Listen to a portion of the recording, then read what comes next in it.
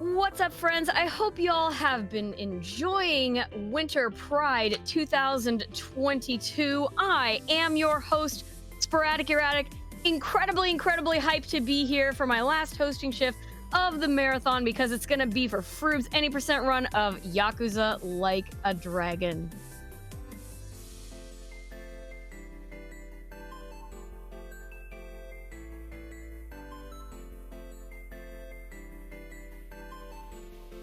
And I am pretty dang sure that we are pretty close to being ready to go. So don't go anywhere. It is time for Froob and Yakuza Like a Dragon.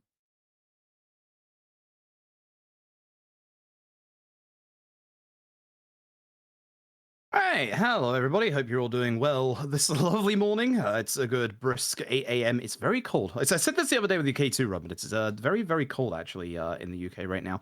I'm not actually in the video game right now. Alright, I think the only incentive we've got for this run is the karaoke, correct? If so, that is after the end of the run. I do believe that is correct. Let me just check on that and see how we're doing right now. That incentive, yeah, the Bakamitai incentive. Oh, we're trucking. We are sitting at $301 out of the $500 that we need to unlock that. And isn't this run like 4 hours? Yes, it's 4 hours. It's a pretty lengthy run. It's actually got a lot to it, especially like in the early game. Can't share my screen on Discord, by the way. I know you asked, but I can't seem to be able to do that. Keeps closing. That's too bad. Yeah. Yeah, 2 hours to I'm sorry, 4 hours to raise $200. I believe we can do it. Yeah, I believe too. It's again, this is a good run. It's quite a long run. My estimate is very generous because there's some really nasty things that can actually happen in this run, unfortunately. So give me 2 seconds here because I'm just made a slight mistake. And we should be good to go. Sorry about that. Okay, right. So if you're ready in tech and you're ready on time, then I can begin in 3, 2, 1, go. So Yakuza Like a Dragon is, I was about to say it's the latest game. That would be incorrect. The latest game that IGD put out is actually Lost Judgment, but this is kind of like the latest mainline IGG game, or the latest mainline Yakuza game. And essentially, we're going to be playing the role of a brand new protagonist. So, in the very first chapter of the game, someone in the community actually counted how many cutscenes there were, and I can't remember how many they said there were, but in the actual, if you watch all the cutscenes of the first chapter, there's like about, I think there was something like 30 to 40 odd cutscene skips, but also they take up about an hour to an hour and a half. So we're skipping a lot of story in only 8 minutes. So I'm gonna try my best to actually like fill in the time. Essentially, we're playing as Ichiban Kasuga. We are a brand new protagonist. You can see as we ran past there, the Millennium Tower is actually slightly not finished construction yet, because we're actually in the year 2000. We're at the turn of the year. It's about to become the year 2001. It's literally New Year's Eve. And we are a member of the Arakawa family, who is a member of the Tojo clan, or a subsidiary of the Tojo clan. And we're just following this guy around right now because he's up to no good selling illegal videos, so we're going to stop him. And once again, as per usual with any Yakuza game, we have to do a tutorial. So this is our good old tutorial for Yakuza Like a Dragon. Because this game is actually turn-based and not action like the other Yakuza games, it's gonna give us a couple more tutorials at the start just to get a feel for the battle system. So here's how you use items, etc. There's one thing that I did just then with my guarding that I'll explain in a bit because it's going to be very important for the late game. I'm really hoping in this bit that Usho actually goes to the left and goes a little bit towards this glass. There's a couple of like really small connotations that can happen in most of these early game fights that can make them go faster. Knocking him into the glass, for example, will actually get a bit more damage and end the fight 1 turn early. So we just leveled up. We leveled up with our main level and our job level. There are two different kind of level up systems where you have your main level and you have a bunch of jobs. We'll get into the jobs later when they unlock and become very important for the run. But from level 2, we learn a skill called Tenacious Fist, which I just very quickly put onto a shortcut. The next tutorial, we can only use Tenacious Fist, and having your skills shortcutted can save you a lot of time menuing over the course of the run. We're going to be using Tenacious Fist all the way through Chapter 5, so we're going to be using it for a long time. That's about a third of the run, actually. It's really, really good. So this is a local resident of Kamurocho. She actually references, and she's actually a sub-story from Yakuza 0, unironically enough. What there was there, you saw in the top right, kindness went up. So with every dialogue choice, or every dialogue choice in the story that matters, and every single sub-story, you're going to get a couple of different dialogue options. Most of them are actually going to be important for the run, and I'll point out which ones are very important. I should also mention at the start of this run, actually, no less than 5 hours ago, I just set a new world record for this. We got the world's first sub 320. Is a really, really, really tight time. My summer best over this like 4-hour run is literally only like 4 minutes. It's really, really close. This game has a lot of RNG, including this fight right here. Sometimes, and hopefully not today, good. The first enemy here that you attack out of these two ads that don't have the long HP bar, they can sometimes survive. So these ads have what we like to call a variable HP bar, and this is the only place where it matters.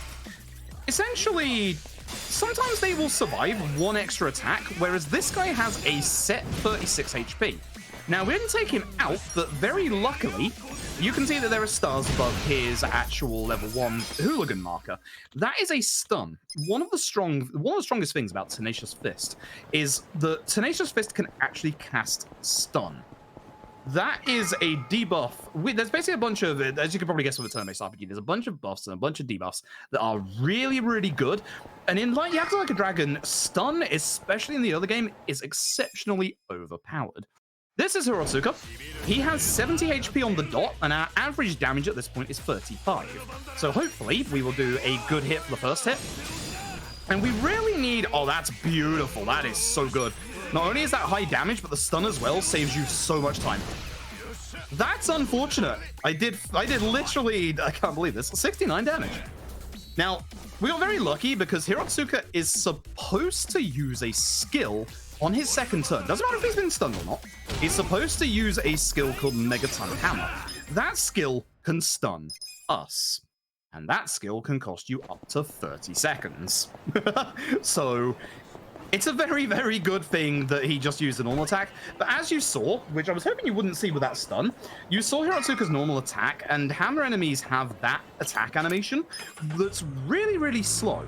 So unfortunately, with that attack animation, you do lose a good couple of seconds when they miss. Hammer enemies usually miss. They do actually connect with an attack with that sometimes, and doing the miss animation loses you about 4 seconds, which is really, really unfortunate. And storyline wise, we are at this club. We are looking after who Ichi calls the young master. That is Arakawa Jr. Obviously, Arakawa Sr. is his dad, who runs, obviously, the Arakawa family. So we came to this nightclub. It's his birthday. Or no, it's a hostess's birthday coming up, so they're having a good time. Basically, he tells Ichi just to go away. He gives us some money. We're going to head to Theater Square to go and find our friend Mitsuo, because we didn't take the collection money from Hirotsuka earlier, so we're going to try and cheekily give the money the young master gave us over to one of the lieutenants of the Arakawa family and just be like, hey, I got the money, and you can let our old friend off the hook. Thankfully, no fight spawns here at all. That's exceptionally lucky. This is a really good chapter 1 so far. I am jealous of myself right now.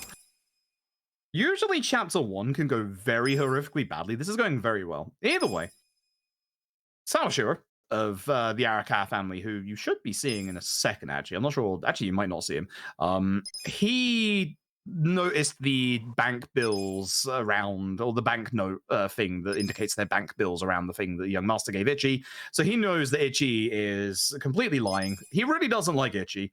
That's going to come up in the next chapter. But Arakawa Senior comes in, saves the day, and says, hey, let's go get some Peking duck. So we're going to go get some Peking duck. We get a little bit of backstory on Arakawa Senior as well. He describes what happened with the young master's birth, because the young master unfortunately has health problems. The young master, basically, when Arakawa Senior was in the early days of his Yakuza days, his girlfriend at the time was pregnant, and to basically help the baby and stop the people who were chasing after them, he was hidden in a coin locker. Not for a long time, but enough for him to get unfortunate health complications, which that's not going to be a problem later on, as you will see. But the Peking duck place is unfortunately closed, so instead, we go get some noodles. We go get some noodles, and we're about to get to the turn of the new year, and we notice some thugs up to no good in Theatre Square, so we're going to stop them. So for this fight, we're going to do an attack at the start, because the enemy on the left actually goes down to a normal attack, which is a little bit faster than a Tenacious Fist, and the guy on the right is going to go down to 2 Tenacious Fists. He has Taunt. We are hoping to stun him, or he doesn't use Taunt. Please don't use it. Unfortunate. Taunt is aggro. As you can see, we are angry at the Street Punk, but as you can see, it forces us to do a normal attack, much like Taunt or aggro usually does in any other JRPG. This means, as you can see, that I had to do 1 extra turn for Ichi, and the enemy also got an extra turn. So we lost a whole bunch of time to that. So the turn of the new year happens. We're waking up after drinking in a local park, but what we don't know is that something bad has happened whilst we were in the park celebrating. Unfortunately, there has been a little bit of a moider. Now, Arakawa Senior, once we're done with this next fight, is going to ask Ichi to take the fall. Arakawa Senior says that it was Sawashiro who actually did it, but we know it was the young master. This fight is also one of those fights that should go nicely, but can also kind of suck. So, one of these ads, all of them have it, one of these ads can cast Stare Down. Stare Down, as you can probably guess, is fear. Fear is bad. Fear is going to become a problem in the run later on. Now, you can take care of all the normal ads here with a normal attack, but because those two were together, I didn't want to risk it. Essentially, when you attack like this, if you run past a enemy, any kind of enemy, they can interrupt your turn. When you use an ability, you won't get interrupted, but if you do a normal attack, you can. This is the only turn where stun matters, so that's really good. Picking up weapons like that, nice crit, very nice crit. Not necessary, but we do like our unnecessary crits in this run. Picking up weapons, that is automatic and random. Essentially, you need to be next to a weapon to pick it up and to use it. It's not a guarantee that you will pick it up, because the Dragon Engine likes to do some shenanigans. We call it Dragon Engine shenanigans. You heard me say it during the K2 run with the unfortunate tiger moment, and you'll hear me say it a couple of times here. There's only a couple of fights in the main 80% where we can actually rely on picking up a weapon as a kind of backup strat in case anything goes wrong. So essentially, storyline-wise, Ichi's going to go to the beef bowl place here. He's going to have one last beef bowl before he goes to jail for 18 years. Because I believe it's 18. I think it's like originally 15, and he goes in there for a bit longer. And that is chapter 1. So we've just summed up about 2 hours of plot in about, 8 minutes. There is a lot to cover at the start of this. Time skip happens. You'll see that Ichi's hair is going to change dramatically. He asks someone if he could get a punch perm, and unfortunately he gets the iconic Ichiban hair that you're about to see. Not that one with the ponytail, but the next one you'll see. But also waiting for us outside of the prison is an ex-policeman who goes by the name of Adachi. This guy on the left. He's going to be important.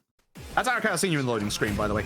So we're fighting the Arakawa family. That's kind of surprising, right? Why would we suddenly have to fight our old family when we got out of jail? That's a good question, actually. Upon leaving jail, Adachi tells us that the Omi Alliance has actually taken over Kamurocho at last. Good stun. This fight has taunt. This guy usually taunts. If he stays stunned, that is a beautiful and perfect fight, and it doesn't happen very often. That is an exceptionally good start to this chapter. That is an exceptionally good start. I literally cannot describe how good that fight was. Like, having that stun attack that enemy on the first turn is actually amazing. Like, it's very rare that happens, but it stops you from potentially being taunted. So we're now back in Kamurocho. We saw Arakawa Sr. at the funeral, but he basically blanked Ichi, and that's how we got into the fight. So we're here in Kamurocho to find out what's going on with Arakawa Sr. and to figure out, you know, what everything's happening, why the Yomi are taking over Kamurocho, etc.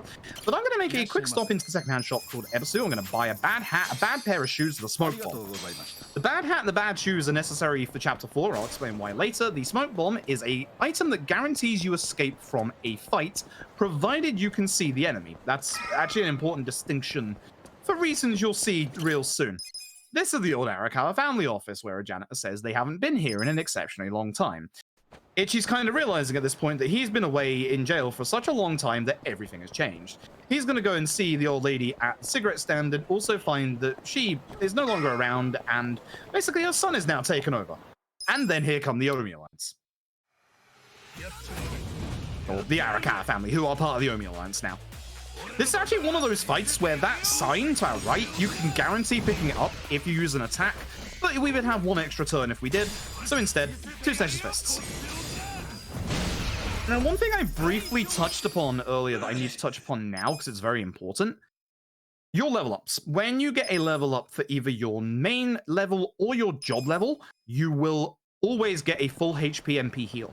The run has the most precise fights in mind to get those level ups, or literally we level up at the exact right times during all of these fights to be able to get our HP MP back in the early game. Downside, we will not have enough MP after the next fight if we keep using Tenacious Fist. So, we're going to be intentionally not ending the next fight with Tenacious Fist, but with a normal attack instead. And whilst I run to that fight, considering there's a lot more to explain after this, if you've got any messages, now would be a perfect time. Well, that is lovely. I have a couple. 64-bit Link sent in $100 without any sort of comment. Just generosity for the Trevor Project. Thank you so much. And Sexrex sent in $1 and says, nice. Yep. Yep. Wasn't intending it to be like that, but it happened. So here's the nice thing about this fight. This enemy has Taunt, which, as you know from before, Taunt not great. But as I said, I need to end this fight with a normal attack. So actually, this is okay. See? Now, the downside is that we lose time to obviously having to sit through the taunt animation, but we were going to attack him normally anyway. So whilst it's a little bit of a time loss by like 4 seconds or so, it's not the worst time loss that we're going to have over the entire run.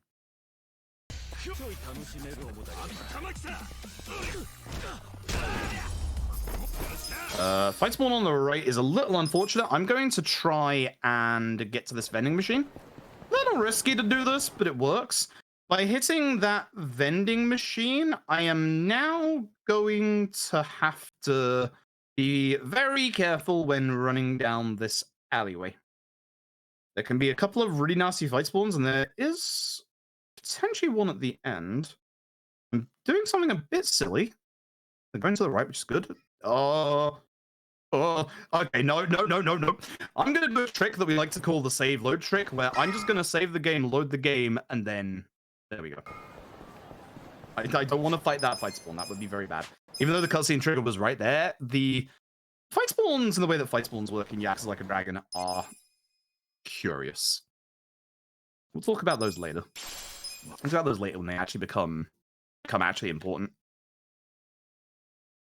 Theater Alley. And then this fight. This fight also has stare down in it, so...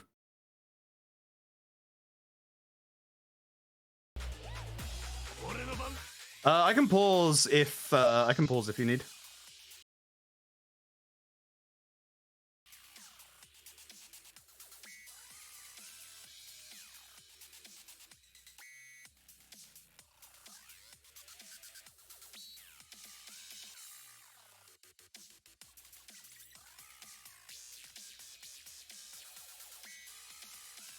What would help if I didn't mute myself? Okay, if we think we're good, we'll carry on. Let me know if there's any problems. There's been no frame drops on my end, so shrug. But if anything comes up, let me know. This stream has definitely been a little bit in and out for the last 30 seconds to a minute or so. Okay, if there's any more problems, let me know.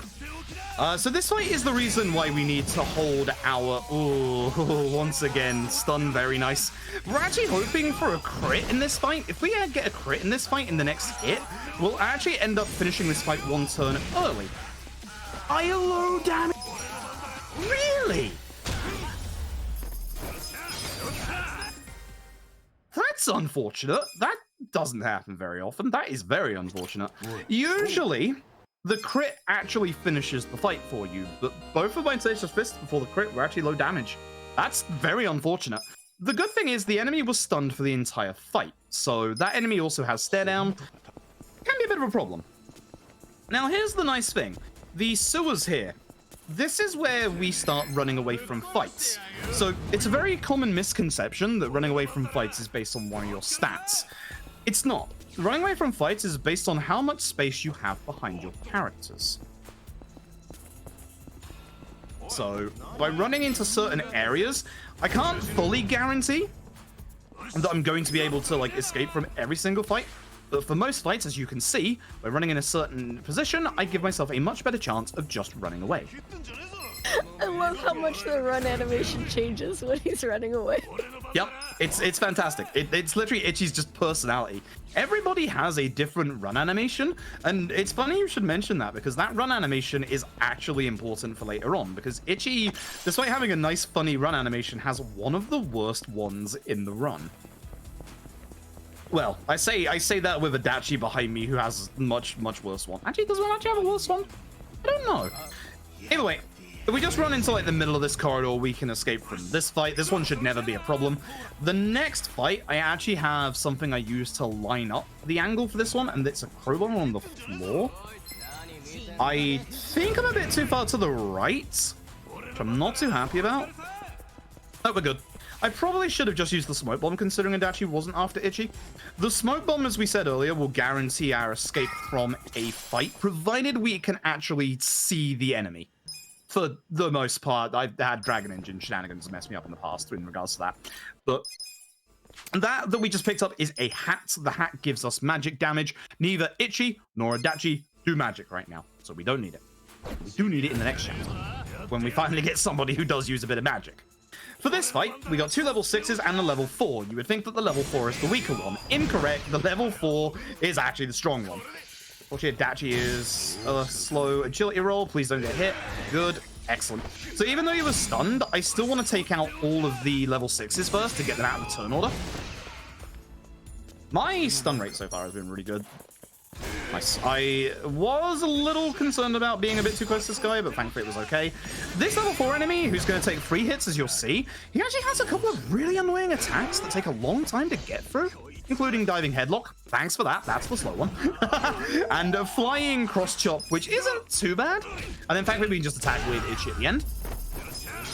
So whilst we're running through here, we need to grab one final piece of equipment, which is to our right. Right here. This is a stretch shirt. We're going to be holding on to the stretch shirt until like the end game. But essentially we have a piece of gear into each slot apart from our accessory right now. And all of that gear is going to make it so that actually we can survive the early game. We can survive this chapter quite easily with all that gear. That's a bit of a low damage roll, Itchy. Please be high, Adachi. Nope. He low damage rolled as well. Usually you kill this guy between Itchy and Adachi. With Adachi on low HP, I am now going to have to take a safety heal. Thankfully, the game gives us a couple of healing items at the start, so I do have a safety heal. You don't want to use the safety heal because it takes a little bit of time to menu, but as you can see, we go into our menu and we have some onigiri. I'd actually really like that onigiri. So one of the things we can do is manipulate the enemy to attack certain people in certain fights. So in this fight, the main enemy on the right, who's going to take obviously a couple of hits, he will attack the person who is closest to him. So if I attack this guy with Adachi, the main boss will go after Itchy. And the other good thing about this is that now Itchy is going to target the person he wants to hit in his turn. So not only are we manipulating it so that Adachi doesn't take too many hits, but we're also making it so that Itchy can just straight up attack who he needs to. And this is why we heal. So as you can see, that damage is quite a lot. Now, something I said I was going to mention my stun again. This is a very good early game. something I said I was going to mention was the perfect guards I'm getting. There is a little bit of a system in the game where if you press circle at the right time when an enemy attacks, you will do this perfect guard and get a little bit of extra defense on that attack. With the perfect guard, you actually don't lose like time to losing like animations to the enemies. So for most fights that do a normal attack, you'll like save like a third of a second every single time. Otherwise, the end game is going to be necessary to perfect guard to survive. This fight, both these enemies have taunt. The chance of not getting taunted here is exceptionally slim. We do not want to get taunted. That was always going to happen. The only way to avoid the taunt in this fight is to either stun both of the enemies or to hopefully have one of them just not cast it. And as you can see, if you're taunted, you do an extra turn for both you and the enemy. Actually, 2 extra turns, I should say. Of course you would stun without hit. If you're wondering how I can tell how I stunned, the top right where the enemy list is, there were stars around the enemy after the attack connected. Remember I talked about this guy called Sawashiro? Yeah. This guy doesn't like Ichi very much. So we have to get through Sawashiro to finally meet Arakawa Sr. after getting out of jail. Now, we really do not want to stun Sawashiro with this next hit. If we do, that's bad. Reason being, this cutscene right here gets rid of every single debuff that you can apply to Sawashiro, which at this point is only stun. But obviously, if we were to apply stun to Sawashiro, we would lose that 3 sets of turns that we would get from it. We probably won't be stunning Sawashiro anyway, because the odds of stunning Sawashiro are very low. Sawashiro doesn't have a resistance to stun, he just doesn't get stunned. There are some bosses that just don't get stunned, or they require like a real bit of luck to be able to get stunned. So we're going to keep Tenacious Fisting, and then at a certain point in the fight, I'm going to be using the hardball I picked up earlier, because Sawashiro likes to play baseball. Or, well, we like to play baseball. We want to hopefully avoid a move called Cold Fury. It's very temperamental whether you miss it or not. Usually you require the stun. That's upsetting. After Cold Fury, which raises Sawashiro's attack by 10%, there is going to be a move called a Vile Blade of Stealth. He will always bring it out. Even if you stun Sawashiro there, he will hold it until he is unstunned. I think this is a good angle. You want to... that was close. So if you land on a sofa like that, Ichi will eat the hardball and you won't throw it. We've had that happen a lot. Dragon Engine shenanigans, but you can see it does 100 damage, which is 60 more than we usually do. Now, I was hoping that Ichi's agility would roll over on itself at the end there so that we would be able to end the fight quickly, but sadly not. It will probably roll over on itself here. No, it didn't. Wow. Very bad Ichi agility today. Or at least so far. So that is the end of Chapter 2, at which point Ichi finally meets Arakawa Sr. and for all of his efforts gets shot. After Ichi wakes up after being shot, he is in a completely brand new place. It is a brand new map introduced in Yakuza Like a Dragon called Izizaki Ijincho over in Yokohama. So the game is going to tutorialize us on this thing called Treasure Hunt. You can search vending machines for money. The first three are always fixed, so it's 5 yen, 50 yen, and then nothing. Once we get through the next boss fight, we need to use Treasure Hunt to get a total of 730 yen, or the run's over. Thankfully, I have a lot of safety saves just in case this happens. So, with this, we've met a new friend. They are called Namba. They're a homeless person here. They used to be a nurse. They're going to show us how to make money quickly. Quotation marks. Not really. We're going to be playing a brand new minigame called Can Quest. So, if you look at the minimap down in the bottom corner, it's going to look like a version of Pac-Man. It kind of is. That's the easy way to describe it. We can skip the minigame itself. We can't skip the tutorial. So, whilst this tutorial goes on, you've got like a minute or two if you want to read off any messages. No, I did not, GK. I absolutely do. I want to take this moment to check up on our incentive that we are trying to unlock for this very run, which is, of course, it's going to be you, isn't it? It's going to be Froob performing Baka Mitai in the game's karaoke bar. You're going to do it? Yeah, yeah, yeah, we need $199. We are sitting at $301 out of the $500 needed to unlock that. I want to hear it. I know you want to hear it. So when you're getting your donations in for the Trevor Project, do remember those incentives don't click on themselves. Not only do you have to click on them, but you have to fill in the field that shows how much of your donation you want to put towards the incentive, because even when you try, if you leave that field at $0 will go towards the incentive. So, please do get those donations in, and please do remember to quickie. I'm actually like, I've been recovering from the flu for like the last like 3 weeks to a month, which is probably why my voice sounds a little like huskier than it usually does. And but by the time we hit that karaoke, I'll have been awake for like 20 hours, so it's gonna be an experience. Well, I hope you have some nice tea or something you can drink during this run. Oh my gosh. I did before the run, which is nice. Lozenge? Yes, I do actually have a lot of those because of this flu. Excellent. And put some honey in the tea. This has been Sporadic's tips.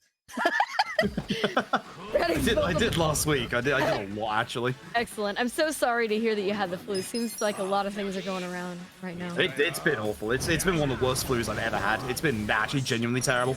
Speaking of genuinely terrible, what a nice segue to the Zeng fight. Zeng is one of the members of the Liu Mang Mafia. There's basically a big free set of power here in Izazaki Jincho. The Liu Mang Mafia are one of them. They're kind of like the Chinese mafia, basically.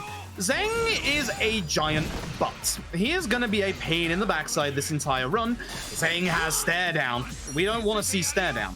But as you can see in our party, we have a brand new party member. They are Namba, and we like to call them the Hobomancer. They use the power of pigeons. Oh, he actually stayed stunned. That's really good. So every single pigeon raid is the strongest skill we have in this fight, by far. We need to use it against Zeng every turn. The downside is that every pigeon is its own physical damage source, so every single one can crit. But the problem is every single one wakes Zeng up from when he's stunned. This was a very, very good fight. It looks like you could use an opportune attack on Zeng. No. Namba's physical damage is so low that he will only do about 26 to 29 damage with an opportune attack, and that will only be about just over half of the damage you need to take care of Zeng. You have to keep using Pigeon Raid. If you get stared down by Zeng, you can't use Pigeon Raid. Namba joins the party. And because we have our first quotation marks permanent party member, cough, we learn Tag Team Essence of Mayhem. This is a very, very strong skill. Essence skills are essentially really fancy cutscene skills that we can actually skip.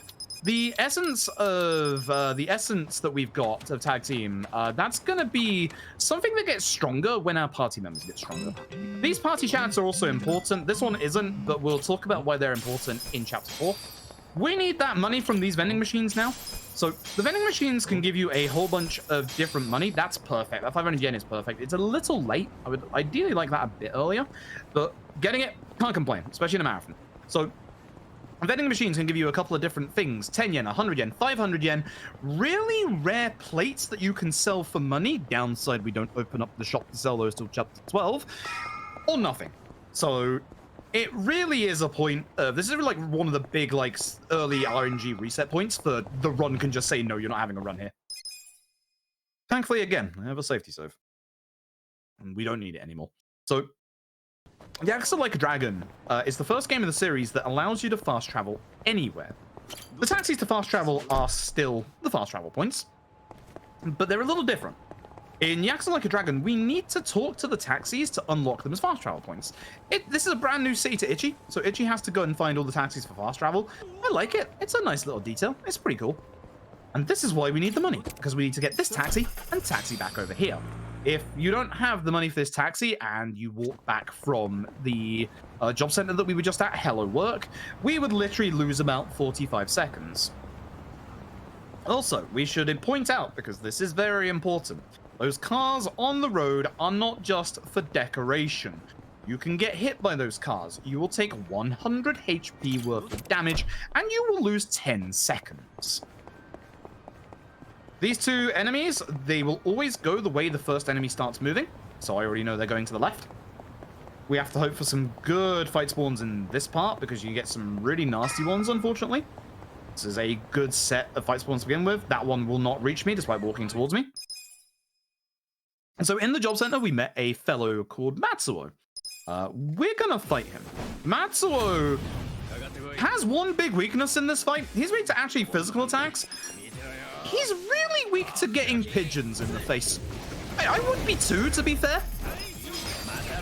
But Pigeon Raid is essentially the only skill that we have that will take care of Matsuo in one go. So having Namba go ahead of Ichi there is really nice. Doesn't happen very often. And we get a little bit of an introduction to the second big power of Izaki Jincho in Komi Jewel. They have crossbows. They're not very nice. We'll see them later. We're going to grab this taxi here. That's one of the taxis we're going to use quite a lot during this run. We're going to run across the bridge here, hopefully get a good fight spawn. That's a bad fight spawn, but I should be able to get far away enough if I go a little bit further to the left. This way I can just run along this side of the road and hopefully not get into a fight. Those arrows that you see on the right, that is basically the indication of where the enemy is. When they're about to start a fight, that arrow is going to turn red. So I guess I should talk. Fight spawns will... The earlier the fight spawn aggro's onto you, like the further away it is, the more time it takes to start a fight. Also, traffic lights, like you can see the green walk indicator there, they actually like sync up with the traffic. So if you see the green walking symbol, just go across the road. You are completely safe. It's actually something that I look out for on certain roads like that. We're going to get all three of these safes with the silver safe scan and key we got from the last fight. And these are free weapons for Ichi, Namba, and Adachi.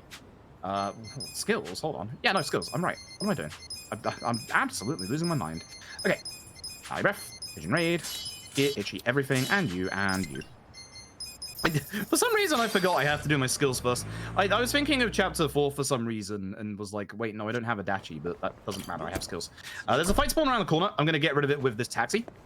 So confirmation prompts, taxis, and vending machines, and certain NPCs, like this guy over here who wants to play shogi with you. If you speak to them, they can either de-aggro or most of the time, with the ones that I pointed out, despawn enemies. It is very, very useful for getting rid of enemy spawns in this game. Gonna head over this bridge. We got one more fight for this chapter. We have a big group of enemies coming up. There are 6 enemies. Problem. We don't have any AoE skills yet. But we did pick up something that is going to do the trick, provided Namba gets out of my way. Please do not get in the way, Namba. Please do not get in the way, Namba. This grenade. Very good fight. Actually, it's really good because Namba took the turn because Ichi can then just tag team the last enemy. So we might not have any AoE skills just yet, but we do have a grenade, and the grenade works very, very well. So we're basically, for this chapter, just basically helping out a couple of the local residents here in Izaki Jincho and getting to know the lay of the land. Fortunately, old Matsuo is, he's not having the best of times right now. But when we get to the start of the next chapter, we are going to get reintroduced to an old friend. Now, in the early game, Chapter 4 is nasty. Chapter 4 has a lot of RNG that can go either very, very well or very, very badly. So, Adachi is back. Adachi basically left us for like 15 minutes. So what we're going to do is we're going to give Adachi his weapon. There we go. You might have heard me say that we got a weapon for Ichi as well. We can't equip it just yet because Ichi isn't the right job. Now he is. By taking the baseball bat out of the ground, Ichi has become the hero. And with that, he gets a whole bunch of... Really? Adachi's second. Okay. I'm okay with this. I'm okay with this. It's an interesting turn order, but it also works quite well because I can reckless and hopefully get at least 2 enemies. 3 would be great, but 2 is, from that angle, pretty good. I'll take that. And I will use Mega Swing on this guy. It will take care of these 2. I'm very okay with that. That's a good start to this fight. Usually, it will be Adachi. So the usual turn order is Namba, Ichi, Adachi, which is what you can see here. It's okay that he's alive. Bit of a low damage roll, because we just opportune attack with Adachi. And that is the reason why this turn order is so potent. Basically, Adachi, who has the biggest of all our physical attack right now, if he goes after Ichi, is essentially going to get 3 critical hits, which is really good. So I'm shortcutting a couple of skills, putting on Ichi's new weapon, and we're going to the job center. Decent menu, bit slower than I would like, but it's okay. So as we get to the job center, there's a couple of people outside who are just basically being frustrating and harassing everybody. So we're gonna deal with them. Now, one of the things we learned in that last fight is Pyro Belch. Pyro Belch is our first AoE attack. It is a conal attack. Because Adachi isn't going after Ichi, I'll take care of this ad so we have less people in the turn order. Take care of him once because Ichi will now be able to finish this fight very, very fast with Tag Team Master Mayhem. Tag Team Master Mayhem doesn't have enough damage without him taking one little bit of damage from our other party members. Also, it should be mentioned that Adachi, as well as having the quickest, or as well as having the most physical attack damage, has the quickest attack animation. This is going to be something to save a whole bunch of time in a lot of fights coming up. Some fights, there is going to be an opportunity to end the fight early, but it's actually quicker to wait till Adachi's turn. Suspicious Man has a resistance to physical attacks. We are hoping to get... That was interesting, but potentially good. We are hoping to get Namba, Ichi, Adachi in that order. So it was supposed to be Namba's turn, but actually it got eaten by the degenerate here. Please ignore his attire. It is okay. This is a side story that is unavoidable. And there we go. So, odd stone, good. Okay, so the second route of run-ending RNG is now okay. We need at least 1 odd stone from a fight in this chapter. That's one of them. There's only 3 opportunities, which, yes, we've lost runs to not getting enough odd stones before. I've been there many, many times. So I specifically selected the blue one. The reason why you select an enemy here is you get a different reward based on like which enemy you pick. But the thing is, the rewards we get are all the weapons we have equipped to all of our party members anyway. But by selecting the blue enemy, oh, you actually got up before Adachi had a turn. That's unfortunate. I'm probably going to have to reckless you because of that for the damage. That is unfortunate. Usually what you do is you just use an opportune. Nice crit. Very nice crit. So here I can use Pyro on Namba, but it's not going to finish him off in time. So instead, I'll knock him to the ground. I was supposed to use Bat Buster, but it's fine. And then we'll just use Adachi. Anything that sets up Adachi for an opportune attack is pretty much the way we want to go in this early game. But we did not want to do a tag team or anything expensive MP-wise with Ichi, because we need Ichi to save MP for the next fight. A lot of these early fights have a lot of MP management to them. This is a group called Bleach Japan. We'll get into them later. They're led by a guy named Kume. Kume is an interesting character. He's weak to every attack in the game. That's why we like him in the speedrun. You'll see him real soon. It's always nice to have an enemy that is literally weak to literally anything you can throw at them, because it is literally just, all right, how much fun can I have here? There's not that many enemies that are actually weak to every attack in the game, so it's kind of nice. Fight spot on the right is unfortunate, but I can just cut across here, grab the taxi, which we need to grab anyway for a sub-story that we're going to do after this bit. I'm keeping an eye on my minimap in case there's a late fight spawn, which frankly there isn't. And this fight is the reason why we needed to hold at MP. There are 2 rules to this fight. 1, we have to Pyro Belch the guy in front. And 2, we want to Mega Swing everybody else. I really hope this hits everyone, but it might not by aiming at this guy. It did, which is good. So again, want to Pyro Belch this guy. Now, Pyro Belch, it will not hit the enemy fully if they aren't standing up. That is a very important distinction for a couple of skills in this run. Pyro Belch is the earliest one and the most important in the early game.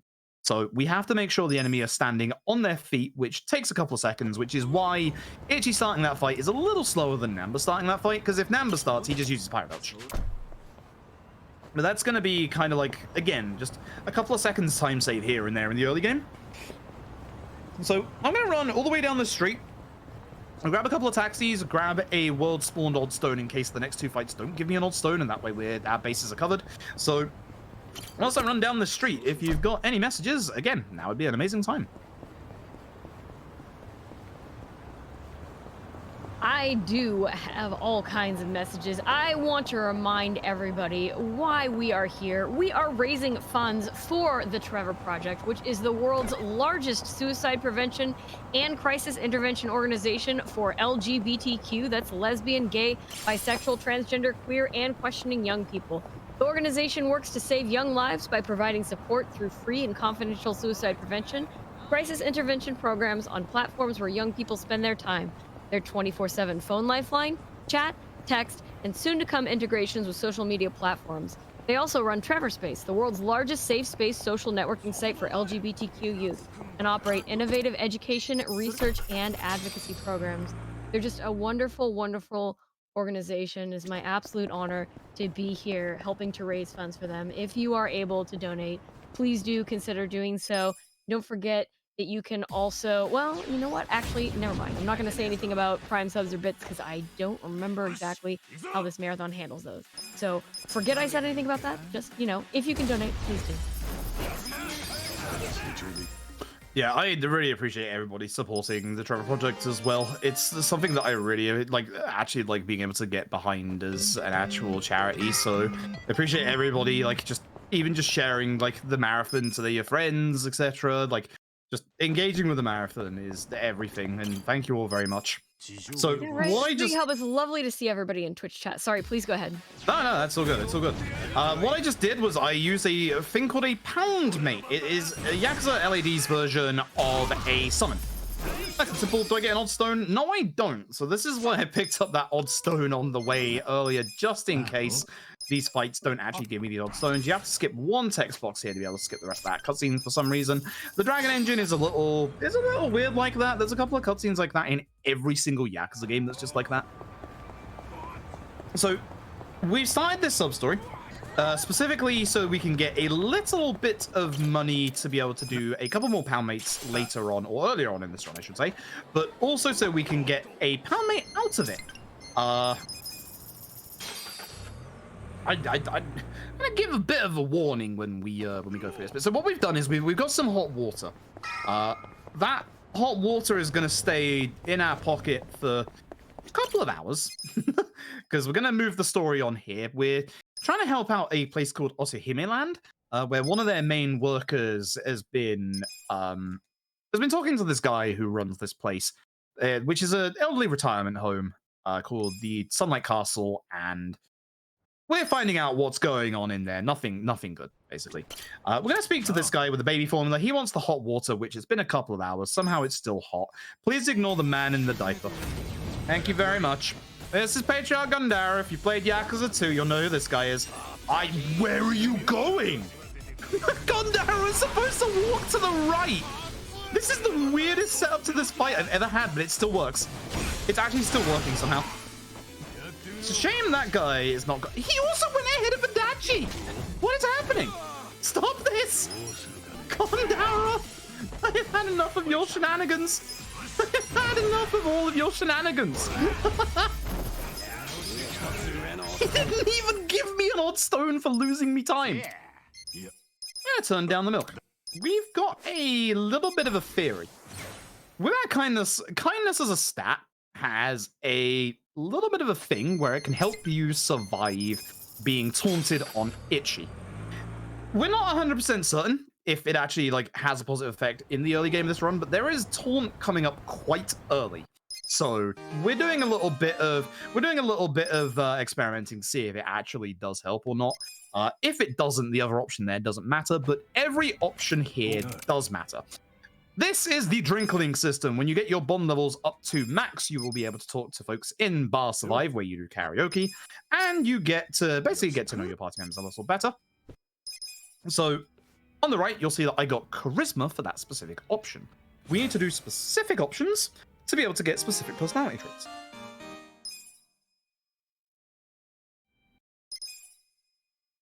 So, with this, we can go to the end of the chapter, which is 2 big set pieces, 1 small set piece and 1 big set piece, both of which are very, very RNG. This is where the nastiness of Chapter 4 can come into play. You could have a phenomenal like early part of Chapter 4, and everything will start to crumble from this bit onwards. Once again, ideally, we really want Namba to go first in these fights. Namba goes first in these fights, they go so much faster. If Ichi goes first in these fights, I just sit here mumbling for a little bit. So the reason why Namba going first here is really good is because Namba's Pyro Belch will obviously hit multiple enemies. This might still hit the both of them, which would be really good.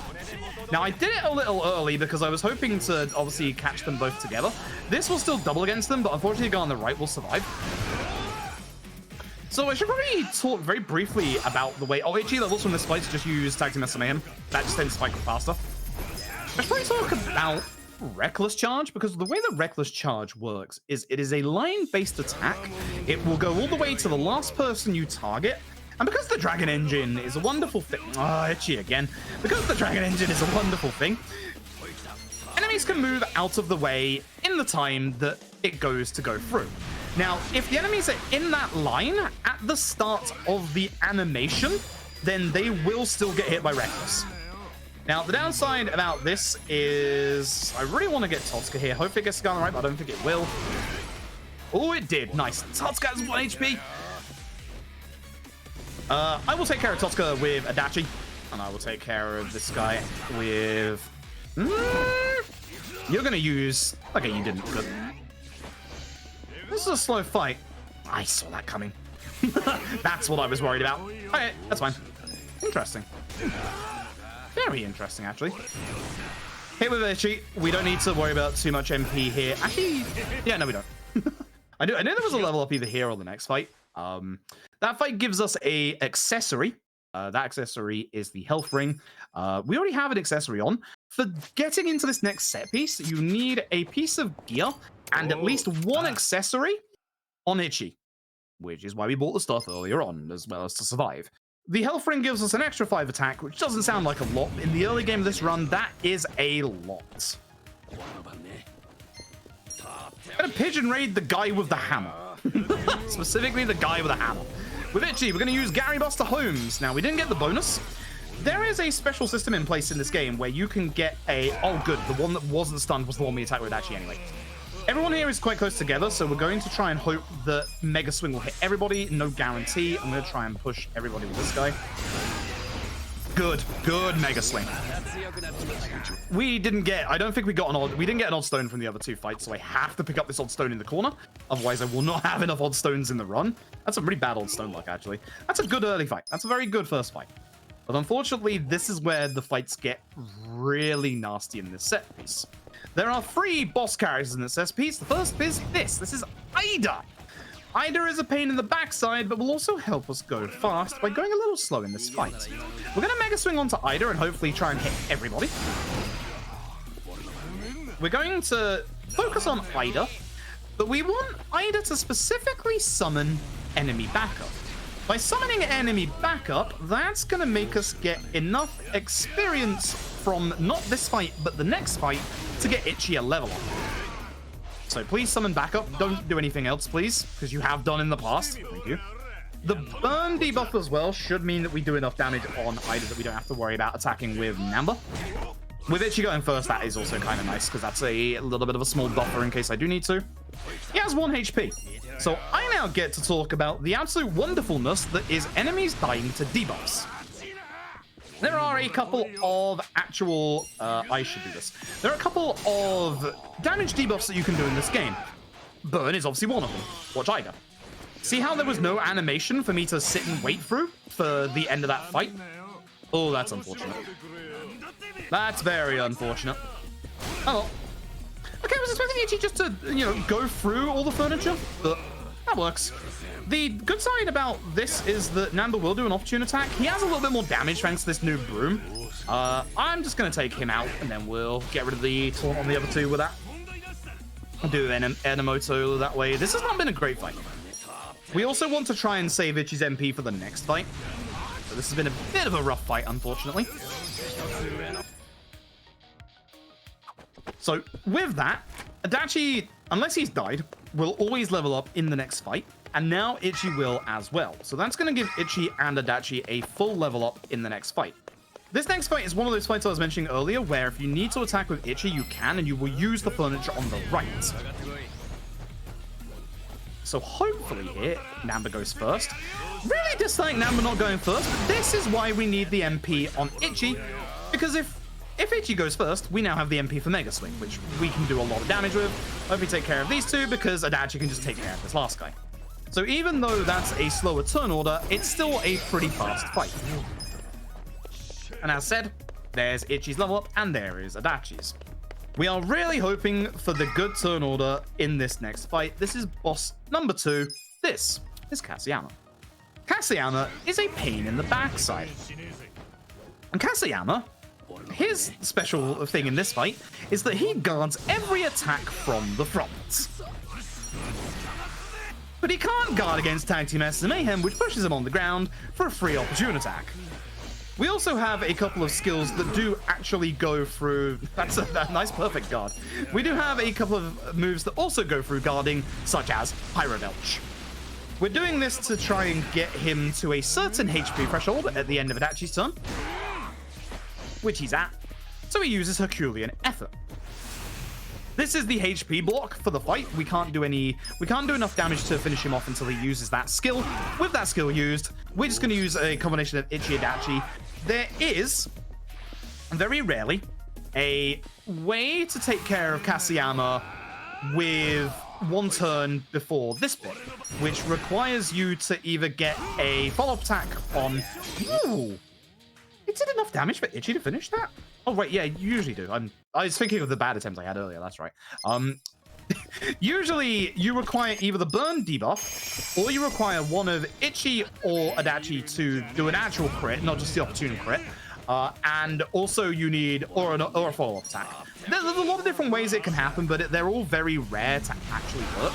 Again, Namba going first is nice, because we get to hit multiple enemies.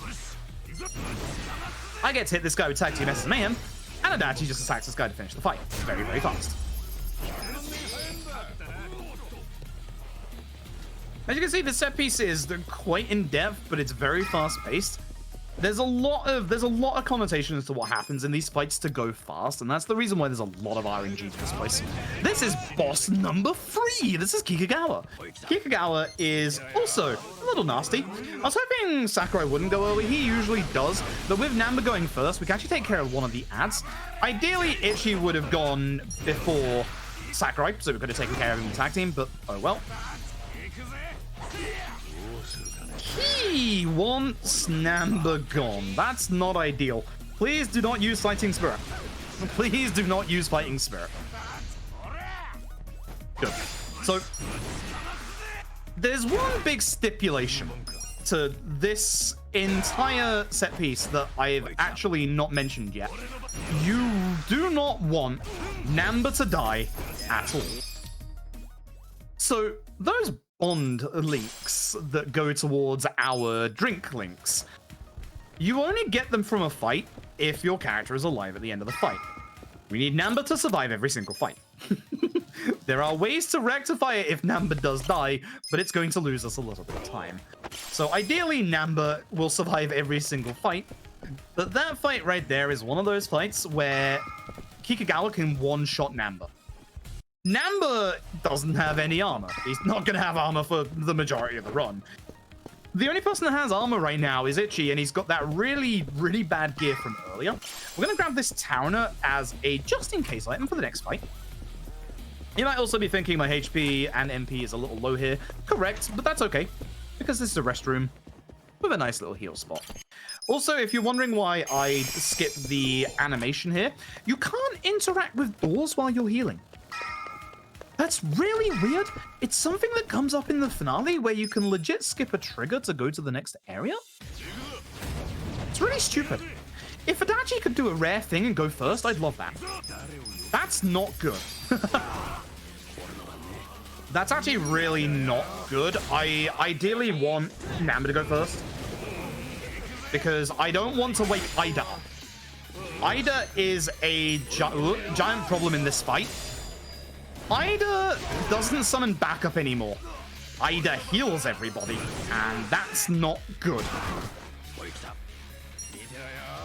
I'm going to risk Adachi going ahead of Ida so that Adachi can try and stop Ida from taking a turn.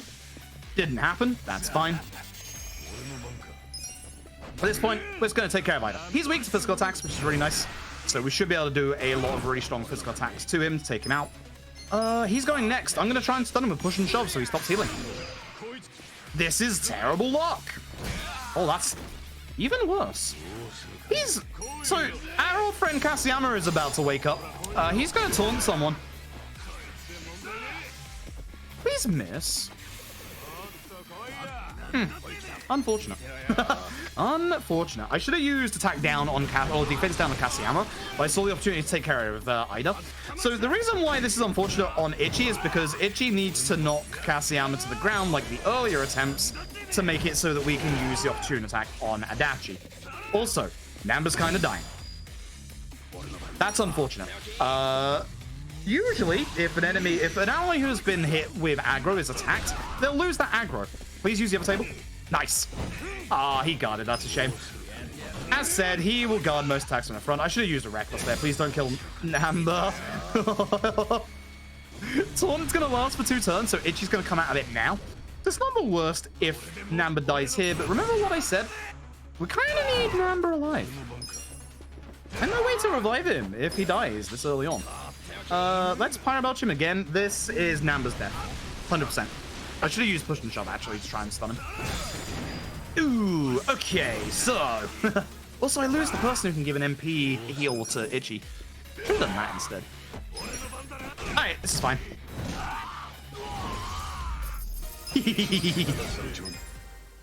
I love finishing enemies off with damage debuffs. It's so good. It's so fast. So, Namba dying. That's a problem. Namba no longer has the required amount of bond points in the next chapter for the right moment.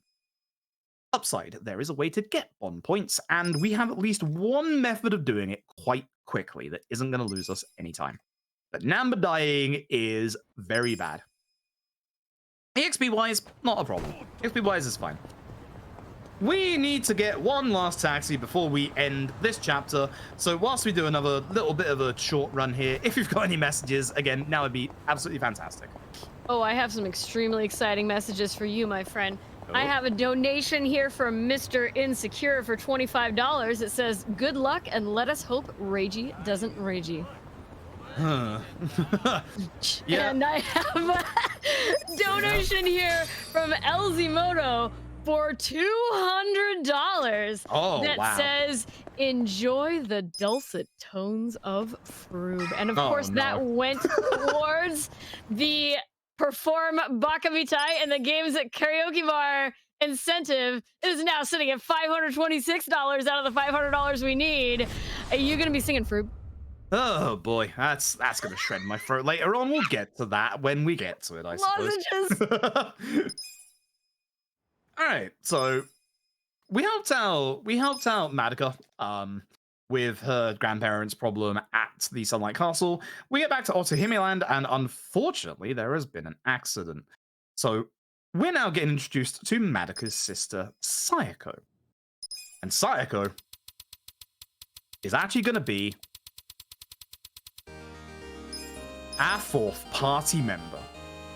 Sayako is absolutely fantastic. She is going to be one of our biggest damage dealers in the early and late game. She's going to go a little missing in the mid game, but that's mostly because we're going to get somebody else who's also got a lot of damage. But Sayako, especially early on, is going to be very, very strong. She's going to be one of the biggest damage dealers in the end game. It is nice to have Ichi first, because we just do a Mega Swing. Into the rare Sayako finish. It didn't finish. Nice. Let's use Adachi. Now, here's the problem. As you just saw there, despite the fact that Sayako's level is a lot higher than ours, Sayako's damage isn't very good. Oh yeah, this guy can end the run. We've never seen it, but this guy can end the run. If he hits Ichi multiple times here, he can end the run. Please don't. Okay, thank you.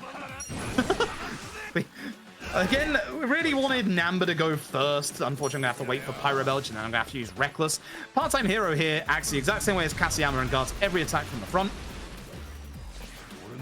So unfortunately, I got to go a bit slower in this fight. He's going to attack Adachi. He's one of those enemies that will attack the person closest to him. Don't use Psycho. Psycho doesn't do any damage, as we said. This probably won't kill, actually. I should have used Psycho. Come on. The other important bit is after this fight, our HP levels are going to mostly be the same other than Psycho, who gets a level up. But she guards for like the entirety of the fight because she only does like about 20 damage. So the reason why Psycho does very little damage is because she is using her default weapon. We have weapons on Ichi, Namba, and Adachi. So basically, a giant source and component of your damage in this video game is your weapon. It's a little, you do get a little bit of upgrades from like levels and stuff and job levels, but the big source of your damage is weapons. So with Sayaka on her basic weapon, we don't really do much damage with her at this moment. That will change very, very soon. So we're here. Madoka last heard the manager of Otohime Land on the phone and heard certain members of the Yumang Mafia calling out for a person called Mabuchi. So we're here to find said Mabuchi, aka Lao Ma. Go, please. Accidentally went the wrong way with the target system. The target system in this game is a little bit weird at times. No bonus on Gary again, but that's not too bad because alive. Normally I wouldn't get this opportunity. I don't think it's going to kill. Just didn't. Okay, so I shouldn't have done that. It's a bit of a shame. I need to hit Guo. I need to hit him with a Reckless because he resists physical attacks. So, rule for this part of the fight, very important. Ichi's going to hit Kong with Tag Team Mayhem. Namba must hit Puo with Pyro, and thankfully he will hit Feng at the same time. So we're not going to lose too much time to him surviving. Normally, if they survive that first turn, we would usually use Adachi on Feng, but sometimes like that, you can get quite lucky and have them in the right place to get multiple hit with like Pyro Belch. It's really nice. So despite Sayako just joining us, she's going to leave. She's literally just going to leave. She just joined us. She's going to leave. She'll be back soon.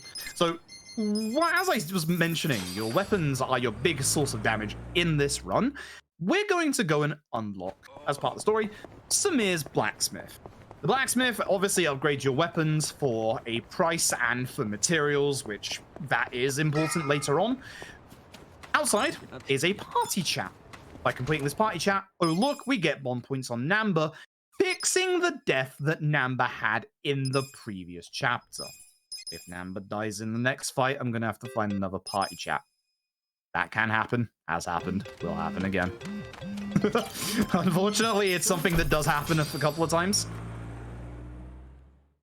But we're going to go and get Sayako. Sayako has basically gone to work at this Chinese restaurant in the area to be able to get some information on, again, good old Mabuchi, aka Lao Ma. Before I go into this fight, I'm going to put a certain pair of shoes onto Ichi to hopefully get him a little bit more agility in this fight. Because Zeng is back! And if you thought Zeng was a pain in the first fight, actually that's kind of nice. But if you thought Zeng was a pain in the first fight, wait for this fight. Zeng has a couple of new tricks, and they're really bad. So hopefully I can hit most of the ads with Mega Swing, because Sayaka will finish off the ones that haven't been taken care of. And the rest of us are going to focus our best single target efforts on Zeng. Zeng has his normal attacks before, but as you saw, he has this new thing called a defensive stance. If he has attacked at all during the defensive stance, he will counter with an attack. There are certain moves, again, that will break through that counter. Reckless, Pyro Belch. It's actually good that he uses defensive stance. He gets a couple of extra turns with it, but thankfully it means he doesn't do anything. Zeng has a little bit of a nasty streak in this fight. I'm actually going to guard on Namba to get the opportune. Zeng, not only does he have stare down. Thanks. Good, it missed. Not only does he have stare down, he has a much improved version of stare down called Liu Mang's Glare, Umang's Glare is genuinely one of the nastiest skills in this run because it is party-wide fit. Oh, nice follow-up. The follow-up is rare. You have a better chance of following up with a normal attack if you level up everyone's bond level. We're obviously not going to be leveling up anyone's bond level unless we need to, because we don't actually need to in the run. It just takes too much time for something that isn't going to be a factor pretty much outside of this chapter at this point. So getting a follow-up attack is very, very rare for a level 1 bond level, but that was good. That was very good. But yeah, Zheng's Umang Glare can literally, like, fear everyone, and we've lost runs to that very, very often. But with this, we get to the bit that new runners absolutely hate about learning this run, because Chapter 5 is where we pretty much do everything. There is a lot to remember in this run, and it all starts now. By going to the job center, we gain access to the job system. You're going to see Enforcer on the left. You're going to see Host there. You're not going to see Bodyguard. Bodyguard is okay, but not for the run. We're going to change one person's job immediately. And that person is Sayako. You know what? We're going on a Michio. We're going on a Michio skins today, folks. You can enjoy the wonderful, charming Onamichio mascot character introduced in good old Yakuza 6. So in the fights, everyone's going to have that lovely orange on their head. We're going to open this safe. This safe contains a cotton pouch. It is the same damage and value that Sayako currently has, but, and again, as we mentioned earlier, this is important, it is the upgradable weapon for the Hostess class. So, you go see Part-Time Hero. This starts a big, long set of fetch quests, because when we leave, we get a phone call from Part-Time Hero saying that somebody left the door open. Cough. Definitely not us. If we can find his 9 cats, we will get a reward of 1 million yen and a second quest for one final cat and another 1 million yen. That's a lot of money. But we're also going to be going around town and collecting the Kappa statues. There are 10 of these in total, but the Kappa statues are actually story locked. There is a Kappa statue locked to Chapter 6 and a Kappa statue locked to Chapter 7. So we can't do all of them just yet, and we're not actually going to finish them until endgame. But by getting all the Kappa statues, we're going to get a reward of 2 million yen. For those of you who have played this game, you know that in Chapter 12, there is a money barrier of 3 million yen. The Kappa statues are obviously the whole basis of our money wall. Now, if Namba has died again, you need a second conversation. Please no fight spawn so I can show it off. Nope, there's a fight spawn. Where that fight... Yep. Can't go a marathon run without walking into a car, can I? Where that fight spawn is currently on the right-hand side, there is a bond link conversation. Ah, it's an unfortunate fight spawn. I would like to cut through the station, but if I cut through the station, I'm going to get into a fight, so I can't. I said earlier, if you get hit by a car, you take 100 bit of damage and you lose 10 seconds. I don't think I've ever had a live marathon run where I haven't gotten hit by a car yet. I think that's happened in every single run I've done for a marathon. I hate it. It's not good. But we go through the station. Look forward to it, you know. It's a marathon requirement. I don't want to get hit by these cars. I lose time. So what happens there is we actually move the story on because we want to go to the other side of the station. So here we are. We're going to finish off getting a little bit of Kappa statues and cats. The Kappa statues and cats that we're getting now, these, you have to make sure you actually take the picture. That first picture doesn't count. The hitbox, as I said, in the Dragon Engine are sometimes shenanigans, and that's shenanigans right there. Now yourself. Double whammy of that cat today. Sometimes this cat is very angry and just meows a lot. You can see at the top right, we only have 9,000 yen left, by the way. You can afford to make like 1 or 2 taxi mistakes. If you make more than 1 taxi mistake or more than 2 taxi mistakes, run's pretty much over. Money is exceptionally tight in the early game of this run. And there's the last cat we're gonna get for now. These cats used to be the final 2 cats of the run. Sometimes my muscle memory kicks in and tells me to do the wrong thing. Thankfully, it hasn't today. We give Sayako her brand new weapon. Ichi already has the faster shoes on because we put them on before Zeng, and that's important because we need Ichi to go early in this fight. What we used to do is we used to get a little bit of money out of the ATM at the shop to be able to do one more extra round of Gary Buster Homes. But we're going to supplement that, hopefully, with a Mega Swing in this next fight. You might remember them from the previous chapter. Good old Bleach Japan are back. Now, the reason why we want Ichi to go first is because Ichi just does this. We need all the ads by Okino and Yokoyama to go down. These two actually have quite a lot of resistances in this fight, but they're also really weak to everything that Sayako can do to them, which is fantastic. This is why Sayako is really good. We're going to do this. Now, in this fight, we have to be very careful because Ichi's essence can miss. So thankfully, 1 HP means we'll have Namba starting next fight. This is Kume. Everybody hates Kume, but like I said earlier, he's weak to pretty much every attack in the game, and especially every attack we have here. So we're just going to do some good AoE attacks. I almost missed him if it wasn't for him dodging into my attack. But as you'll see, Sayako once again does a lot of damage. Do you know what those signs say? It's okay if you don't. Kind of. Nothing good. It's basically... All right.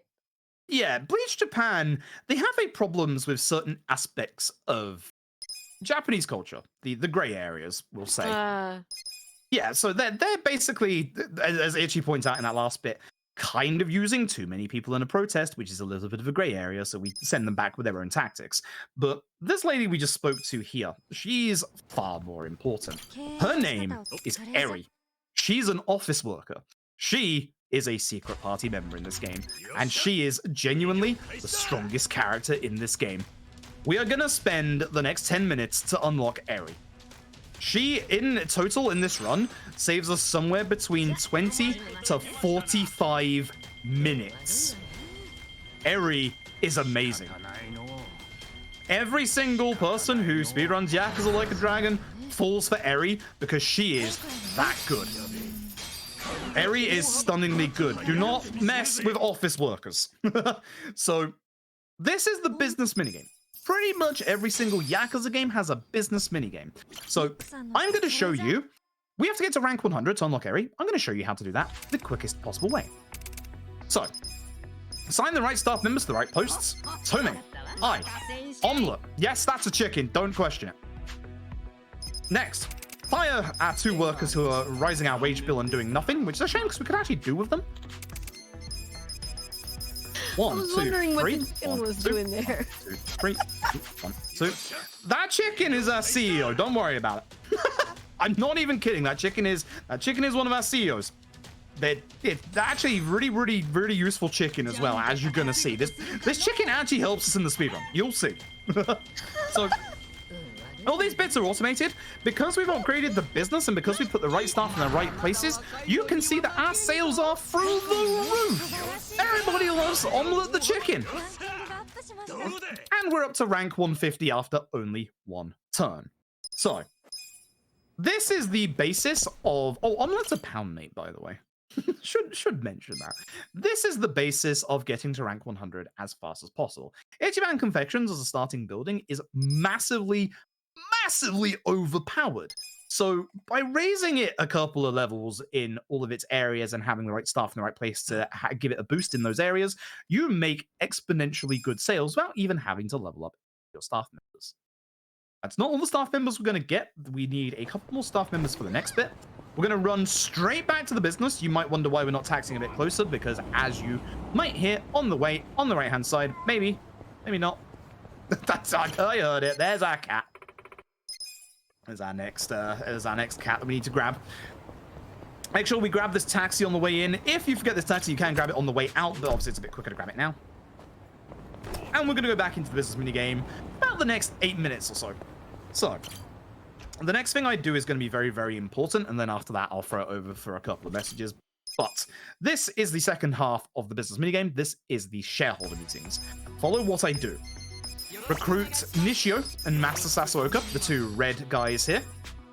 Also, make everybody happy with auto care. This menu, you for you, and you. Begin.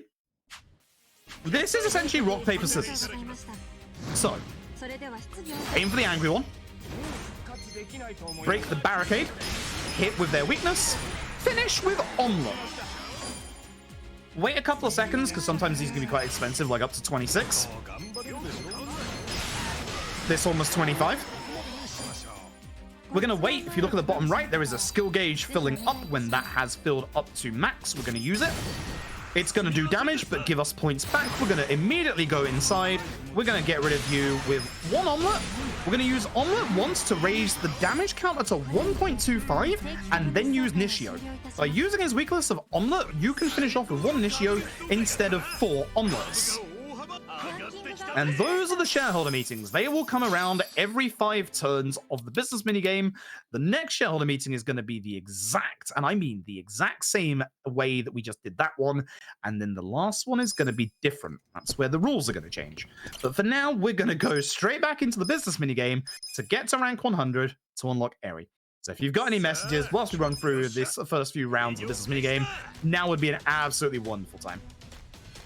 I'm enjoying this business minigame like so much. Chicken good. Chicken perfect. All right, my friends, in case you have just joined us, you're watching Winter Pride 2022 here on Twitch. We're running from December 9th through December 11th for 24 hours each day, and we are benefiting the Trevor Project. If you want to find out more about them, you can find a link to their site in the panels below the stream, or use !charity in the chat. If you're interested in donating, you can type !donate in chat. Find the schedule by using !schedule or incentives with !incentives. And speaking of incentives, our very next incentive is for Star Fox 64.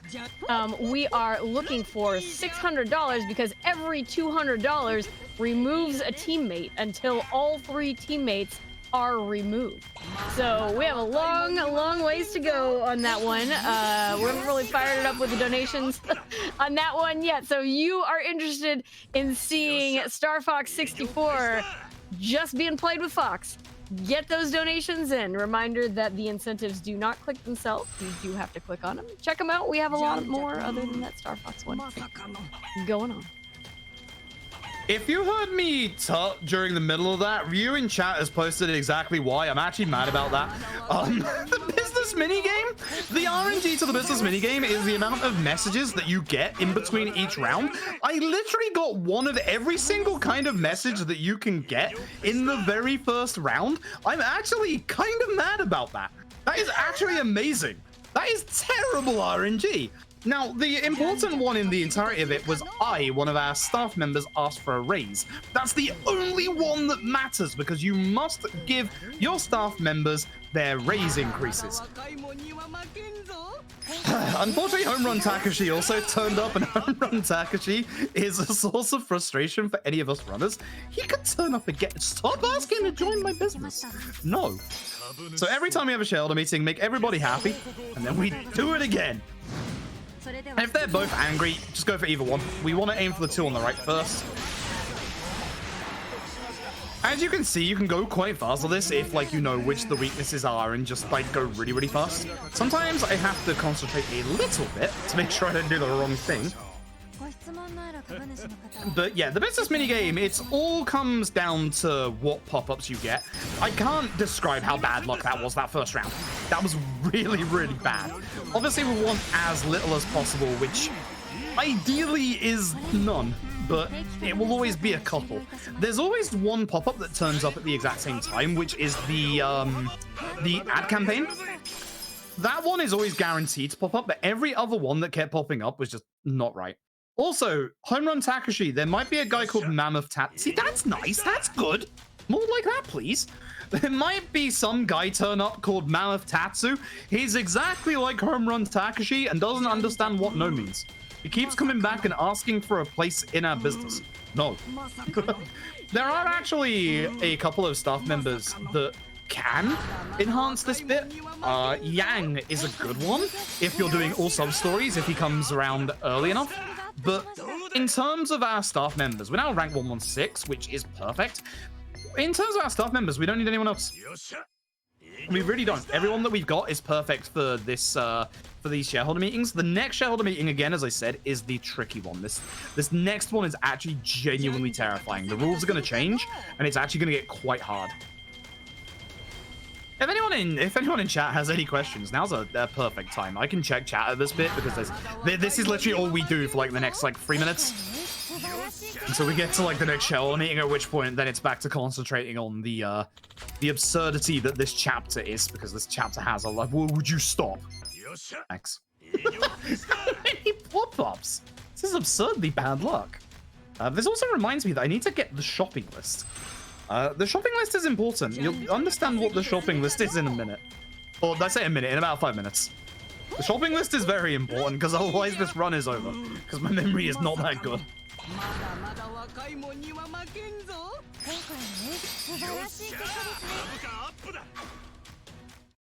Okay. So it should be 1 or 2 more for the shareholder meeting. Should be the next one, I think. So this is a lot nicer. No messages. You can see how fast this goes when you get like no messages. It's just nice, smooth, just straight into the minigame. Also, it might look like that money at the top right is all the money we're getting. No. That's the money that goes into the business minigame. The only money we get from this is the money that we get after the shareholder meetings. Which, again, is important for the run, because, again, this money is going to be tight. Make everybody happy, and pay attention to this one, because this is where the rules change. Start with Jesse. Note that I did not finish with Omelette, I finished with Tomei instead. Wait till about 26. That was 27. We're going to get our skill, and then we're going to wait. As you can see, the point total for this one is a lot tighter than the previous ones. This one shouldn't be too expensive considering the last ones were. Yes. No, it was expensive. No. And that is why you have to pay attention to this bit. Omelette doesn't have enough persuasiveness to be able to finish everybody off. That's why we use Tomei. That's why the rules change, and as you can see there, even knowing what to do, it gets very, very tight timing-wise. And if you mess up any of the shareholders in any of these meetings, you're not getting to rank 100 at this point. But now we have, which means that we've unlocked Eri. You can't actually carry on the business minigame until you actually unlock Eri. I say we've unlocked Eri, there's one more thing we need to do, which we'll do in a second. We learned the skill Stack Slap. If I use that skill more than once, RNG has been horrifically unkind to us. Hopefully not. Before we go and unlock Eri properly, we're going to just do a little bit more spring cleaning. More Kappa statues and more cats. If there's a fight spawn, we can start this sub-story on the right to get rid of it, but because there isn't, it's a Kappa statue. We're going to turn around. You may have just heard it. I just heard it. There it is. Cat on the roof. Hello there. I think this is cat number 5 or 6 at this point. And we're also going to go down this ladder real quick, because we're going to go to this giant pile of garbage, which opens up the secondhand shop. Or at least it starts the sub-story to unlock the secondhand shop. This is just chapter 5. We're not going to finish that sub-story off until chapter 12. In the park, there are 2 cats, 1 Kappa statue. However, one of those cats is currently unavailable. So what we're going to do is we're going to grab this cat here, who's just chilling by the water fountain. And then we're going to do a little bit of shopping. I'm going to concentrate on this shop real quick. It's not a big, long shop. That's a bad fight spawn. I don't like that. Okay, it's going that way. That's nice. We're going to get... whoops. I want to make sure that's the right. 1, 2, 1, 2, 1. If I didn't change back to the all category there, I would have bought the wrong things at the wrong time, so that's fine. So the flowers that I got there, they're very importantly for reward. They're very importantly for the quests that Part-Time Hero gives us for specific rewards. The seeds that I got are going to be to make lunch boxes, bentos. Fight spawn's down there, which is unfortunate. Please don't come this way. If you do, I have to use the save load trick. I gotta do the save load trick. Bit of a shame. I possibly could move to the right, but I'm not gonna risk it. I'm not in a marathon. Please no late fight spawn. If that happens, I'll be very upset. Good, it's all the way down there. We might get late fight spawn as we come out of this taxi. Keep an eye on the mini-map. You might see it behind us. Oh, I got stuck. It's a good thing it didn't happen. We're now going to run through Chinatown. Chinatown has one of the highest concentrations of fight spawns in the entire game. This place is very unfun to run through. We're going to have to run through this place like 6 times during the run. It's like one of the places we visit the most in the run, unfortunately. So we want to grab this taxi. This taxi is the best taxi we can get here. We used to get the taxi on the other side of Chinatown back when we used to raise our style high enough to be able to enter a toilet. Trust me on this one. There's a secret casino in a toilet. That's why. We need enough style to get into this casino in a toilet. Just trust me on this one. But we don't go to that part of the city anymore. So instead, we'll grab that cap. We'll grab this Kappa statue, and then we're going shopping. Or the first part of the shop. There's a couple of shops we need to do. This is the first one. Now you can hopefully understand when I said there's a lot to remember in this chapter, and we're only about halfway done. There is a lot to remember in this chapter. It is very, very hectic, unfortunately. It is not kind to newer runners, but once you're done with all of this, you are good for pretty much the rest of the run. 2 of those, 2 of those, 2 of those, 1 of you, and 30 Semidyne Super X. So most of the things we picked up there should be self-explanatory. The mental supplements get rid of mental debuffs.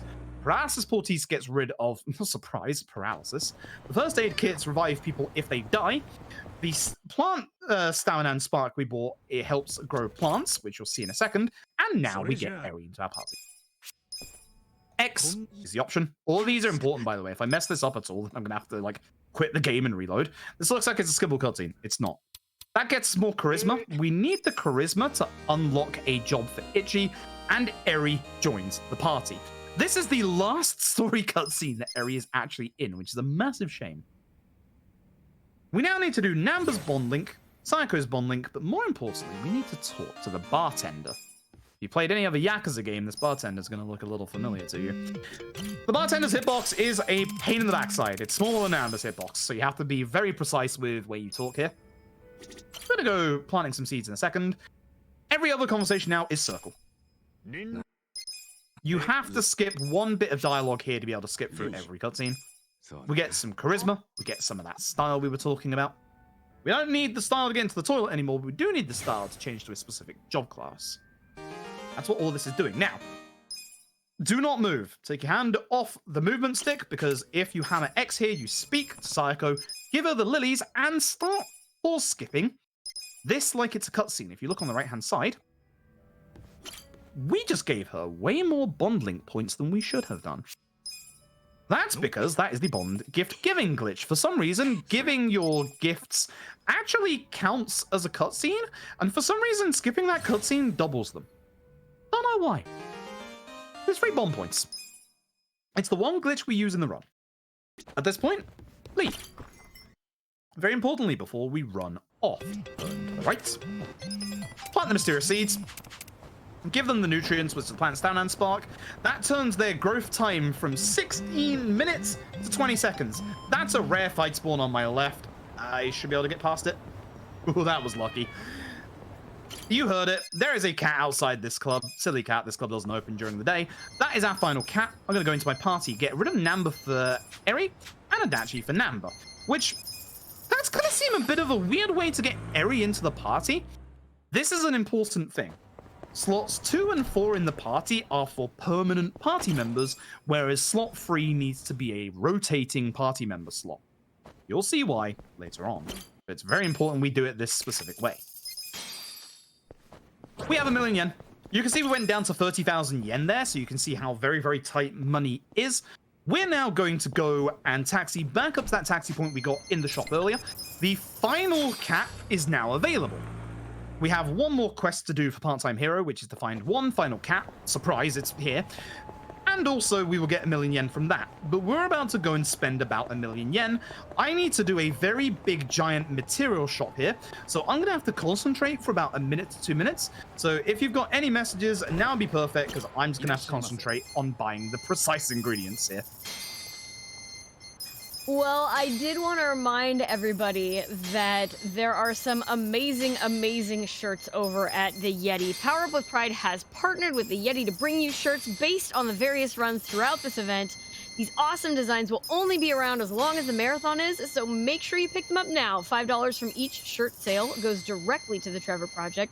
You want to visit the Yeti.com to check them all out. There is definitely a Majima shirt in there. If you have not headed over to the Yeti.com quite yet. Yeah, what am I saying? It is the dawn of the final day. 21 hours remain. It's actually 20 hours and 30 minutes remain for you to buy your incredible Power Up with Pride shirts. There are 6 different designs. They're all freaking awesome. I gotta buy my shirt. I haven't done it yet.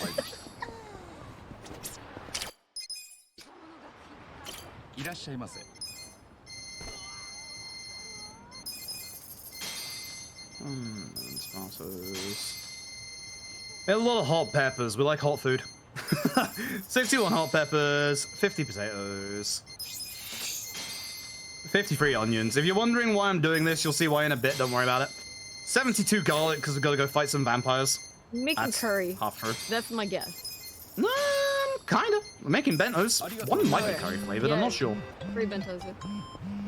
Okay, that's all the shopping. That's why I have to concentrate on that bit. There's a lot of ingredients and our final cat. The only clue you get about this cat is that he's at like the highest point in the city, which if you look at the map there, yeah, technically, but it wouldn't exactly say that's high up exactly, but nah, whatever. Why was the cat unavailable before? It hadn't climbed up on top of that thing yet. He's like part-time hero's elusive final cat, the one he's never been able to get to come back to the office. But here's the thing. That cat's a pound mate. He's a summon. And he's such a strong summon, we're going to use him all the way until the end of the game, including on the final boss. You throw this cat at people. Yes, that cat turns into a tiger. I'm not kidding. This is a wonderful game. It's a brilliant game. I'm going to get the fruit we planted earlier. We only need about like 5 for this. Thankfully, you'll always get more than 5 if you use the Downhand Spark. He's the bartender. Good. Hold on. Yep, that's right. 1, 2, 10. All the lunch boxes we get 10 of are going to be our healing items for the run. The others are going to be to hand in as quest rewards. Oops. 2, 10. These ones do 200 HP and 200 MP. It's the only MP heal ones we have. So that's very important. Part-time hero. Blah, blah, blah, blah. Itchy's weapon. Okay, so we need one more thing before the end of the chapter, and that is Itchy's upgradable weapon. That's a lie. We need something else. Psycho, please move. Thank you. I shouldn't have gone that way because I knew she was in the way. We need an item for a sub-story in Chapter 7 from these vending machines. So first, Clammy Drink, 30% extra EXP. Muscle Soda, 30% extra attack. Very, very good. Suntory Mineral Water. That is necessary. That is necessary for a sub-story in Chapter 7. Up these stairs, in this safe, Itchy's upgradable weapon. I am going to give out a very small warning as we go to Samir's blacksmith here. There is going to be a little bit, it's not that bright, but there is going to be a flash of white on the screen every time I make a weapon or upgrade a weapon. So if you have a bit of an aversion to bright light, look away. I will tell you when it's gone. We upgrade the blacksmith. We are going to craft steel brew, the lightning bandages, the thing we need the odd stones for, the metal ruler. Don't you dare forget that. The thing we need the odd stones for, the voltaic yellow wine. Strengthen, bandages by 1, which is weird because we don't actually use those until the end of the game, and the pouch by 3. Now you can look back. We're now going to Taxi, and we're going to go to Hello Work. You can look again if you were looking away because of the bright lights. They're not like epilepsy like pattern, but because we go through the menus quite fast, they can hurt your eyes quite a lot. They actually hurt my eyes a little bit, so I like to warn people. We are going to change Itchy's job twice. First to foreman, immediately to host. You can have the orange head, and also while we're here, Namba, in the sky, let me cheer. If you're wondering why I haven't put that onto Adachi yet, spoilers, it's because Adachi is not in his final job class. We're still not done with the shopping, by the way. I said there's a lot to remember in this chapter, and we're nowhere near done. So hello to Nancy over there. Nancy is the crustacean lobster. She is amazing. She used to be a part of this run, but unfortunately, she got taken out because she's actually a little bit slower than the current route we have. And by a little bit slower, I mean like 2 minutes slower. We hand over all the rewards for part-time hero. Cap statue. I got turned around with the camera there. That's why I got a little messed up. We need specifically from those rewards the tarot cards, which should give an indication as to somebody's later job, and also the magic lighter. 6 gold save keys, fill up smoke bombs, 2 gambler's ties, 2 fancy business cards, 1 of which we equip over the belt. Optimize, give you the magic lighter, toy bracelet, optimize, and we can now end the chapter. That is everything. That's a bad fight spawn. We get rid of that with a taxi. But that is everything. That is the reason why all of that explanation over the last, like, 30 to 40 minutes is the reason why this run, and this chapter in specifics in this run, is quite daunting to newer runners. Because there is a lot to remember in that chapter. There used to be more. We used to go to the vocational school, and we had to do tests. We had to memorize certain answers. It was a pain. So, we gave an EXP drink to Eri.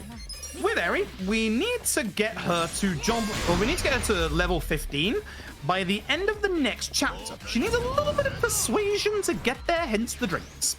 But by doing the fight in this specific order, we get Itchy to start this turn. We're going to use our boy Robson, which gets rid of everybody but Yan the foreman, at which point Taiko and Namba should be able to finish this fight, or Taiko and Eri. Eri is a little bit faster than Namba, as you can probably guess. Namba's magic is strong, but they're all very slow in terms like animations and stuff. And that is finally the end of chapter 5. So, the whole thing that we were doing that for was to try and find out who's making this counterfeit money, because when Itchy woke up in Izazaki Jincho back in chapter 3, he had half a counterfeit bill in his pocket. Here's Mabuchi. You'll see him soon. This next fight is very unique. This next fight, Itchy is going to be back in his default job class. We're also going to get saved by this guy who looks like Jungi Han from Yakuza 6, but that can't be possible.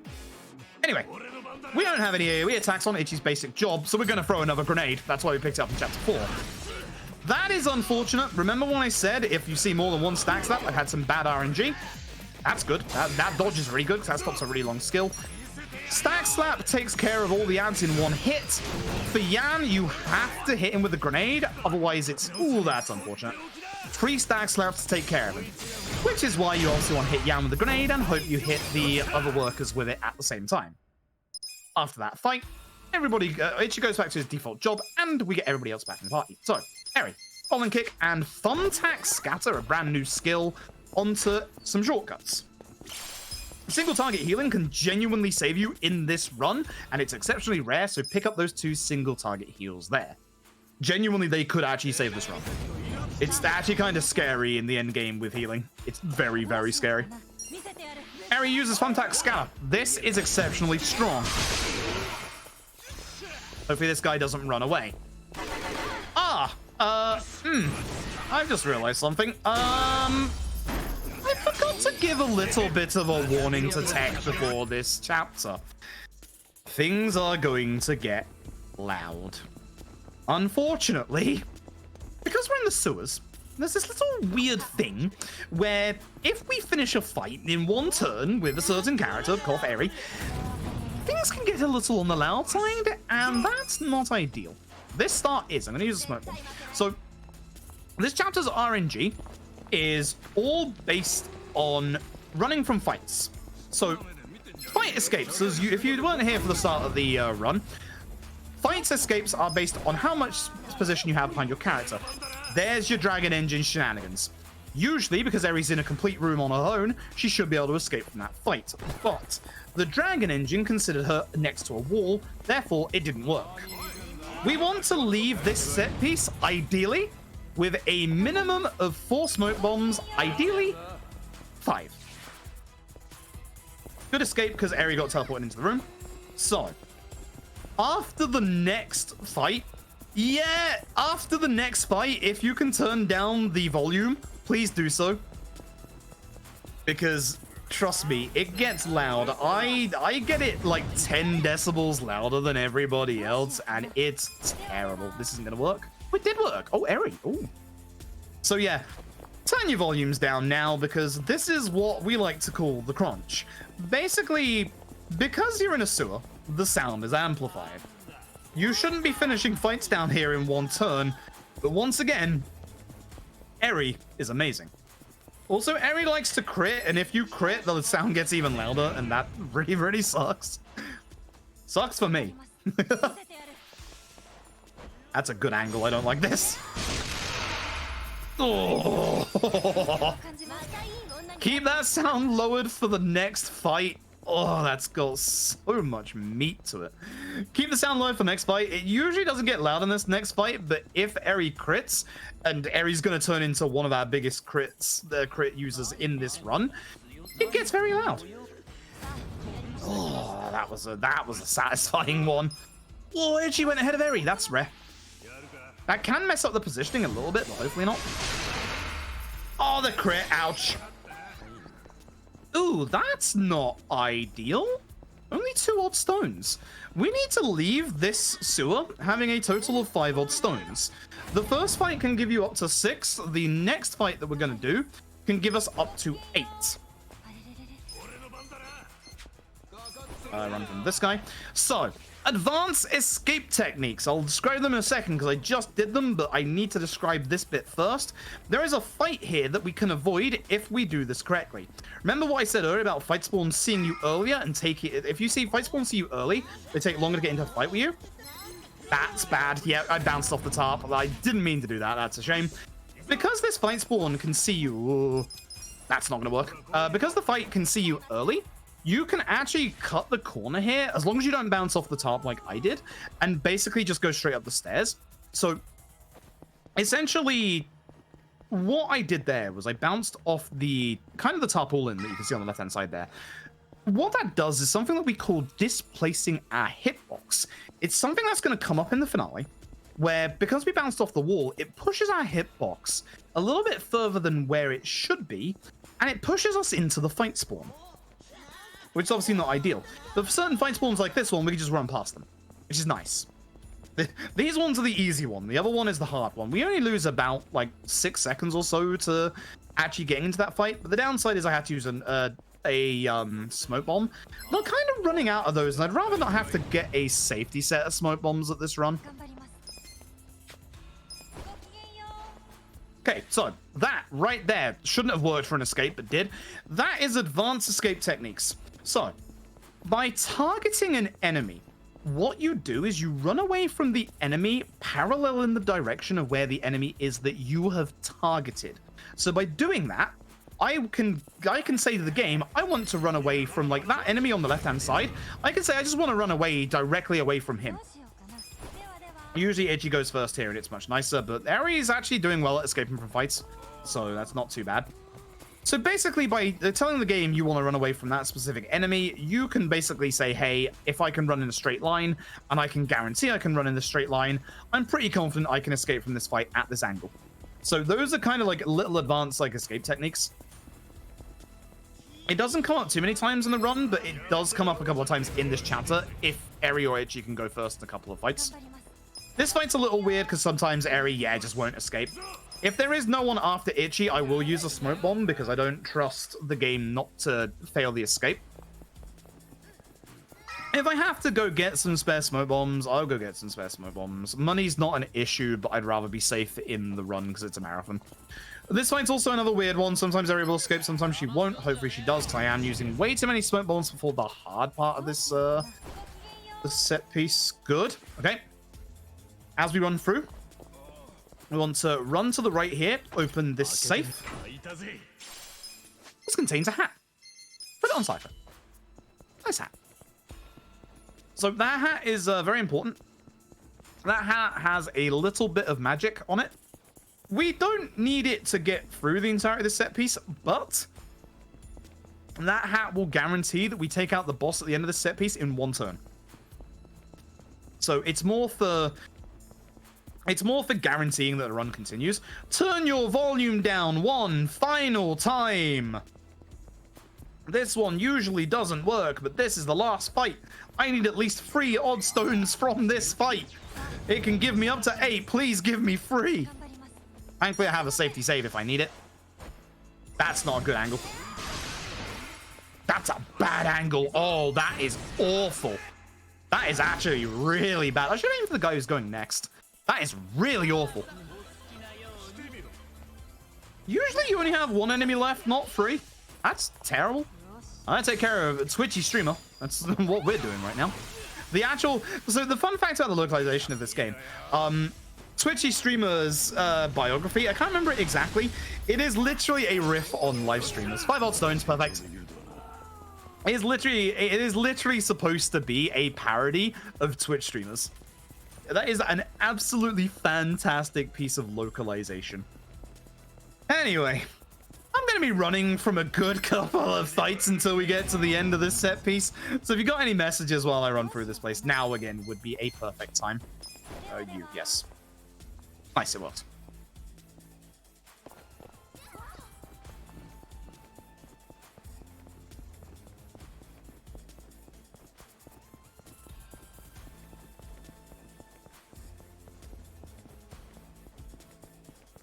Oh dear, this fight can also be a little bit problematic. Eri usually starts in the middle of the corridor, and it looks like she shouldn't. Oh, that's fine. It looks like she shouldn't be able to escape, but she does. Oh, that didn't work. That's unfortunate. That's unfortunate. I'm really trying not to use these last smoke bombs. You can see that I am struggling to not use these smoke bombs because I got 1 spare smoke bomb, and the last floor is really horrific to escape from fights. Really genuinely horrific to escape from any fight. Say hello to Sweeto Trash. This is an amazing set of enemies. So sometimes the Dragon Engine says no escape from this fight for some reason. Thankfully it didn't this time.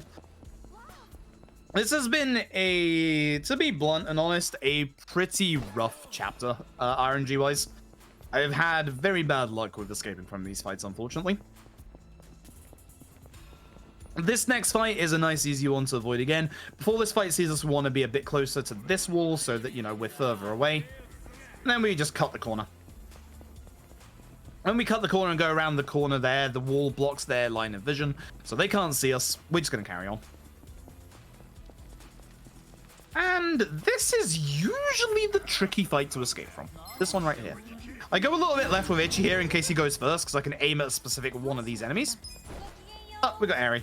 Sometimes Eri doesn't escape from this fight. Again, it's a little RNG. This is where all the RNG comes from. You can see I'm floating a little bit off the floor here.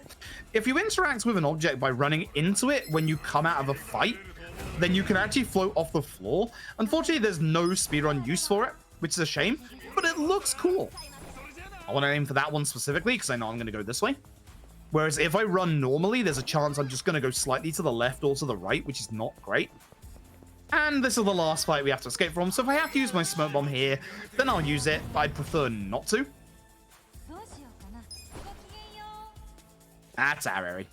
So not only is Eri amazing in fights, but she's amazing at escaping from fights as well. With that, we now have the boss of this area. You might think Eri's missing MP is a problem. It's actually not. Don't ask how they got this excavator into the sewers. I don't know. It's just here. So with everything we've done so far, we can actually do this fight in 1 turn without it doing an attack. So follow what I do. Roll and kick. Roll and kick also goes through defenses. That's the blue color you can see there. Technically that's a mayhem. Pigeon raid, because it's actually resistant to fire. Also, I'm hoping this turn order changes for next fight. Nice unnecessary crit. That guarantees we'll get through the next phase. And Sparking Cannon, which you think it'd be weak to being machinery? But no. Yan falls out and the game resets the turn order back to my turn. Once again, Eri needs a bit of persuasion to get to level 15. So we give her a Kawami drink. Unfortunately, we have the bad turn order. Remember what I said earlier? To hit an enemy properly with Pyro, we have to wait until they're on their feet. So with Namba going after Itchy, we have to wait. Whereas Sparkling Cannon, we wouldn't have to wait. And we finish off with a Sparkling Cannon. Because we have the hat on, this will guarantee Psycho does enough damage if anyone else hasn't done enough damage during this fight. I need to explain the in-game reward and the word that it is just used right there. We have got the third detective weapon in our inventory. That is an achievement for getting a detective weapon. You know what they call old-timey detectives, blah, blah, blah. Again, Yakuza localization is fantastic. That is not the game insulting me, I promise. Maybe. Maybe. Anyway, folks, I'm going to give you one warning yet again. We're going to be jumping to Samir's blacksmith real quick for a little bit of weapon upgrading. So once again, if you have a little bit of aversion to bright white light on the screen, look away for about 30 seconds. I'll tell you when it's done. We're going to upgrade the tarot cards by 1, 2, 3, and because we have enough odd stones, Itchy's Voltaic Yellow Wine. You can look back at the screen. In the back of the screen, that's gonna be the blacksmith for this chapter. We're gonna come back here in the next chapter. So in the next chapter, once again, you'll have to look away with if you have an aversion to those bright white lights. Otherwise, we're all good. This fight spawn looks like it's a fixed fight that you have to fight. Nope. You can run from it. Fun fact, there is an accessory in this game called the Hariti's Amulet. We used to get it in the run. It despawns every single fight spawn in this run. It's been taken out of the run at this point, but in New Game Plus, we obviously use it because it makes things very, very fast and very, very safe. You can use it on a party member that's not even in the party and it works. That fight spawn doesn't turn up if you have the Hariti's Amulet equipped. Thumbtack on everyone. Tag team on the guy in the middle. Psycho hits this guy because she actually takes care of him. And then now we can take care of this guy. You may have seen it as the fight started up. If you look up to the left, get your camera out. Kappa statue. This is the one Kappa statue in the game that if you have not gotten at this point, you have one more opportunity to get it. And now we do the big shop, and I'm not going to do the stupid shop. So, 2 power rings. 1 for Eri. 2 for Eri. 1 for Adachi. 2 for Adachi. 1 more, and 1 more. Oh, 2 silver bracelets on Sayako. And the military insoles on Itchy. Now, don't skip this cutscene right here because it actually is a longer load than just going into the fight. To explain the things that we just bought, the superpower rings, if you saw, are a attack up. Very good attack up. So we gave them, obviously, as you saw, to Eri and Adachi, and we have 2 for later on. It needs to be clarified that there is actually the world record route that I set literally like 5 hours ago uses 7 superpower rings, not 6. The downside is that we sacrifice 100 HP on Itchy in the hardest points of the video game. So for any marathon, we don't do silly strats like that. we very, very specifically take the nice route that gives Itchy more HP. Itchy summons Robson. Eri still needs a bit of persuasion. Give her the Kiwami drink. And then hopefully Psycho goes for Takabe. Good, because Psycho definitely takes care of Takabe. Namba sometimes doesn't.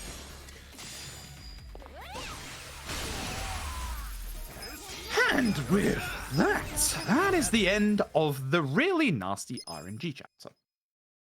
Now it's time for Chapter 7. At this point, thanks to all the Kiwami drinks that Eri has been taking, she now has level 15, and it's time to show you 2 of the most broken job classes in this game.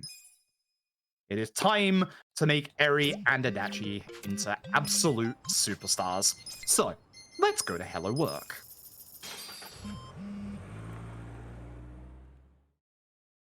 Because of level 15 on both Eri and Adachi, we are going to grab ourselves.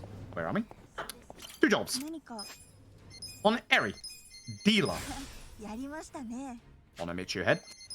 On Adachi, enforcer.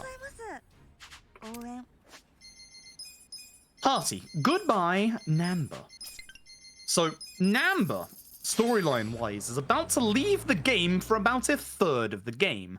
Now you should be able to understand why we unlocked Eri. If we did not unlock Eri, we would be down to 3 party members. Not impossible, but for the speedrun, it would make things very, very hard and pretty slow. Now, we need to start chaining multiple summons together whilst Gary Buster Holmes is on a cooldown. Therefore, it's time to look for an old friend. This, right here, if you've ever played a Yakuza game before, is somebody you may recognize the name of.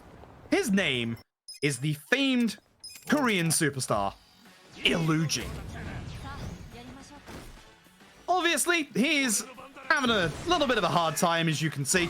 He's definitely been a bit more of a superstar than currently drinking his problems away in the bar district. So what we're going to do is we're going to fight Illusion. And if you remember back in chapter 5, you might remember that actually I got an item for a side story. Answer his actual name, skip back to this scene, talk to him again, and we hand over the mineral water that we bought. Go to this taxi specifically.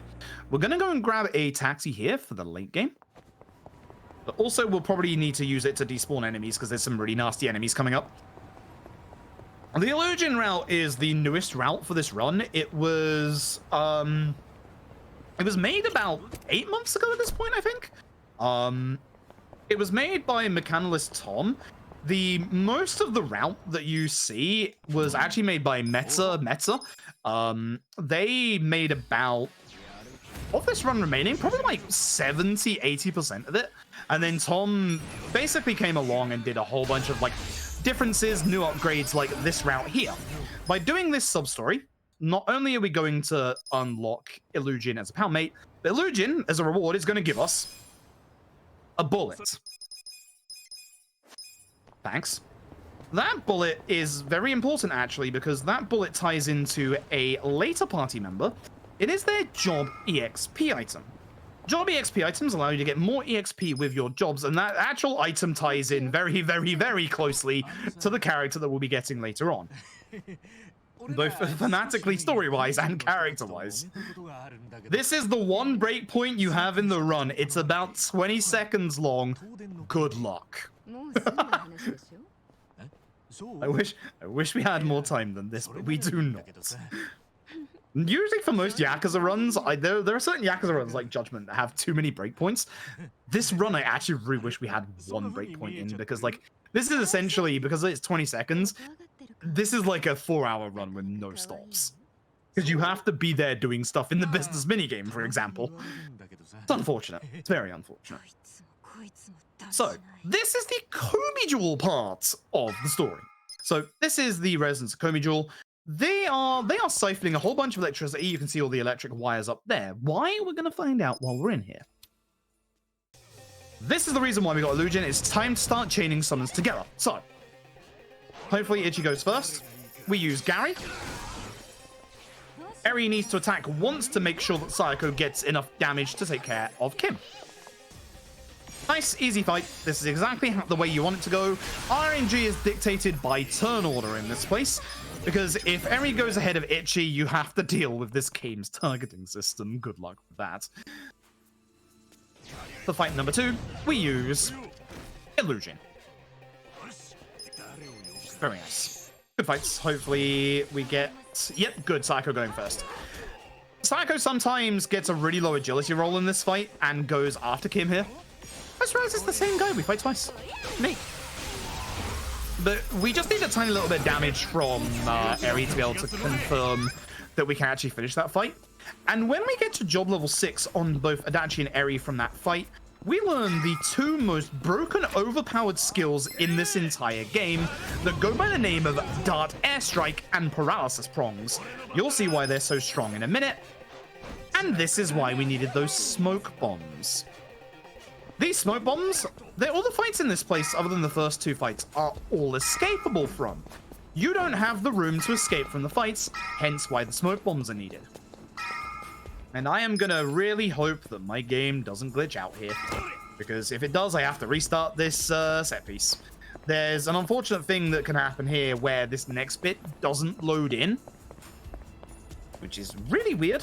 That box on the left contains a first aid kit, which revives characters. I'm going to give it half a second here to try and, yep, make sure it does load in, so we're good.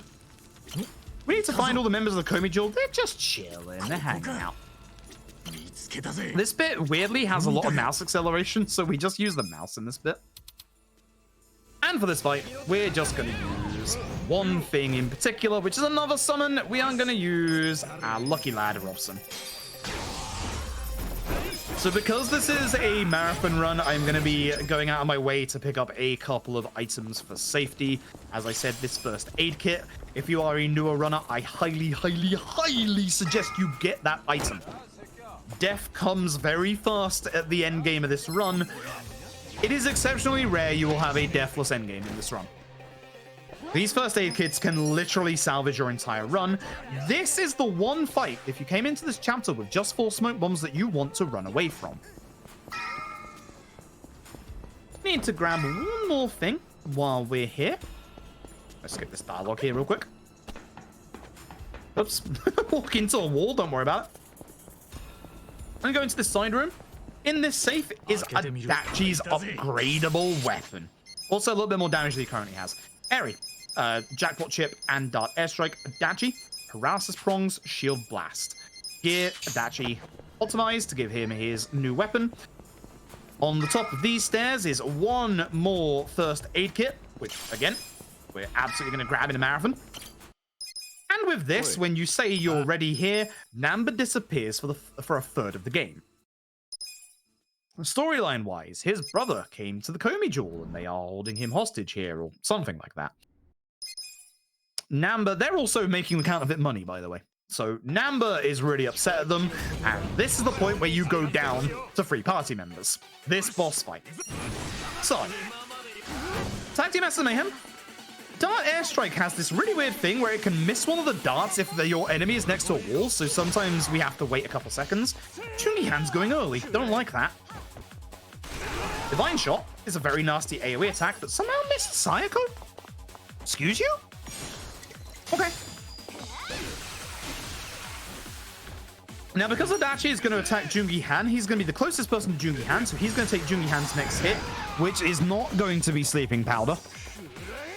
Thank you. Sleeping Powder basically makes it so that we lose a whole bunch of time. That's a really strong attack. That's a worry, that attack. He's still next to the wall. That counts next to the wall, so we're going to give him a half a second to stand up. We want to make sure that all the darts hit, otherwise we don't do enough damage to finish Jungi Han in 2 turns. And as you can see, Dart Airstrike and Paralysis Prongs are really strong right now.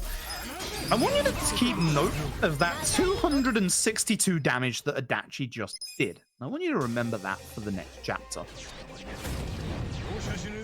Because, trust me, we're going to start ramping that damage up exponentially. Good turn order is Ichi first, because then Eri just uses Dart Airstrike for the 3 remaining enemies, and the one that survives, here comes Sayako. Very slowly. Thanks, Sayako. If one of your party members is next to a wall, they will walk slowly. Sayako wasn't next to a wall. Dragon Engine shenanigans. Again, hopefully Ichi goes first here, because we need him to take care of one of the ads. If you see these crossbow enemies, you must take care of them immediately. If they're allowed to have a turn, they will use their turn to go invisible, at which point they will stay invisible and untargetable until their next turn, which we have a lot of agility at this point and usually get 2 turns before they get 1 turn. This next fight is the one fight where it doesn't matter if Eri goes ahead of Ichi, so if Eri goes ahead of Ichi here, it's actually kind of okay. Now, the downside to this fight is one of these ads actually has a resistance to gun attacks. You might be wondering why I'm mentioning gun attacks. Dart Airstrike is classified as a gun attack. That's lucky. That's very lucky. So, the one that is resistant to gun attacks, he has about 260 HP. So it's like really, really close. Now, as Ryu is saying in the chat, agility in this game is a suggestion. Before you leave, by the way, up the stairs, turn left, camera out, Kappa statue. That's your last story lock, Kappa statue. We're going to go to the blacksmith, so once again, one more warning for now. We have one more trip after this, but it's not for like an hour. One more warning here. Flashing white light about to appear, so look away. I'll tell you when it comes back again if you have an aversion to these flashing lights. Strength of the bulletproof shield by 3. Beautiful. Okay, you can look back now. But yeah, so... turn order. It's something we talked about briefly earlier, and how there's specific turn orders that you want in these fights. Turn order is supposed to be governed by the agility stat. It kind of is, but not fully. There is a little bit of a hidden agility stat tied to all of your different jobs. Certain characters are just, like, naturally slow. Adachi is never going to have high agility. That's going to become a slight problem later. But characters like Jungi Han, for some reason, have a lot more agility than they're actually telling you they have.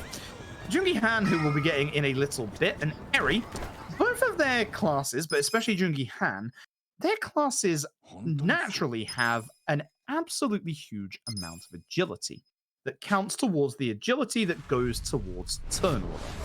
But you can't see what that stat is. So you could get a certain character's agility up to max, and you could still have somebody else still go ahead of them. It's the reason why you don't have a guaranteed turn order in this run, and why, for learning the run, it's a good idea to learn how fights work and what you need to do, because most of the time you still need to do the same thing that you do in the fight if the turn order is correct, but it's just a thing that some fights, if somebody goes early, you are going to have to rectify that.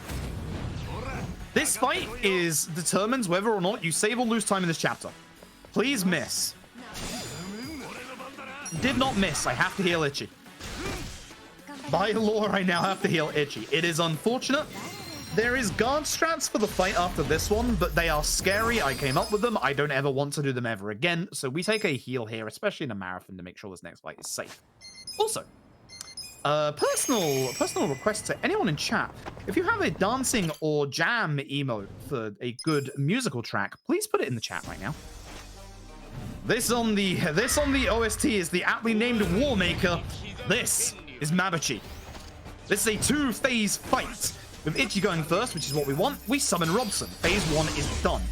We need to pay attention to the turn order. If Sayako goes ahead of Adachi, we can go fast in this fight. If not, we have to change things up a little bit. With Sayako going ahead of Adachi, which she is, this enables Eri to use Dart Airstrike. Otherwise, we would have to give a 30% attack buff with the Muscle Soda Nice Crit with the Muscle Soda over to Adachi. Remember that 262 damage we did? Watch this. That right there is the entire reason why I said earlier, weapon upgrades are so vitally important in this run. We have just gone from doing about 500 damage to 1.5k. Crimson Aura gets rid of his HP block, which means we can end this fight. Guard on Sayako, we don't need to do anything with her. Adachi uses paralysis prongs. Adachi is going to get hit with a really strong attack. It's an AoE attack that can hit Itchy and do a lot of damage. Sayako guarded and lost half her HP, by the way. That's how strong that attack is. From Jungi Han onwards, every single boss, apart from the next two after this one, can actually end the run. This is why guard strats against Mabuchi are scary, because Mabuchi can kill Itchy. Itchy sometimes tends to get a little too close to Mabuchi. By the way, the young master was presumed dead in chapter 2. Very much alive and is now a politician trying to become the Prime Minister of Japan. Just a slight, little bit of a change. That. Yeah, right? Just a small change. This chapter is actually one giant boss rush. That's the young master there on the loading screen, by the way. The next boss fight is Totsuka. So if you remember Totsuka from earlier on, he's still weak to physical attacks and fire attacks. We don't have fire, but we have a heck of a lot of physical attacks at this point. So whilst I deal with Totsuka, who's a very, very easy boss fight, if you've got any messages, now would be perfect, because this fight is usually pretty quick. Sure thing. Well, I just wanted to talk about the Trevor Project a little bit more. That's why we're here, by the way, playing these games all fast in the middle of the night or whatever time it is for you. Actually, wherever you are. For me, it's the middle of the night. 10 a.m. here. We're raising funds for the Trevor Project, and majority of youth choose to contact the Trevor Project rather than other providers because the organization is LGBTQ affirming or trusted provider of crisis services. 90% of young people who reach out to Trevor experience de-escalation and suicidal thoughts. One supportive person can decrease an LGBTQ youth's risk of suicide by 30%. The Trevor Project aims to always be there for LGBTQ youth in crisis with a clear message. They should be proud of who they are and that they are not alone. You know, that's one of the big reasons I really enjoy volunteering for this event in particular. You know, I've not only do I enjoy video games a lot, the Trevor Project is such a worthy cause, and the community here is so nice. You really do feel like you're not alone, from the way that people talk to each other about their identities and orientations in the chat, to all of the really cute emotes that we have. You know, when you subscribe, you get access to those emotes. And just everybody, I don't know, it's just really nice to be here. I feel less alone when I volunteer for this particular marathon. So thank you all for being here with us for this run. I would like to say my demisexuals represent. We don't get to see our flag very often. Nobody talks about us very often. I'd love some shout outs if we got any demisexuals in the chat tonight or today. Again, whatever time it is for you. What's up?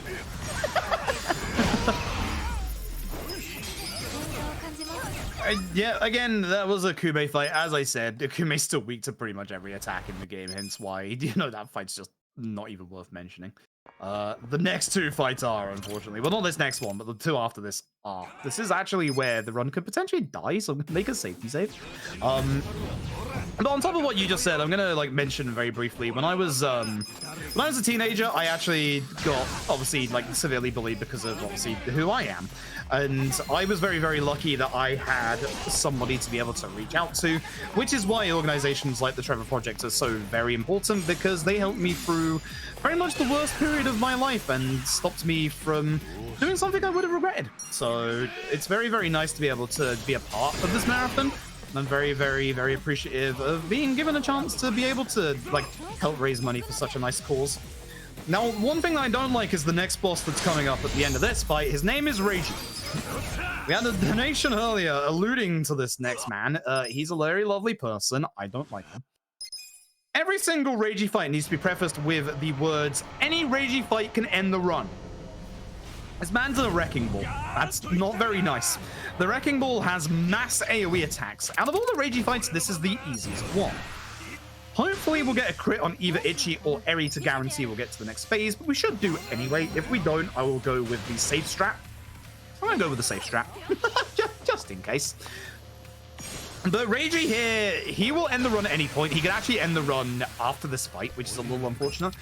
Usually what we do is we just use Shield Blast. I'm going to use Shield Bash, which is an upgraded version, which can use aggro as a debuff. Unfortunately, I didn't get it. But if you were to aggro Reiji from the crane, he will only cast single target attacks against Adachi. So essentially there you use Adachi to basically keep everyone alive. Now if you look at the top right hand side of the screen, you'll see that there are stars appearing around Reiji after every attack. That is the stun debuff reapplying itself. So Reiji's going to stay stunned for the entire time, and as you'll notice, you can't take care of Reiji outside of the Wrecking Ball. Now hopefully the game doesn't do shenanigans here, because what's going to happen here, Reiji's going to get back in the crane, and for some reason it should be his turn, but it's not. For some reason the game defaults back to the beginning of the fight, and it's my turn. And that's the end of Reiji. For about 30 seconds. Because unfortunately Reiji 2 is coming up, and this is where things start to get very nasty. So what I'm going to do is I'm going to make a safety save, because genuinely I would rather not die at this point. I would like to keep all the money that I've got, so for marathon safety purposes, I'm making a save. This fight should be fine, but it is a little bit RNG. All depends on Reiji, because we're about to fight Reiji properly. No wrecking balls involved. Unfortunately, Reiji has this thing called a gun. Most guns in the Yakuza games don't do that much.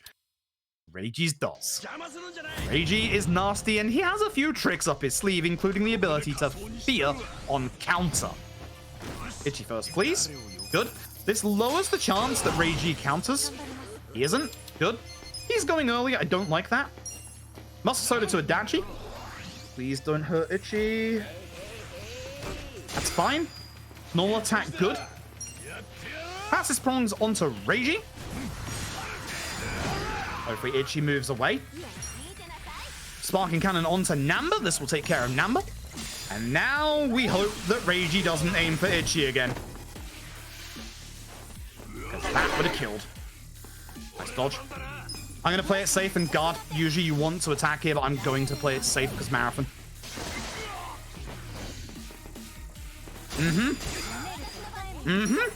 Good choice. Good choice. Good choice. I would have probably survived that. So here's the counter. So what we used to do back in the early days of this fight is we used to try and hit that counter on Reiji early with Sayako, because every time you hit that counter on Reiji, it actually resets his turn order. So it pushes his nasty stuff, gunshot, further and further back into the fight. But we don't get that luxury anymore. Now the thing is, when you use Robson in the fight, Reiji has a chance to counter. For some reason, he has a higher chance to counter it from turn 2 onwards. He can still counter it on turn 1, but for some bizarre reason, he just does it more on turn 2. So it's very, very nice that Itchy goes ahead of Eri, because it gives us much more of a nicer chance to not get countered and not get feared for half of our HP. So this is the current head of Bleach Japan. We're giving him a little bit of a dress down on the young master, because Itchy really wants to know what's happening with the young master. And here come Bleach Japan to come and get him back. This fight is a little bit RNG time-wise. We are going to hope that we have a good spread of enemies, and it depends on which enemies get hit by Dark Airstrike here. So I'm going to pay attention to... It's unfortunate that you're alive outside. Those 3 are not stunned, which is also unfortunate. If they were stunned, this would potentially have been a very fast fight because they were all together. Because as you can probably guess, the speed of this, that's a gun, all depends on Adachi's ability to hit all of them with Shield Blast. I took those 2 out of the turn order, which is pretty fast.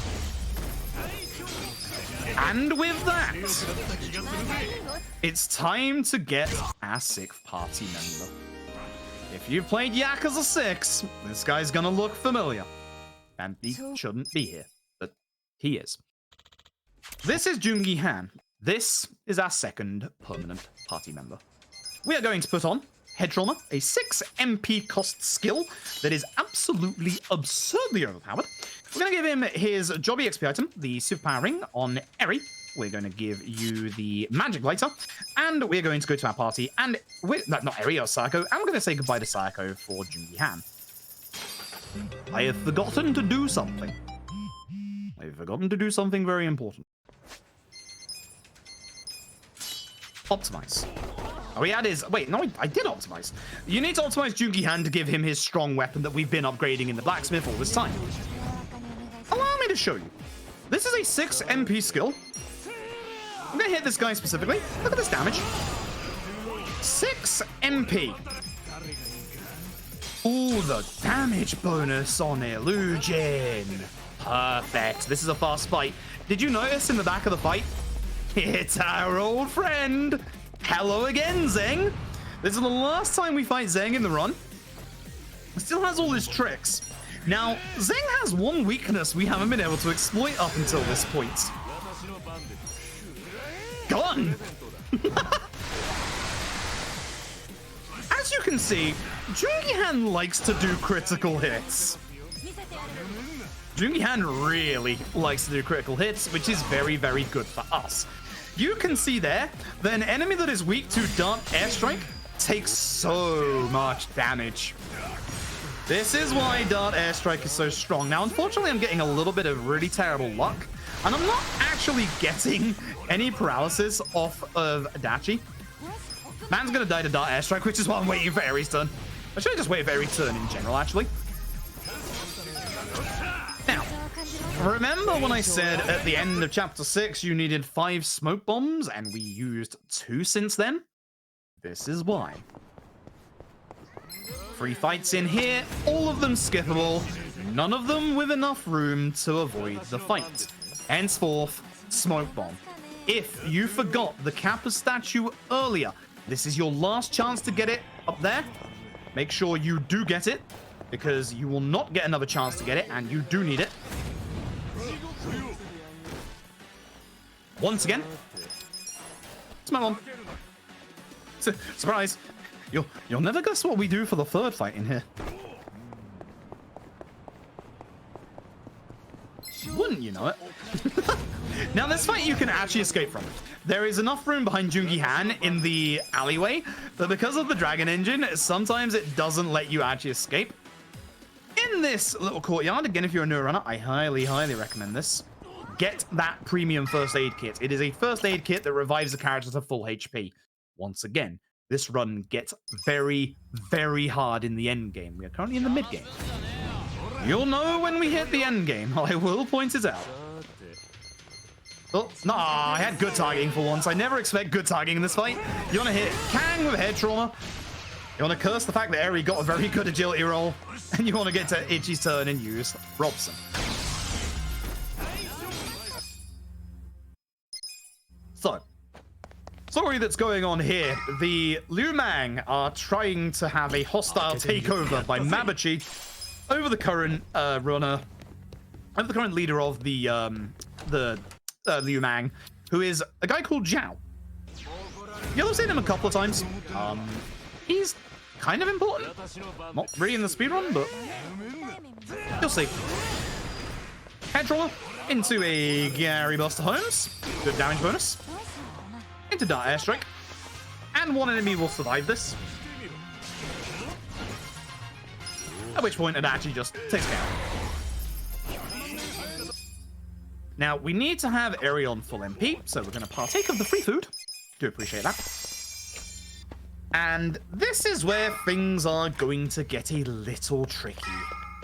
It's time for a pretty much a boss fight, kind of mini boss fight.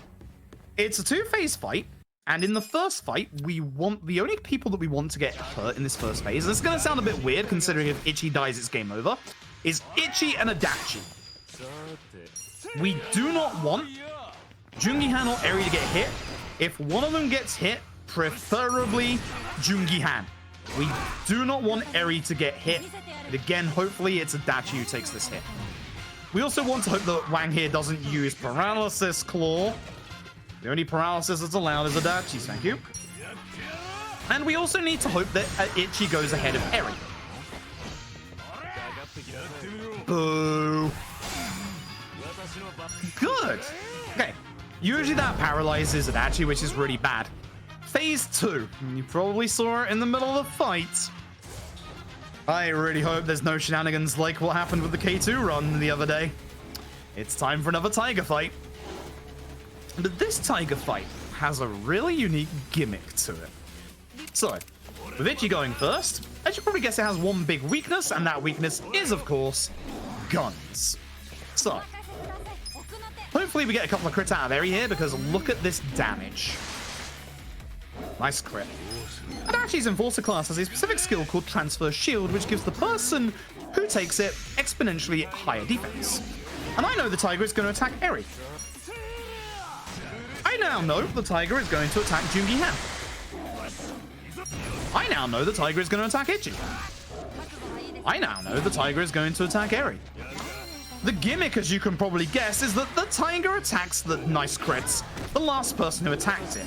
Now, importantly, the tiger has 2 debuffs. One is bleed, one is fear. If the tiger casts fear on Eri, get rid of it immediately. I'm going to do this with Ichi, just do a little bit more damage with the crits. This should hopefully kill the fight. Also, every time the tiger rolls, it's changing targets. These crits are amazing. Oh my goodness, those were some amazingly good crits. That was a very good tiger fight. That was an exceptionally good tiger fight. I don't know why the game put me there. I've never seen that before. Anyway, there's something very important that we're missing. Shoes! We're gonna get some magical sandals. We're also gonna get ourselves some tactical boots.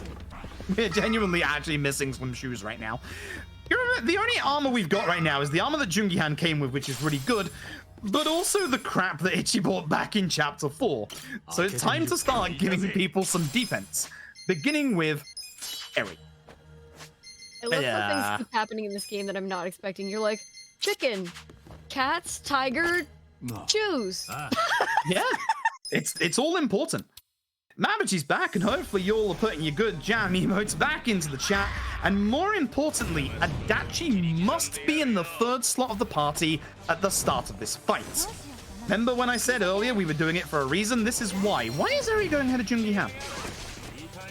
Eri is too good. And that's actually a genuine concern. You'll see why. It's going to become an important point coming up. Oh, damage bonus. Beautiful. So with the damage bonus, we haven't exactly gone into summon bonuses too much. That's bad. That's supposed to be your counter. Oh, that's really bad. Wow. Eri could die in this fight, which...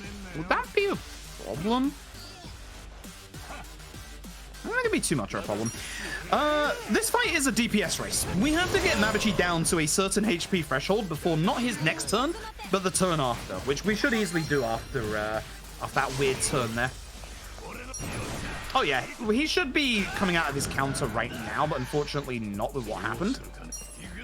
I can do a little bit more damage, and then we will wait for his next turn. Because you'll see here that he's not going to take that much more damage. That's going to make this fight a little bit weirder. Ooh, this is going to be interesting. I have died in this fight in marathons before, and I am actually a little afraid of it. Please do not paralyze. Good. Fight should be okay now. All of our best single target attacks. So, head trauma, passes prongs. Head trauma, as you can probably guess, is also one of those skills that requires the enemy to be on their feet to fully hit. Hence why going after Adachi is a bad thing. Going before Adachi is a good thing. And this is why you need Adachi in the third slot of the party. It is time for Nanba's final swan song. The downside to Nanba's final swan song is it's a ragey fight. So, this is ragey round 3. We're going to start this fight a little weird. A little bit different than how we would usually start it. Oh, Eri's starting. How is Eri going so fast in this run today? That's really bad, actually. We need to specifically take care of him. And now I need to specifically punch Ragey. Targetness doesn't like to help. Please have an early turn on Namba. Oh, that's beautiful. That's very beautiful. The reason why I want an early turn on Namba is because of this. Namba comes back with Essence of Pyroprism that just basically says goodbye to all the ads. Do not use Essence of Rage.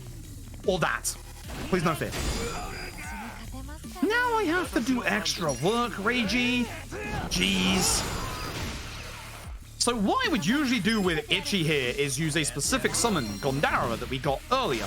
Unfortunately, I now have to delay that because I have to manually remove Namba with Ichi. I don't like it. What? Please don't use this against my damage dealer, thank you. Essence of Rage. I actually perfect guarded it. Essence of Rage has an exceptionally high chance to stun the person it's used against. That was exceptionally lucky. The timing on that is so precise. Now I'll use Gondaro. And now we have Dachi in for one turn of Paralysis Prongs with defense down by 20%. Unfortunately, I gotta wait. Now, unfortunately, Jungihan's probably dead here. Not ideal, if it happens. Dodge. That's my boy.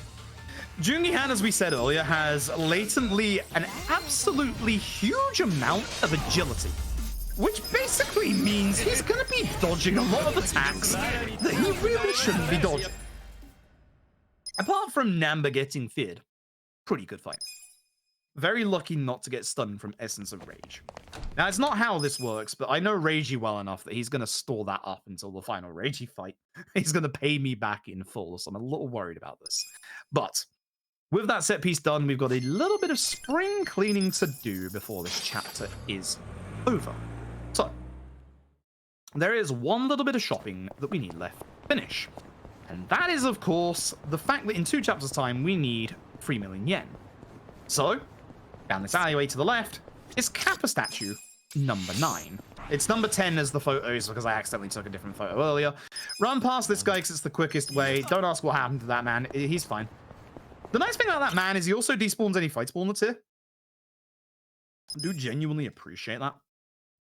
If you're wondering why we get the Kappa statues, the last 2 Kappa statues now, it's because as part of the story, the young master's trying to become prime minister, as we said. But the next day, we're going to wake up on the top floor of Bar Survive, turn left camera out the 10th and final Kappa statue. By turning left, the camera is supposed to face where the Kappa statue is, but it didn't this time. And with that, we can finish off this chapter. So we gotta go and see the Hobo Chief because Namba's gonna have remembered something about this area. Basically, this is gonna get a little convoluted. A lot of plot to sum up in a very short amount of time. This guy right here, the head of the Hobo encampment here, he knew that Ichi was coming after he got shot by Arakawa Senior. Because this place, Arakawa Senior is known as an assassin. He is known as somebody that kills people, but actually, Arakawa Senior sends Yakuza to this specific area so that the Hobo Chief there can get them back on their feet so that they can start brand new lives away from the Yakuza. Ichi has remembered when Arakawa Senior shot him earlier in the game that Arakawa Senior actually said, "Good luck, Ichi. I'm counting on you." So actually, Arakawa Senior didn't shoot Ichi out of a place of hatred. He did it because he needs Ichi's help. With that, we get to chapter 11. So Parliament is to be dissolved. There's an election incoming. That's one of the high-profile people that run the country, at which point, basically, the young master threatens him. This is Zhao, the leader of the Liu Mang, our 7th party member. You'll never see him again. The downside for our boy Zhao is that despite the fact he's really, really cool and I really love him, the downside is that unfortunately when he joins the team, the only good thing that he offers us is knife attacks. We don't have anyone that has any good knife attacks. Eri has like 1 knife attack, but it's not that good. But unfortunately for our boy Zhao, we're going to be learning a knife attack in the very near future. And the other downside is that his utility is just not as good as everybody else. His damage isn't good because we don't have a weapon for him. So unfortunately, our boy Zhao is not going to get used in the run. Unless something goes horrifically wrong in the final boss fight. That's happened before. Like, I really should paraphrase that. But we're going to do a couple of things in this chapter. We're going to call these little speedrun secrets. So this is speedrun secret number 1. This is a SOS quest. These SOS quests are a chain of quests that you can do for part-time heroes. We want to do a specific one. If you played this game casually, or you are stuck casually in chapter 12 of this video game, which is the next chapter, which everybody does get stuck there at first, there's actually 3 dirty little secrets that we have that make it go a lot nicer. This is the first one. If you want to do that quest there, we'll come back to that in the next chapter. Just keep that in mind. So we now need to get an audience for the young master. The young master is in town. Unfortunately, the way down to the car park is blocked off. Thankfully, when Adachi was drunk, he found a way into this car park and somehow remembers it. Thanks, Adachi. Appreciate it. And it's over in the bar district. I have to keep very close attention to my mini-map here because, unfortunately, you can get a very late fight spawn that needs to be despawned. That one! That one specifically! The one I didn't want to turn up that just turned up! Fantastic. You either have the choice of walking back to the taxi, using the taxi, or doing the save load. If you do the save load, it guarantees it won't turn up again. If you use the taxi, it can turn up again. So, the Young Master's Secret Service sound a little bit like they have a little bit of Kansai Ben, which means they're from Osaka, which means they're... I need Robson. Which means they're actually part of the Omi Alliance.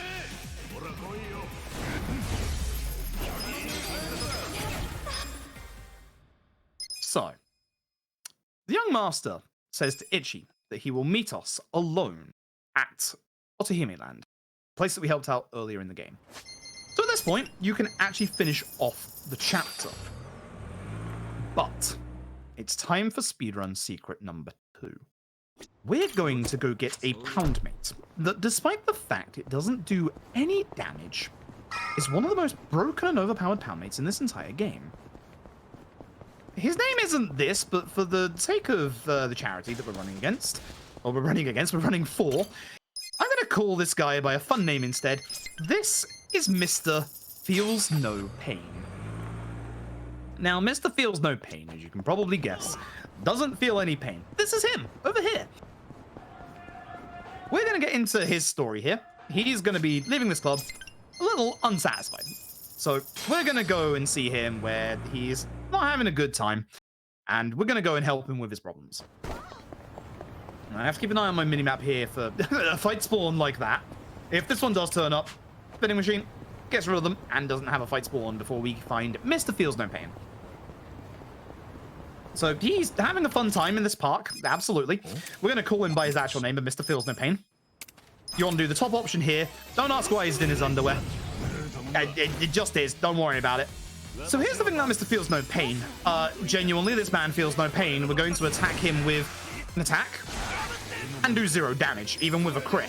So, by doing specifically the essence, he actually doesn't have a long animation wind up into that move there. But here's the thing. We can't win this fight. We're going to trick the game into thinking that we've tried by doing 2 essences on Ichi and then waiting for him to finish 3 turns. After the end of the 3rd turn, which is this one, he realizes we can't give him any pain. So we can't give him any physical pain, so we're going to try a different approach. We're going to go and get his mother. Literally, we are going to get his mother. Now, on the way to getting his him mother... for dancing in the park in his underwear. It's very convoluted. Don't worry about it. We're going to give over the reward for the Kappa statues. You can see I'm at 2.4 million yen. Reminder that I need 3 million for the next chapter. Here's his mother.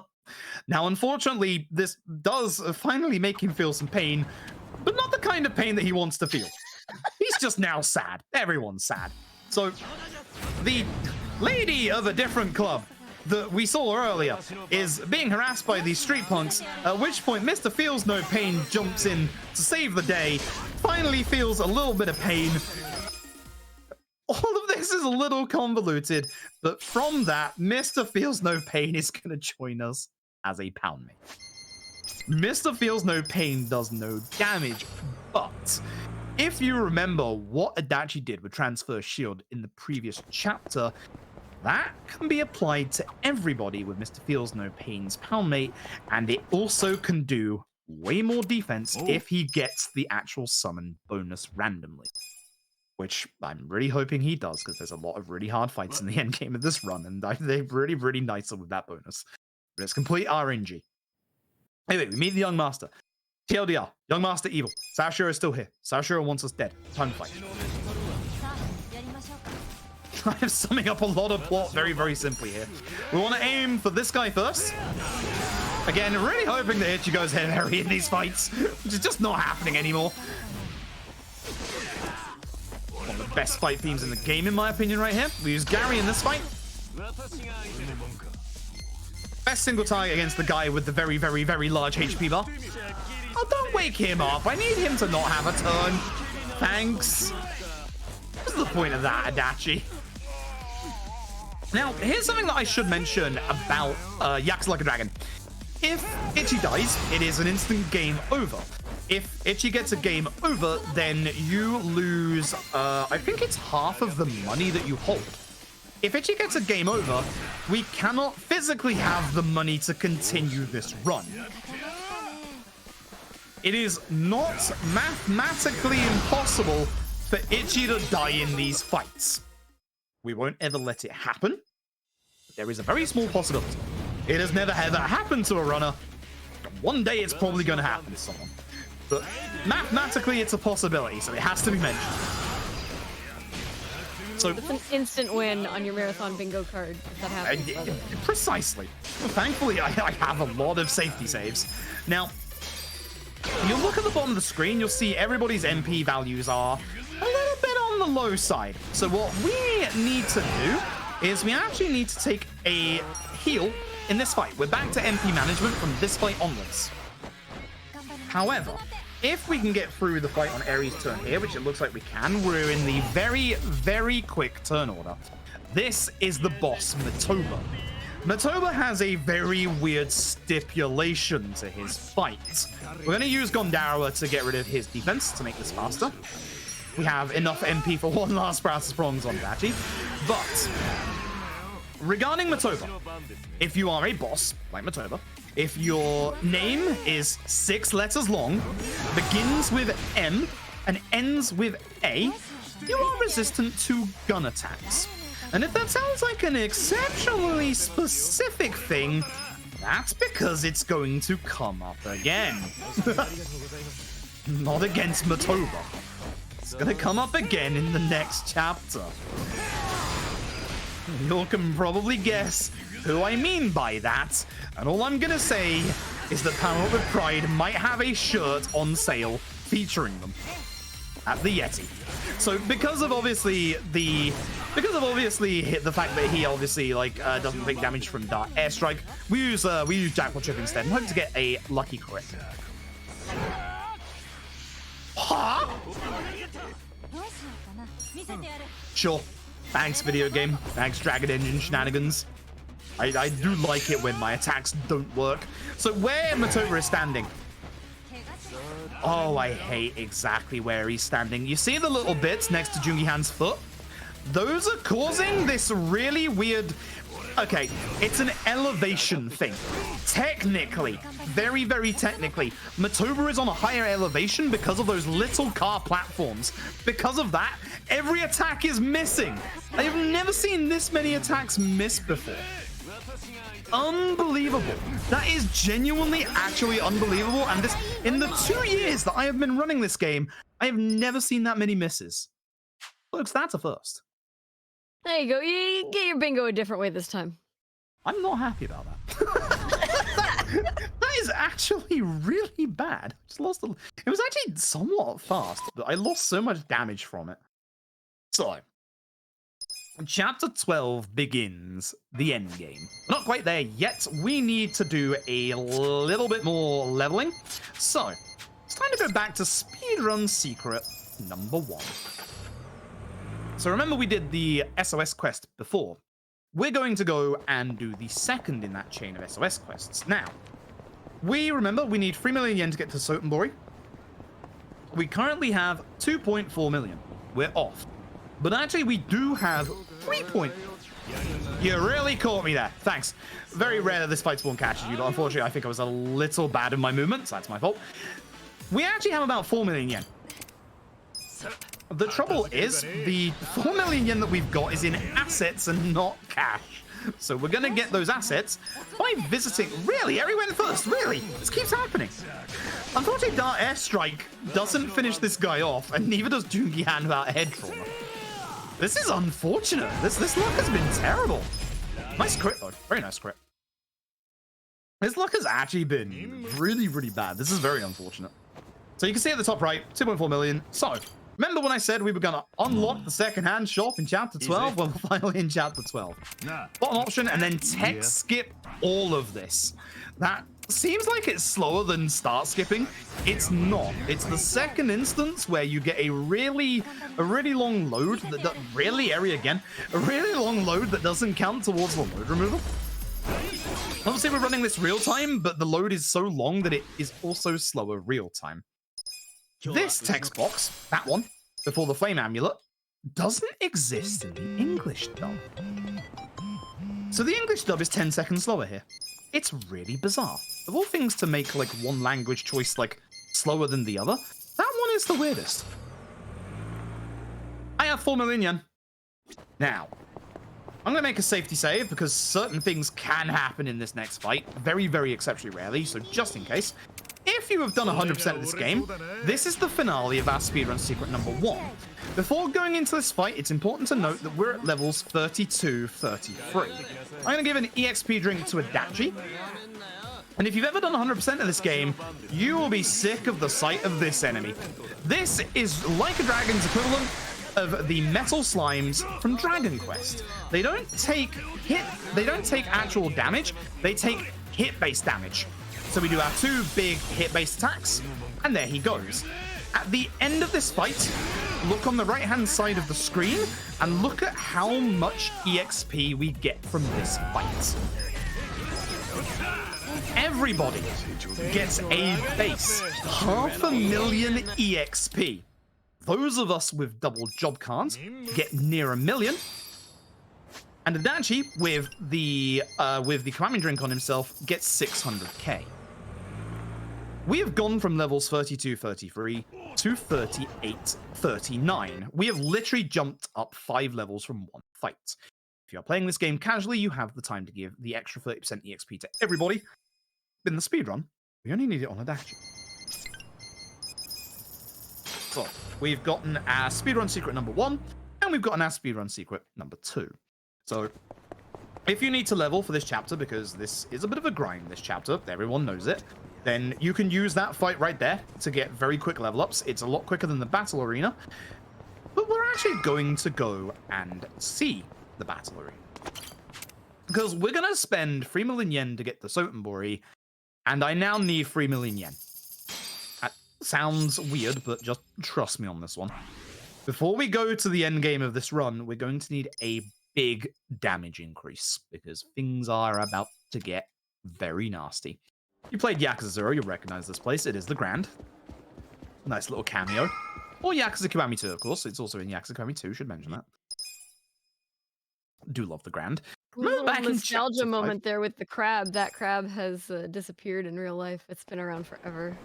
Yeah, like that's kind of like the weird but nice thing about the Yakuza games is all the product placement and the fact that like every place here is like actually like real. Like it's actually modeled off of like genuine places. It's like kind of like the Club Segas are now gone as well, which is a giant shame. Yeah. I always wanted to visit them, but they will hopefully be preserved in these games. So I think Sega can use their own branding, I think. But yes, we're finally using those gold safe keys that we picked up earlier. So a lot of these items don't need describing, like the chest piece, the shoes, the very good shoes. Very cool looking shoes, but this gallant binding is an accessory that does need a little bit of explanation. The gallant binding is an accessory, which when we equip it to a character, gives them 100 extra HP.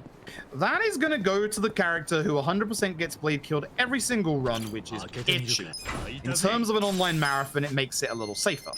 That is an item called the Minister Hat. It is a headpiece that gives you an extra 10% in terms of elemental damage, but it also gives elemental damage to palmates that don't have any element to them.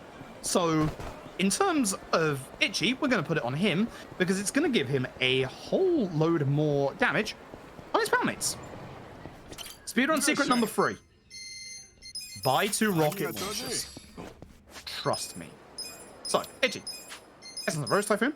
Eri changes Jackpot Chip to Lucky Punch. Jungi Han puts on Divine Shot. Itchy gets equipped automatically. Eri gets Namba's Shoes, which, if you notice there, were actually way worse than her current ones. 2 super rings for you, and back to Itchy, who gets 2 magic amulets. So the Silver Bracelet and the Fluorite Bracelet. At this point, Eri and Itchy do not need EXP.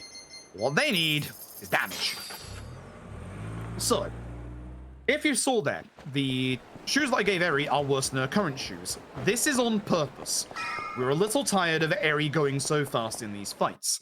Specifically, the turn order that we need is Jungi Han, Itchy, Eri.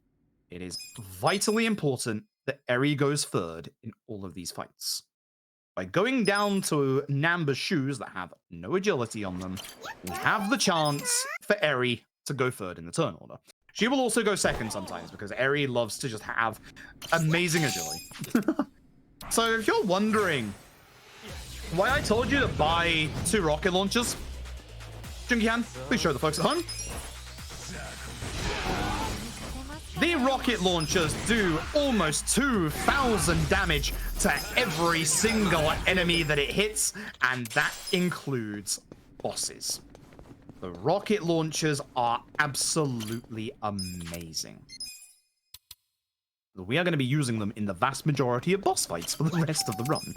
Unfortunately, you can only get them in 2 places, the Ebisu in Sotenbori and the Ebisu in Kamurocho.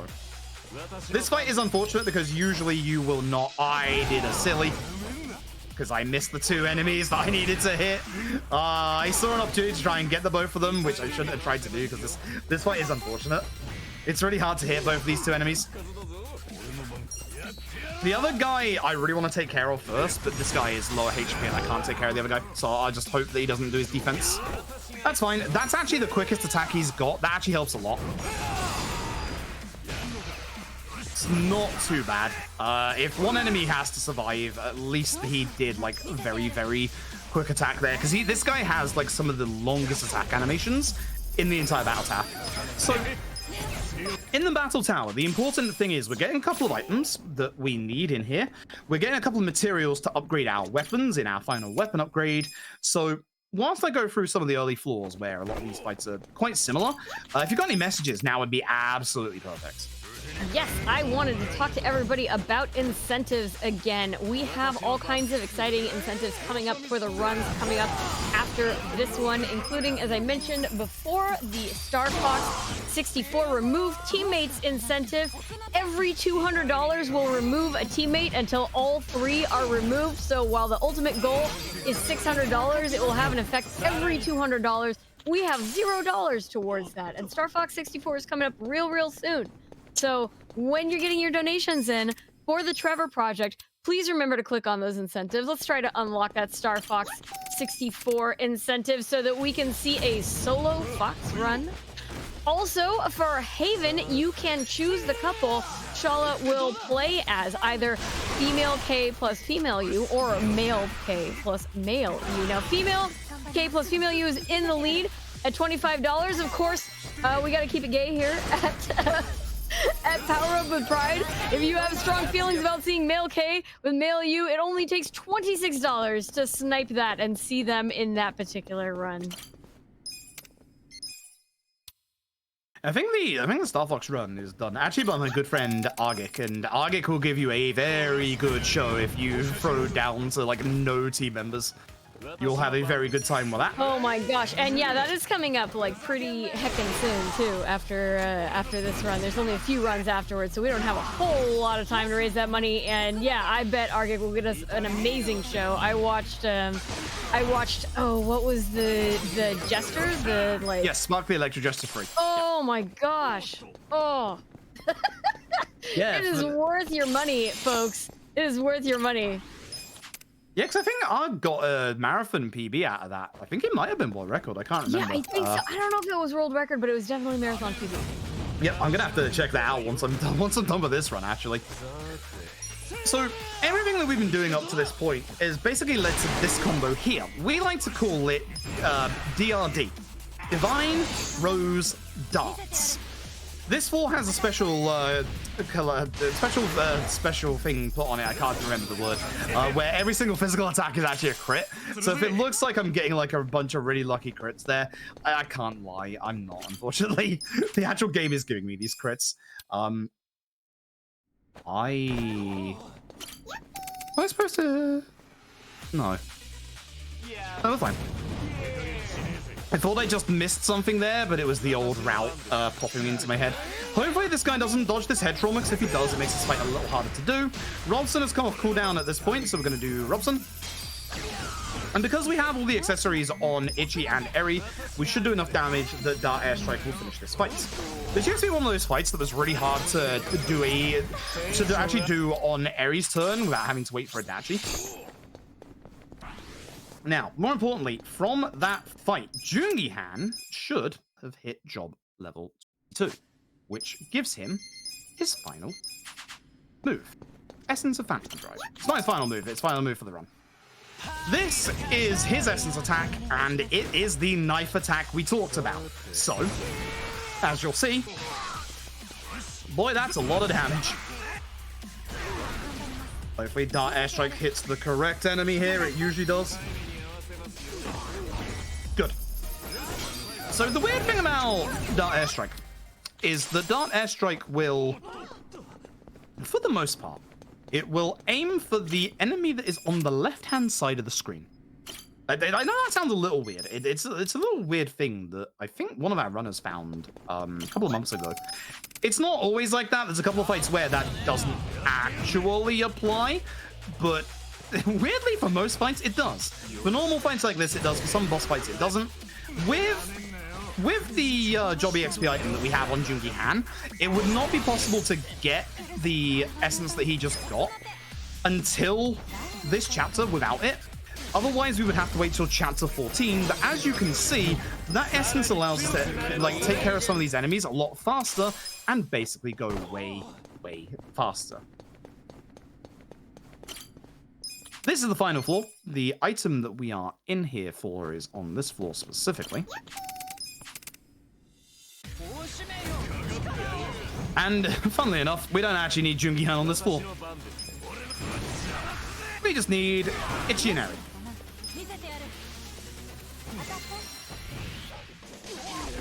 Beautiful. Sorry. Can't handle these enemies. They're so good. Really been enjoying every single one. What did those nerds have strapped to them exactly? You know how people like idol culture in Japan? It's basically like anime merch for idols. It's like covered in idol merch. It's really clever. Like using glow sticks as like bladed weapons is actually really clever. Really, really clever.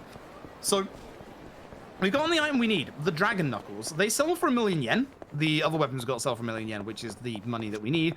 But we're not selling the Dragon Knuckles because the Dragon Knuckles have this really special condition to them, where all strike attacks with the Knuckles, the Dragon Knuckles, do an extra 10% damage. And of course, our 6 MP cost skill, good old head trauma, counts as that 10% damage. So whenever we get fights that require a lot of head trauma, it's going to do it. For marathon safety, we're going to order a burger. Or we're going to actually order every little thing on this menu. Reason being is that this is going to give us a free set bonus of attack up. Usually... Sorry, those burgers look so real. Yup.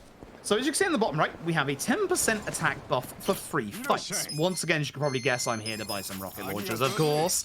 But we're going to sell those items, and again, we want to be careful not... Whoop, that is right. We want to be careful not to sell the Dragon Knuckles. So yep, sell those. And we're going to head back to Izazaki Jincho, where we're going to hope for the weirdest bit of luck that I'm ever going to mention. We want a specific NPC to not spawn. There are 5 random NPCs that can spawn in this game that give you stat upgrades if they spawn in and you talk to them. One of them can spawn in that I hate you, I hate you, I hate you. He spawned in. The only way to get rid of him is to go back to Sotenbori and come back again. He is a pain in the backside. Now, the reason why he's a pain in the backside is because this guy who spawns in, he blocks you from grabbing a specific weapon. It's completely random whether he spawns in or not. We really dislike him in the run because, again, you lose all this time to having to go back to Sotenbori, back here again, only to find that he hasn't despawned. Good, he has. Sometimes he will just respawn here again, and you have to do all that again. But we need that item in the corner, and we also need to open some of these vault safes. Specifically, another Gallant Binding, another 100 HP. The Bless Wood armor to bless the run and to give somebody a higher chance of critical hits. And the item that he blocks, the Gold Ingot, which is my final time to give this warning. Again, if you don't like bright white flashing lights, look away. We are about to do the biggest upgrade of weapons in the blacksmith. I will tell you when those flashing lights are gone. Bandages by 2. Or 1 even. Actually, no, it is by 2, but somebody forgot to put funds into the blacksmith. That's the reason why we get the money in the first place. we go back. Now we upgrade them. Diamonds by 2. Table sparking by 8. This bit hurts my arm, it does. I have to do a lot of button mashing in this bit. Shield by 2. Pouch by 2. Cards by 2. And with that, it's time to begin the end game of the speedrun. And this is where every boss fight can end the run. So we're making a safety save. This is where things get exceptionally nasty. We're going to Omi Alliance HQ a day early to meet Arakawa Sr. because Ichi can't wait any longer. And as you can tell by the tense music, that's not a good thing. So, grab this accessory, the War God's Keystone, through the side of the wall. The War God's Keystone upgrades a whole bunch of stats. That's going to be going on our lad Jungi Han in a second. This is a stealth mission, by the way. Stealth mission. So, you can get into 2 fights in here before you're thrown out. There is speed tech with that guy. If you can get his attention, you can run straight upstairs and then get into the second fight. But in the marathon, with that attack bonus, it would be 1 extra fight than I need to do, and I would lose the attack bonus for what I actually want the attack bonus for. So I'm going to do it the old-fashioned way. Plus, also, this way is a lot nicer, and if you mess this up, you actually lose a minute, so I really don't like doing that strat. To save 6 seconds and to lose potentially a minute, I really don't like this strat. But this is the nice one.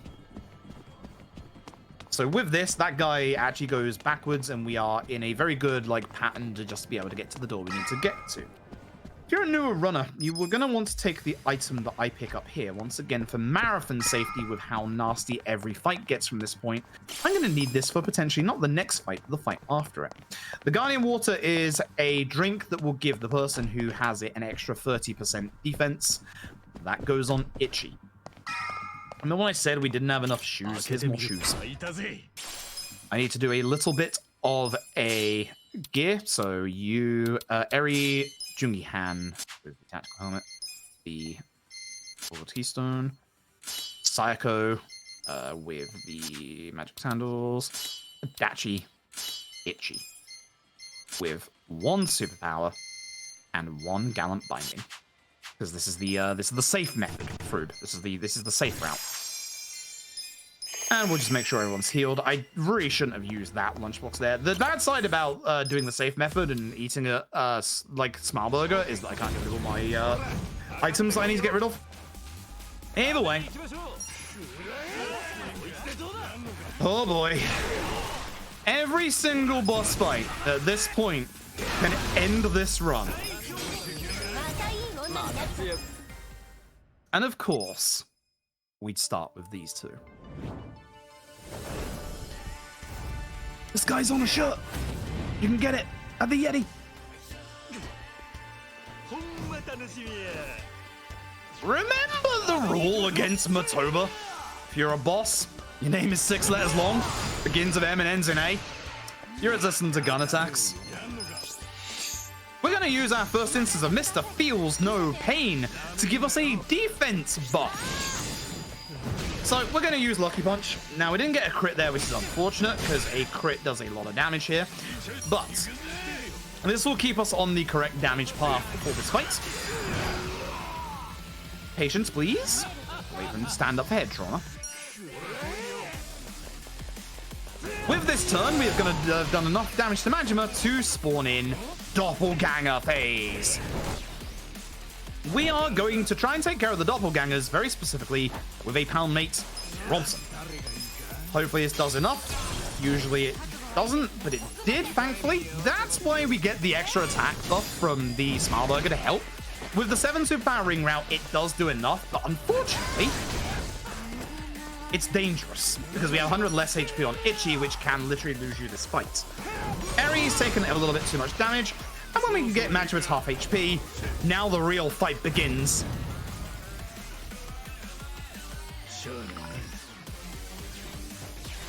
Majima's next turn, he is guaranteed to use a attack buff, or a natural buff. We hit both of them, which is really good. With Ichi, if you can get 2 hits off against Saejima with a rocket launcher, you can force Saijima's next turn to be his buff instead of attacking your party. Downside, Saijima's next attack is guaranteed to be the skill Blade Kill. With Jungi-Han, we are going to heal Eri. If Majima attacks Ichi before Blade Kill, that's the end of the game. That's the end of the run. There is no surviving. Good. Thankfully, I had Adachi. Oh, I tell you what, we're going to get rid of Eri's paralysis with Adachi. I do not like how this fight is going. Both my damage, or one of my damage dealers and my healer actually being paralyzed is bad. Exactly. So now I'm going to heal on Ichi. I'm going to use Secret Cocktail, a self-heal for Ichi to keep him alive. I probably should have used the MP one to keep Jungi-Han alive, but there's one person that can get sacrificed in this fight. It's Jungi-Han. Probably not. Probably not. Saejima kind of knows that Eri is the damage dealer and goes after her. It might be that Majima doesn't kill Jungi-Han. I kind of want him alive. Unfortunate.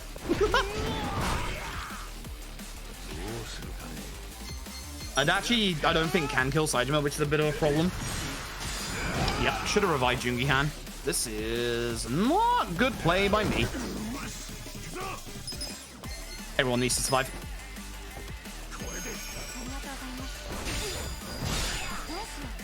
This kills Saejima. By the way, Saejima can use Blade Kill again if you don't kill him quick enough.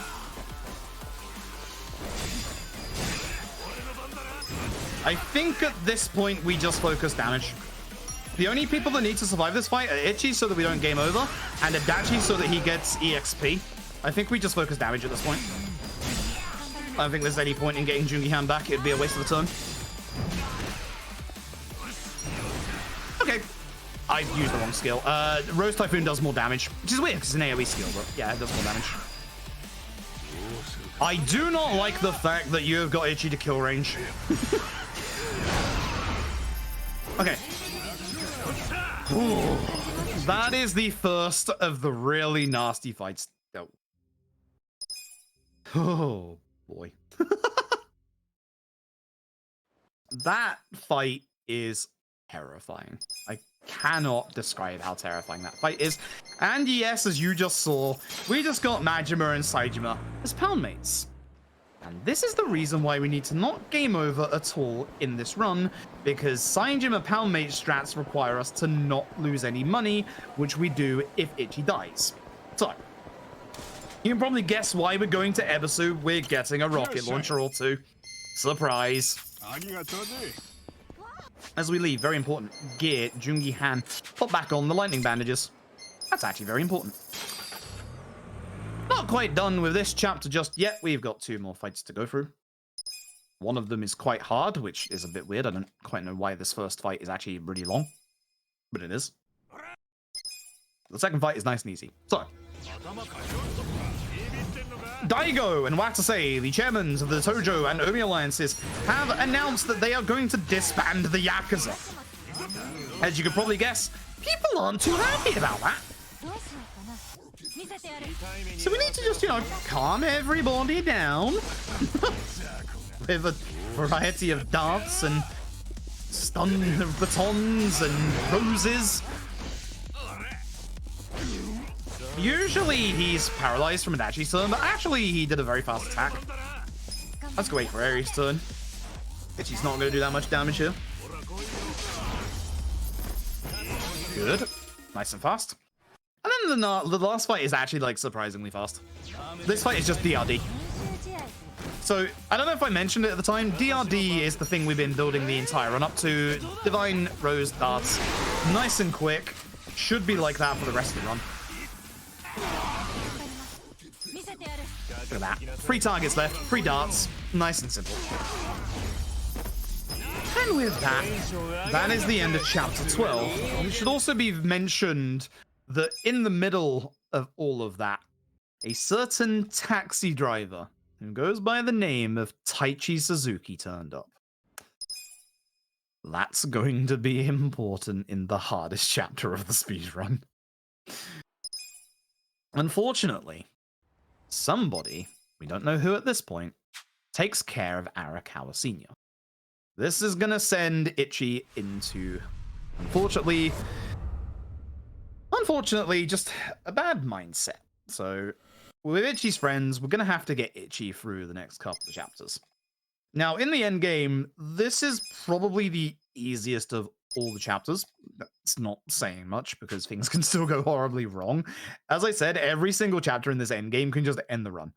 Everything gets really, really scary at this point, and I mean genuinely really, really scary. So we've been invited to go see the chairman of the Seiryu clan, the third of the big powers here in Izazaki Jincho, over in Chinatown. So we're going to go there. I have to run through Chinatown again. This is the last time we run through Chinatown. I'm hoping we get a good set of fight spawns here. That would be very, very nice. Yeah, that's good. Yeah, that's perfect. That is absolutely perfect. That fight spawning there means there won't be one ahead of us. And because it's going that way, it won't bother us as we run through Chinatown. That's a really nice fight spawn. And there we go. So with this, we're going to go in taxi to that taxi we opened up back in Chapter 7 with Illusion.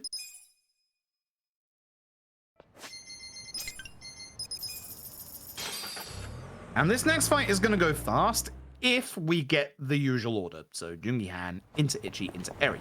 If it goes Jungi-han, Eri, Itchy, which you can do sometimes, we'll have to do it the old-fashioned way. But if we get Jungi-han into Itchy, we can just use the new method, which is as a Phantom Drive on Hattori, Rose Typhoon, and then darts. Reason being is that if you use Dart Airstrike into like the big crowd of people, they might not hit those two enemies which need to be hit with Dart Airstrike to end the fight.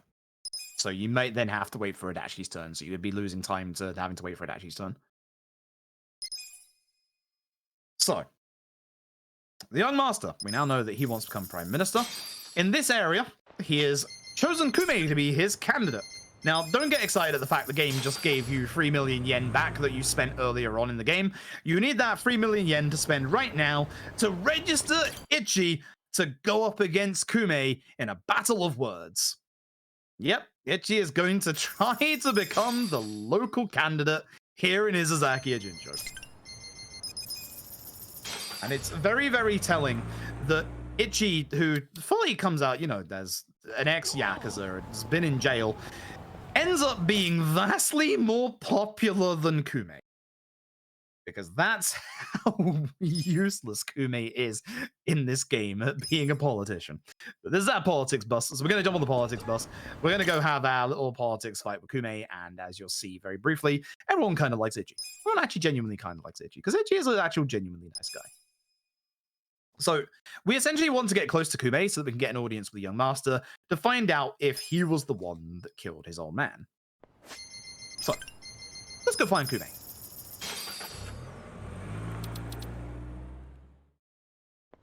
Turn around, head towards the train station over there. This next fight, the RNG in this fight is going to be who gets hit with Dart Airstrike. Hopefully, there he goes after Itchy again, because that will make things a lot nicer. This is DRD, but we're going to need a little bit of help from Adachi after this. Okay, if you're wondering why the game took a little longer to actually get through my turn there, it's because we almost had somebody get hit by traffic. Now, unfortunately, one of these enemies really has survived a lot. Now, this is unfortunate. We're going to have to go for this guy and hopefully get the guy behind. Wow, nice shield blast. I'm actually surprised that hit all the enemies. That's really, really good. You have to aim for the guy with the crossbow if he survives, because obviously the guy with the crossbow, he has, the ability to go invisible on his turn, so you have to make sure that he doesn't do that. And from that fight, we get to job level 22 of Adachi, and we get the last skill for the run. Essence of Shield Rupture, which at this point, Adachi now finally has an AoE attack with all the damage that he gets from Enforcer. It's really strong in certain fights, like this one. So unfortunately, we get a message saying that Sawashiro's in town, and he's going after the chairman of the Seiryu clan. So we gotta get over here quickly and try and help him out. So for the final time in the run, we're gonna use good old Gary Buster Holmes. And we're also gonna... Okay, good. We got the damage bonus, which helps a little bit. We're gonna hope, randomly, that one of our darts hits the enemy Tsutsumi. As it didn't, there is a chance he can survive Essence of Shield Rupture, which he did. Little unfortunate. Thankfully, he stayed stunned. I'm gonna use Essence Phantom Drive. Probably shouldn't, because I need my MP for the next fight. Whoops. Just realized that. And it's time for the fight against Sawashiro. This is a long fight. If the fight goes the way we want it to, then we can potentially not heal in this fight. Although now that I used up Jungi-han's MP, I'm gonna have to heal. Whoops. So hopefully, we're gonna do the one heal Sawashiro strat. It's not as dangerous as it sounds, but it does require Sawashiro to behave. And by behave, I mean use a specific skill. We're going to start by using Essence of Phantom Drive, which does a little less damage than Head Trauma without that crit. But thankfully, it's really fast, so it makes up for not doing the damage. Now, I want to see Var Blade of Enmity. Beautiful. Reason being is that Sawashiro stands there. And we don't get close to him. So he doesn't hit at all. Pass is wrong to do good damage. Another Essence of Phantom Drive. Oh, that's beautiful. I was not expecting to. Oh, that's beautiful. If only I hadn't gotten rid of Jungi-han's MP. This is a very perfect start to this fight. Amazing fight music again, by the way. Anytime you'll want to, like, jam out to the music, please feel free to do so. Phase 2 of the Sawashiro fights. In my opinion, the most dangerous one, definitely in the speedrun. So, Sawashiro's basic attack now becomes a free hit, or a 2-hit attack. It is an AoE conal attack. If the second hit hits the main target without a perfect guard, he gets a free opportune attack. Also, he has a skill called Cane Strike. It can stun the target he hits. He usually likes to stun either Jungi-han or Eri. Unfortunate. But I'm about to heal. That's not the worst. Eri, please get off the table. Thank you very much. Thing I do not want to see is Cane Strike. Now, thankfully with Ichi on this turn is when I use my one heal. Get Jungi-han's MP back. Oh my goodness, my perfect guard timing is off today. Pretty bad, actually. Sure, just in the middle of us. With the damage that I'm doing, provided he doesn't aim for... I'm hoping he aims for Adachi here, and he should do, because Adachi's going to be closest. Then, hopefully, we shouldn't have to heal Jungi-han again. That's... early. Oh, dear. This is about to become a react fight. So... the problem with this is that Sawashiro now goes into phase 3. His normal attack becomes a free hit attack, but the problem is the other two new skills he picks up. One, he should... no, he countered. No, he didn't.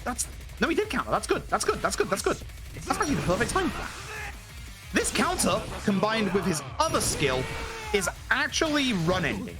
But because he used it early, oh. Well, that's unfortunate. That's really bad, actually. That skill, combined with his other skill, this one, gives him a free 2k heal. I am probably going to have to play it safe, because usually it would be Adachi, Jungi-han, Ichi here. But if Eri doesn't go after Ichi, yeah, I'm going to have to play it safe. Rocket launcher. Ideally, you keep both rocket launchers for the next chapter, but if you miss even one round of damage, then you have to make sure you use the rocket launcher against Sawashiro to make sure that he doesn't use his 1k heal there. The downside is if he uses that regen before he uses the counter, for some reason it counts as 2 turns when he comes out of the counter, and he gets a free 2k heal, which is a lot of damage even at this point. So, it's time to go to chapter 14, which is without a shadow of a doubt the hardest chapter in this entire speedrun. So before we get into the really nasty stuff, if you've got any messages, now would be a really nice time. Sure thing. Well, for those of you who have just joined us, you are watching Winter Pride 2022 here on Twitch. We are running from December 9th through December 11th for 24 hours each day, and we are benefiting the Trevor Project. To find out more about them, you can find the link to their site in the panels below the stream, or use !charity in the chat. If you're interested in donating, you can type !donate in chat, find the schedule by using !schedule, or incentives with !incentives. Speaking of which, we do have all kinds of really awesome incentives. I'll just remind everybody that not too far from now, the Star Fox 64 run is going to come up, and our incentive for that is to remove the teammates. It's a $600 goal, but every $200 removes a teammate until all 3 are removed. We don't have any donations at all towards that incentive yet, so do remember when you're donating or towards the Trevor Project to click on those incentives, and to also fill out the field that says how much money you donate towards the incentive. Both of those are what you need to do in order for it to go all the way through. Okay, so this fight is going to be our best AoE, as you can probably tell. The downside of this fight is we're in the middle of the road, and these cars on the side of the road can actually hit the enemy. You would think that's a good thing. It's actually not. It actually wastes a lot of time, so them despawning there is actually kind of nice. Should be one enemy left after this, which is pretty nice. We can take care of them with Jungi Han. So, at this point, Ichi is very, very angry about everything that's going on and needs to be calmed down. Here is the foot of Taichi Suzuki, the taxi driver. Oh boy. This is happening. So, I need to do a very, very specific menu here, because this next boss fight, the second hardest in this run, actually has a gimmick behind it. So I'm going to put the other Gallon binding on to keep Ichi alive. On Eri, we need a little bit of crit, so we put on the Diabolic Wristband, and on Sayako, we bring back the other magical bracelet, and we bring Sayako back into the party. We full heal, and this right here is the reason why we need one spare smoke bomb. This is pretty much the last time we need a smoke bomb in the run. You can get a fight spawn right here. Well, look at that! Hello! And that right there is the reason you have a spare smoke bomb. Oh, it's been a while since I've seen this fight spawn right here. It literally can happen, as I said. This is why you don't tempt fate and you get spare items for a speedrun. I just can't handle the enemies in this game. They are amazingly wonderful. Speaking of amazingly wonderful, here he is. Taichi Suzuki, aka Kazuma Kiryu. Yep, we're doing this. This fight is very hard if it goes the wrong way. I'm really hoping that Ichi gets a giant agility burst and goes ahead of Kiryu. Doesn't often happen, so you know. Oh yeah, that's in my inventory now. I gotta be careful of that when menuing. Right, so Kiryu's gonna try and murder Ichi. Yup. I like this move because it's easy to cough guard. No bonus on Masochist, that's a shame. Now hopefully we get one crit out of Eri, because if we get one crit out of Eri, we guarantee to go to Kiryu's second phase. Oh, beautiful. Oh, beautiful, beautiful, beautiful. Absolutely beautiful. That's why we love Eri. She's really, really good. Say hello to Rush Phase, the phase I was hoping to use that of a rocket launcher against.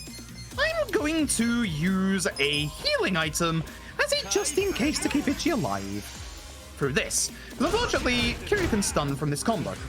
And if that happens, Ichi can die. That's a bad thing. That's really bad.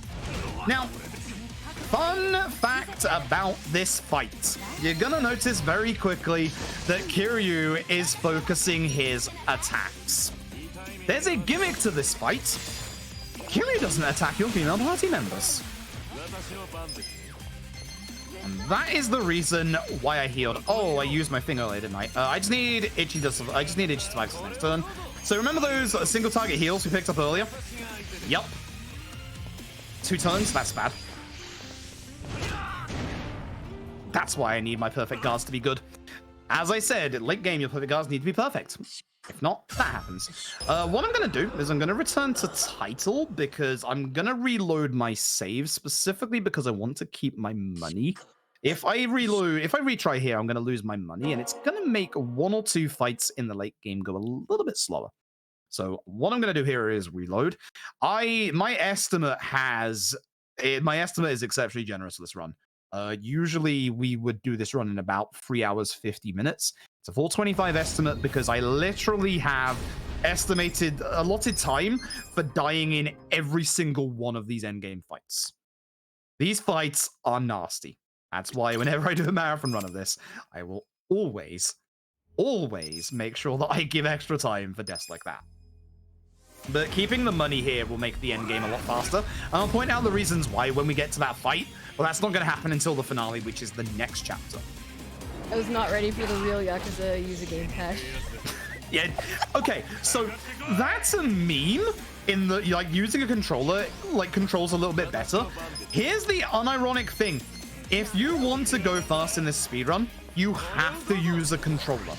That's not me trying to gatekeep. There is a weird bug. That's bad.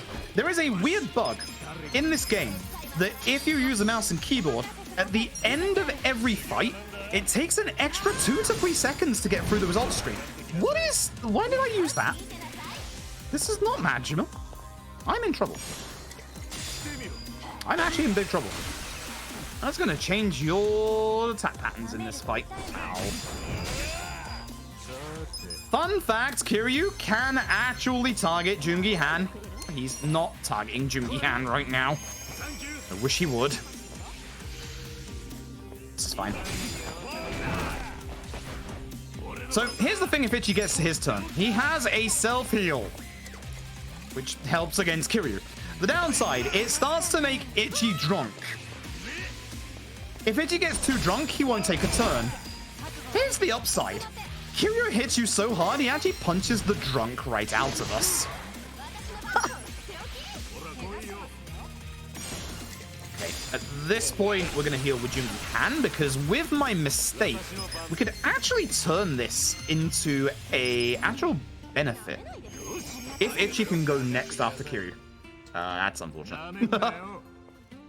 Sir, it's your turn. There you go. There you go. Okay, so because of this, I'm going to do something cheeky. I'm going to buff Sayako.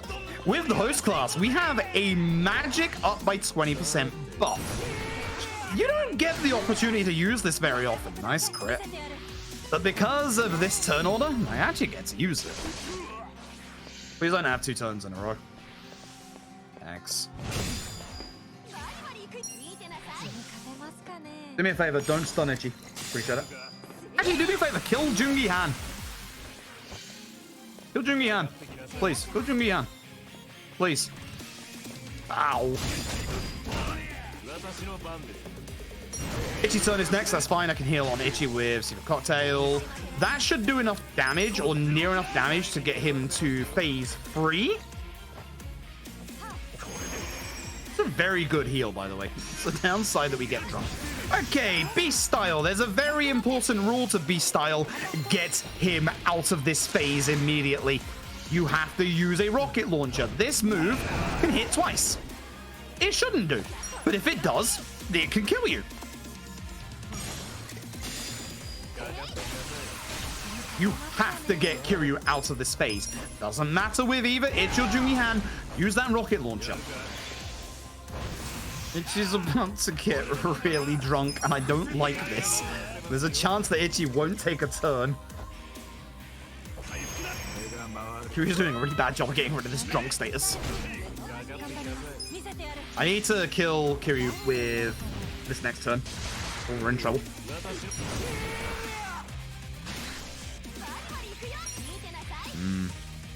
Kiryu, do me a favor. Do your counter. Ow.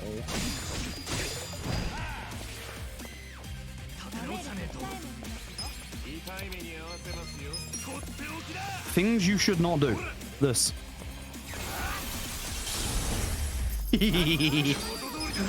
Oh, I hate doing that. It's so tight as to whether it actually kills Kiryu. But if I keep track of the attacks that actually land on Kiryu, I do know that that ice spreader is guaranteed to kill. That's very scary though. You probably should not do that.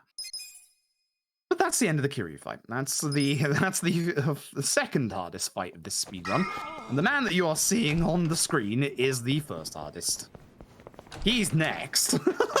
Unfortunately, we're not done with the hard fights. So remember how we brought in Psycho for this fight? Yeah, bye Psycho. Appreciate it. Psycho actually does help out a lot later on again, but for this, we're now just going to go over the bar district. So we still have near 1,000,000 yen. That's important for the final chapter. Jugi Han's MP is good. She's a little drunk. That's fine. It is actually genuinely fine. For safety. Save here. Oops. Stop running for a second there. Okay, so. In this fight. A video game. I think the video game is starting to struggle a little bit. So in this fight, we want to use knife against this guy, because he has a large HP bar. Gary Buster Holmes, thankfully we've got the bonus. We usually get the bonus in this fight. I've seen it a lot. Hopefully Dart Airstrike doesn't wake up too many of these ads. I was really hoping it wouldn't wake up that guy. Hopefully we can get a paralysis off on Adachi to stop him taking a turn. Shame, because he has very long turns. Not when he does that, which is nice. Again, keep using Phantom Drive. You've seen the damage. You've seen the damage. Our best AoEs with Ichi and Eri. It's such good damage. Like, that is obscenely good damage. And that's finished fight. Okay. Plenty of MP for this next fight. One more fight before we get to the hardest fight in the entire run. For this fight, to try and go a little faster, we're going to specifically aim Divine Shot at the guy with the crossbow. And we're going to hope to crit. We do still need to do a crit amount of damage to be able to finish the fight fast, which we didn't, so unfortunately we won't be able to. So he'll survive DRD. And usually Adachi is slower than him, unfortunately, even with Xiao's shoes. Oh, he's not. Yo, do it. Nice. Okay. With that, we're going to equip an accessory that we got from the Kiryu fight, which is the Dragon Binding for more HP. And here we go. And this is by far the hardest fight in this entire run. This is Reiji round 4. Remember how nasty Reiji's damage was earlier? Multiply it by 2. And then add fear. Actual fear. We're going to start with Eri going very early. We're going to give her the final muscle soda. Ichi, please don't have a late agility roll. He did. Oh, that's going to make things awkward. We need Ichi to use Mr. Feels No Pain very early. Oh, that sucks. That's why. No bonus, that also sucks. Ichi is in death range already. So, Dart Airstrike, this is that one fight. I'm actually going to have to take a safety heal here, which I really don't want to do. I'm going to have to because of the Killing Slash. This is that one fight that I was kind of alluding to earlier where... Wonderful. This actually should counter. So we should have fear hit onto... No, it didn't. Interesting. Dart Airstrike doesn't choose the character on the left. It is random whether it's Mirror Face or Reiji, and we want it to be Reiji, but usually it isn't. That sucks. Please dodge.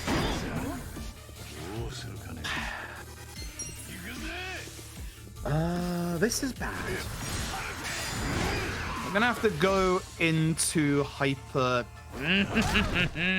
Reiji. Ah, you're gonna stun her, aren't you? Okay, we're going into hyper heal mode. We are gonna make sure that we do not die in this fight. Ow. Oh no. Oh no. That's why I oh-no'd. At this point, I'm just going to retry. The money is going to be a problem, but it's fine. Because of the 2 fights it takes to get into this fight, It's going to be a bit quicker to retry. This is why I allot extra time in my estimate. This fight is a run ender. This fight is just horrible. If that happens, again, if I get Itchy to go early in this fight, you'll see how it's supposed to go for the first phase. The first phase is supposed to be the good phase. Okay, good. That's a little more like it. So once again, Master Soda over onto Eri. I might consider actually putting the Guardian Water onto Itchy in this fight. I'm not going to lie. Masochist. Yep. Dart Airstrike. Please hit Reiji. Please hit Reiji. Please hit Reiji. That would be nice. It's a nice crit on Mirror Face. I can't complain. Thank you for attacking the one person in this fight that's like really tanky. Oh, thank you. Why? He's starting his shenanigans early. Aha! Excellent. Excellent. Reiji has a lot of shenanigans. This is unfortunate. Once again, heal. This fight is pretty much why we have all these lunch boxes to heal with.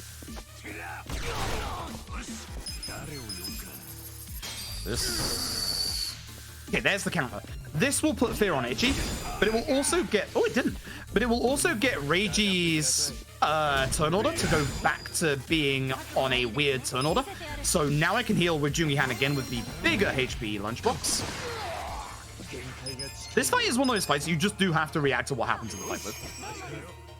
It's going to sound weird. Even though Mirror Face is taking more damage, you need to focus Reiji. We need him out of this fight. I never have Itchy for this build. You're going to counter, aren't you? No, you didn't. Good. Ow. Mirror Face is doing all these nasty moves. Do I have good single target healing left? Yes. Mirror Face is doing his really nasty moves, which is really unfortunate for us. This is going to put Reiji at half HP, which is going to make him go into phase 2. This is supposed to be the nasty part of the fight. Let's just grin fears everybody. This is a special version of fear that only lasts for one turn. So everyone's going to come out of fear here if they don't get knocked out of it by Mirror Face and Reiji. We're going to heal to full. We are going to heal to full. Adachi, as you can see, has taken so long. Oh, nice, good. Okay, so we have the bonus on Gondara. This means we can get Reiji's attack down by 20%, which, as you can see, he still does a lot of damage. But in phase 2, he gets more damage. Now, it is exceptionally important. I forgot to equip Jungihan with the right weapon, I'm realizing. It is so very, very important that we do not use... I am going to try and heal, actually. I don't trust Jungihan to not die. Do not use any essences against Reiji in this fight. If you do, in the second phase, he has a skill called Fearsome Countershot. That can literally, at 730 HP, kill Itchy in one shot. Reminder that Reiji is level 57, and we are currently level 44. We don't want to capitalize whilst Reiji has low defense. I really want to use Rose Typhoon, but I don't. I think at this point, we don't heal because I'm going to need these lunchboxes for the final fight. This has been a very, very unfortunate Chapter 14. And I have played this relatively safe. Like, actually, genuinely quite safe. A lot safer than usual. Unfortunate. But this is why I gave myself a lot of extra time on my estimate. I should not have used that there to Itchy's full HP. It's fine.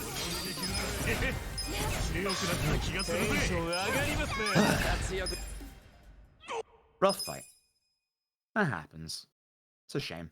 Anyway, it's time to get our last palmate of the actual run.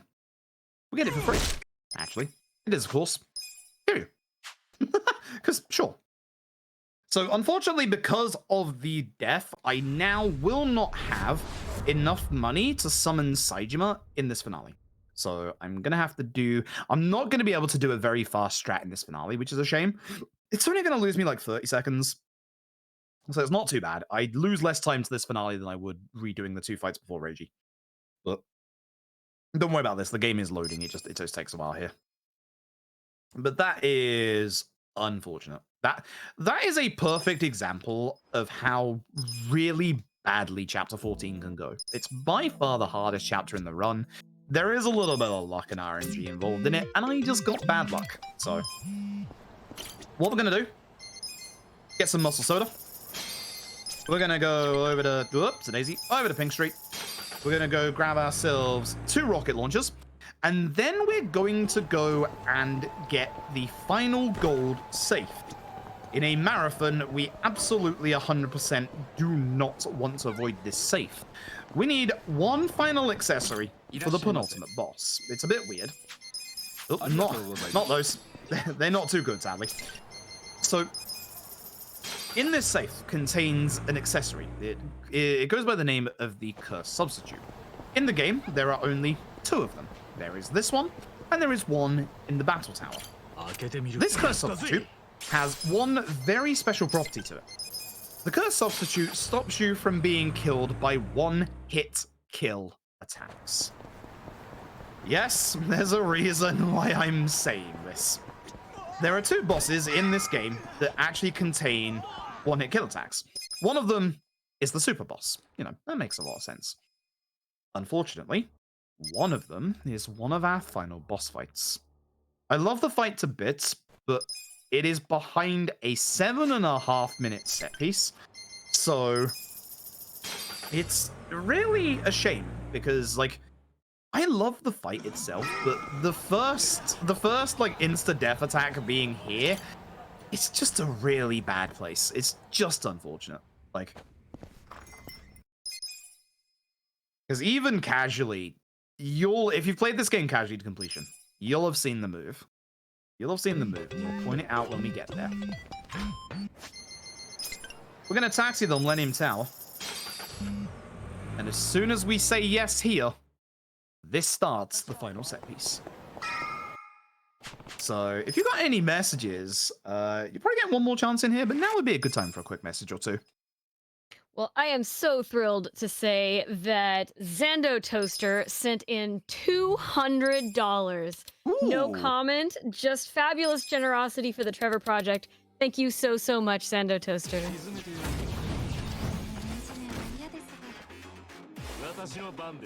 This fight, you want to make sure you get this guy. Good crit. Roast Typhoon. That crit actually makes this fight end like a turn early, which is really nice. That saves you a good, like, 5 seconds. That's really, really nice. It's hard not to feel disheartened when Chapter 14 goes really badly, unfortunately. But we have ways of rectifying what happened, such as this box right here, which contains a first aid kit. So we're gonna make up for the premium first aid kit we used earlier by getting that first aid kit. If you're thinking that I am getting a lot of first aid kits, there's a reason for that, sadly. They're going to use DRD with a little bit of Adachi at the end of the combo. No crits at all. That's unfortunate. No critical hits at all. I'm hoping that we're saving all the critical hits for the final couple of bosses. Just because I've realized Jungi Han's on the wrong weapon, I'm going to use this to make sure this fight ends. And then I'm actually going to put Jungi Han on the correct weapon that I should have at this point. Which is the Dragon Knuckles. I should have done that before Reiji. It wouldn't have changed the death against Reiji. The death against Reiji was just unfortunate circumstances, so... Once again, looking for a little bit of DRD. And then a little bit of Adachi at the end. This is why Zhao Shu's on Adachi are really important. Because if we get lucky with our darts and take care of Mizuno and one other enemy I can't remember, then it should just go to Adachi's turn, who can use Essence of Shield Rupture to get through this fight. This next fight coming up is going to be very, very weird. So even though we're on normal, even if you are max stats and you come into this fight, both of these enemies that are going to start this fight will always go first. Always Eri. But they will always go first in this fight. It's very, very weird. Please hope we get a crit on this guy. Good. We summon Robson. We dart airstrike.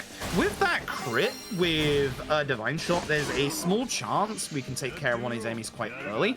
Their damage is actually spread quite nicely, which doesn't usually happen. So I'm going to have to use Adachi against you, because you have the least HP. Very nice. And Jungi Han, they're weak to knife attacks. Very nice. Good fight. Very quick fight. Very clean fight. Very clean fight. Alright, I mentioned this very briefly earlier when we were in Chapter 6. The finale has a couple of fight skips. The first of which is coming up on this floor. If we fail these fight skips, they will cost us between 45 seconds to a minute and a half. So we really don't want to mess them up, and some of these are actually kind of tricky. Some of them are going to be a lot harder than they look. So, once again, DRD. That should end this fight, no problems. And then the next fight is where the first fight skip happens. So, you have to follow what I do very carefully here, because it's very important I take the correct pathway through this room. Go to the right immediately. Cut to the left. Stick here. Cut the corner. Jungi Han cut the desk. That's pretty quick. You know what? Sure, that works. But you want to stick to the left-hand side there to make sure that you can actually get through that room before the fight that's on the left-hand side aggro's onto you. We're hoping that Adachi actually goes really slow in the agility turn order, which he did good. Reason being is that if the enemy with a bucket on his head here manages to go ahead of Jungi Han, or ahead of Adachi, as a shield rupture takes care of the other two, gets him on the floor for a free opportunity, which is very fast. With the new route that we've been doing, at some point we run out of MP. So to fix that, take this heal. And this is the story trigger you can skip by taking that heal. For some reason, you can go up those stairs and just avoid that story trigger completely, if you're still in the heal animation for that heal. Really weird. I don't know why. For this fight, we're going to very specifically use the essence from Jungi Han. Use Essence of Rose Typhoon, which is going to leave the first guy as the last enemy, at which point, Dart Airstrike will take care of him.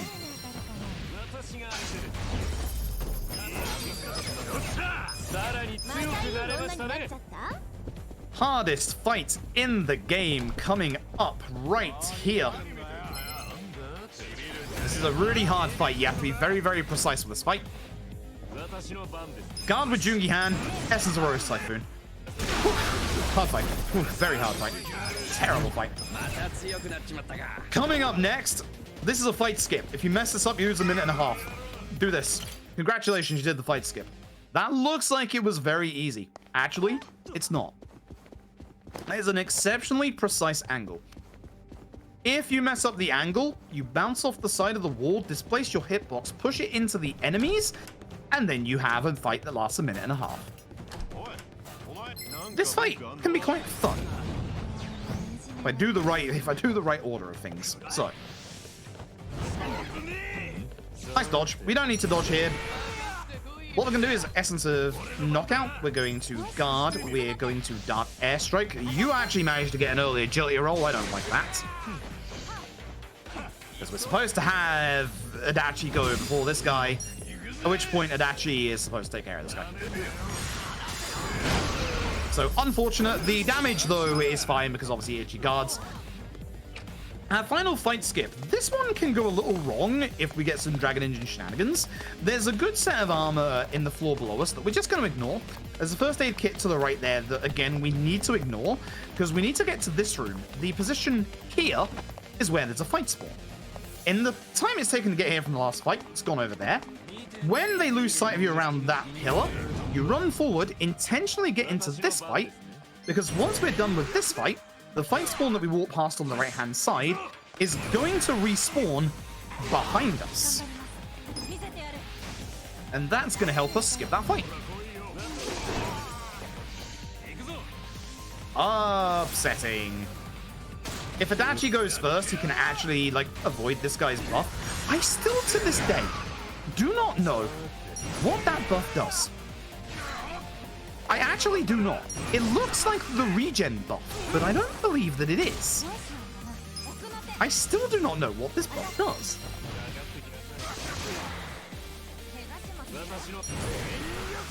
So using all our essences because he's quite far away. The strongest healing item, the rarest healing item in the game is actually right here.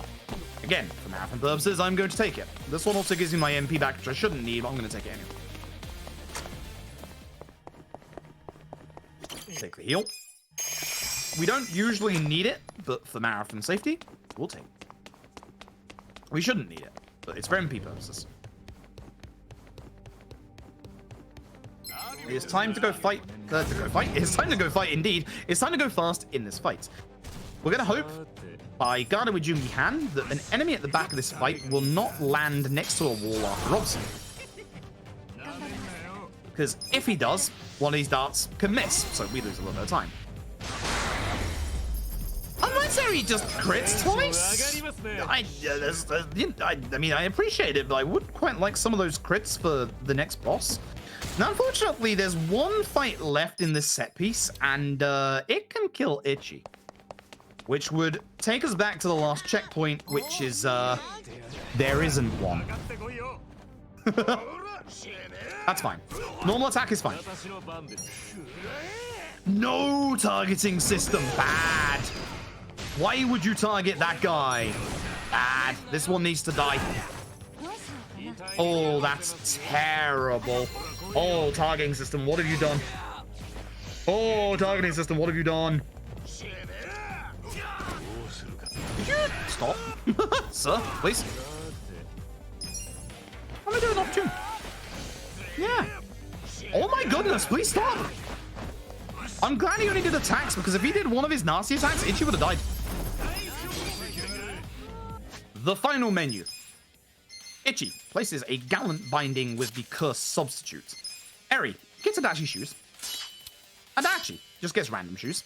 Jungi Han gets the lightning bandages. Sayako gets the jewel bracelet for more magic. At which point, Adachi leaves for Sayako. We heal to full. I'm looking good in terms of my other stats. Just going to double check that we have that on and, of course, this on. Good. Again, for a marathon, I'm going to make sure that everything is good. This is the biggest RNG fight of the run. It's pretty much the final boss. It's not the final boss, but it's almost the final boss. This is Tendo. And what the game doesn't tell you is that there are varying levels of poison in this game. Eri has a move that has a chance to do 4 different attacks. One of these is a stronger version of poison than Jungi Han has. But here's the thing, Tendo doesn't remove poison, so we're going to try and apply it with Jungi Han, because the chances of applying poison aren't guaranteed.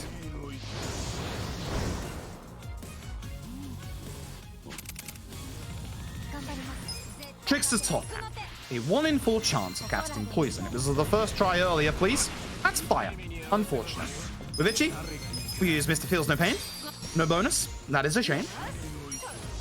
And as you'll see with Sayako, she does a lot of damage. This, as I said, is where Sayako really shines. This is where you need your perfect guards to be very much on point. So until we land poison, and we're going to give Trix a top hat a couple of turns, we're going to keep just trying to use it. We really need to apply some kind of poison to Tendo. That's thumbtacks. Unfortunate.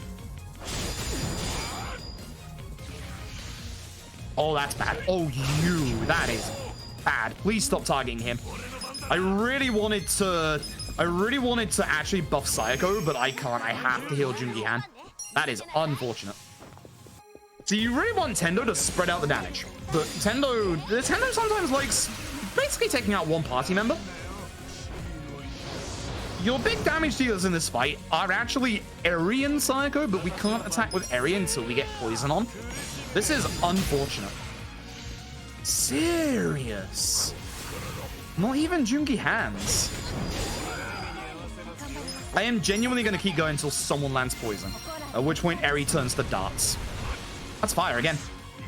This is very unfortunate. I am going to put Coercive onto Sayako. I'm just gonna hope that Tendo stops aiming for Sayako for a turn. Now, Tendo gets the unfortunate... If I don't get my perfect guards right, Tendo can actually get multiple turns in a row. I have had Tendo do 5 turns in a row before. Fantastic. I'm going to give only Eri one last... No, I'm not actually. Nah, it's been too long. Let's start airstrike time. Ooh, here go the multi-turns. Here we go. But there's one specific attack that Tendo does that if you do not perfect guard, he will just basically get multiple turns in. I would appreciate you please not hitting side anymore. Good. Ichi's next, so we use Muscle Soda over onto Eri. And I'm actually going to use the toughness, where are we, Stand and Spark even, on Sayako, because I really don't want to use that many of my lunchboxes right now. The MP one probably would be smart, but it wouldn't give her enough HP. Okay, thanks, Tendo. We're in a nice loop at the minute of Tendo doing his wind-up attack and then the attack, so he's not getting extra turns.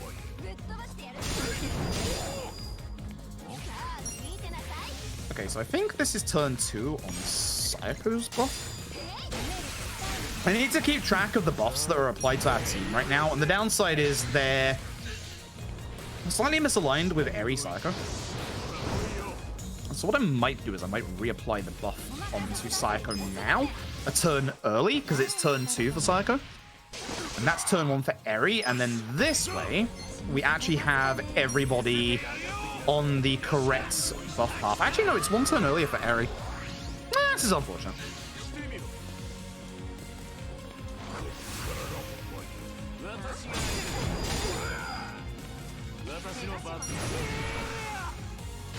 Some point I need to use a rocket launcher against Tendo. I'm actually kind of glad he did aim for Ichi. Okay, you can tell how well this fight is doing based on the Mr. Feels No Pain buff for defense. The fact that it's already left Jungi Han means this fight is going very, very slowly. I appreciate that. Thank you, Tendo. That's a nice attack. Need MP back, so we use the MP lunchbox. All right, stop that. Stop trying to get rid of Jungi Han. Thank you. In fact, Jungi Han, do me a solid. Rocket launcher. We need to get Tendo to phase 2 as quickly as possible, which is unfortunate because phase 2 is the scary part of this fight. But by getting into phase 2, he stops doing as many turns. Thank you for the dodges. I believe this is turn 2 for Eri, turn 1 for Sayako. And with this comes phase 2, this fight that lasts like 9 minutes. And this is where the fun begins. Tendo, phase 2, has 2 brand new attacks. He has a couple actually, but there are 2 to watch out for. The left hand and the right hand of God. The left hand is a guaranteed crit that does a... To Sayako at full HP, if we don't perfect guard, she's dead. A lot of damage. The right hand is the one-hit kill. The one person we want the right hand to aim for, unironically, is Ichi. You might think that's a little weird, considering if Ichi dies, then should I re-buff at this point? I think I should. Considering if Ichi dies, it's a game over. Ichi has the accessory on that stops him from dying in one-hit kill. Oh, that's unfortunate. We're in the loop where he does the charge on the start of his turn. Ichi's about to get a really nasty hit here. Perfect guard. With Jungi Han, I have to make sure I heal because I can't trust it to get to Ichi's turn. Which is a shame because I need to actually buff Eri. That's fine. Okay. I will buff Eri with Ichi instead. With Eri and Jungi Han in this fight, they're essentially your 2 supports for Sayako and Eri to do all the damage. If we get a chance, we can attack with Jungi Han. Otherwise, essentially, we're just obviously trying to get as much damage out as possible. We need this fight to end fast, like genuinely fast. I really hope you do not see the right hand, because that would be bad. That's bad on my part.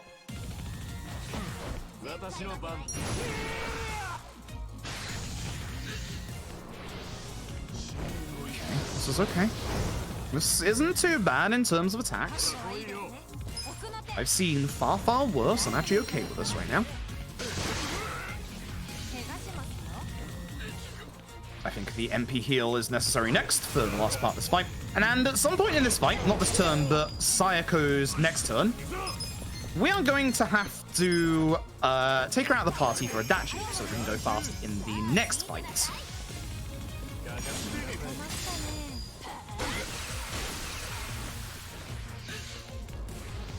There it is. Oh, there it is. Now, here's the nice thing. We're about to remove Sayako from this fight anyway, so it's not actually too bad against Sayako. Insta-death. Now, that's a slight lie. It is insta-death, however, there are actually multiple ways to avoid it, but they're all really hard. If you do enough damage, which basically is, I think we've estimated it's like 2,000 to 2.2k, you can stop that from happening. You'll do instead like 7 damage. You can get lucky and have it do no damage, or in the case of Jungi Han, you can get very lucky and naturally avoid it with your agility.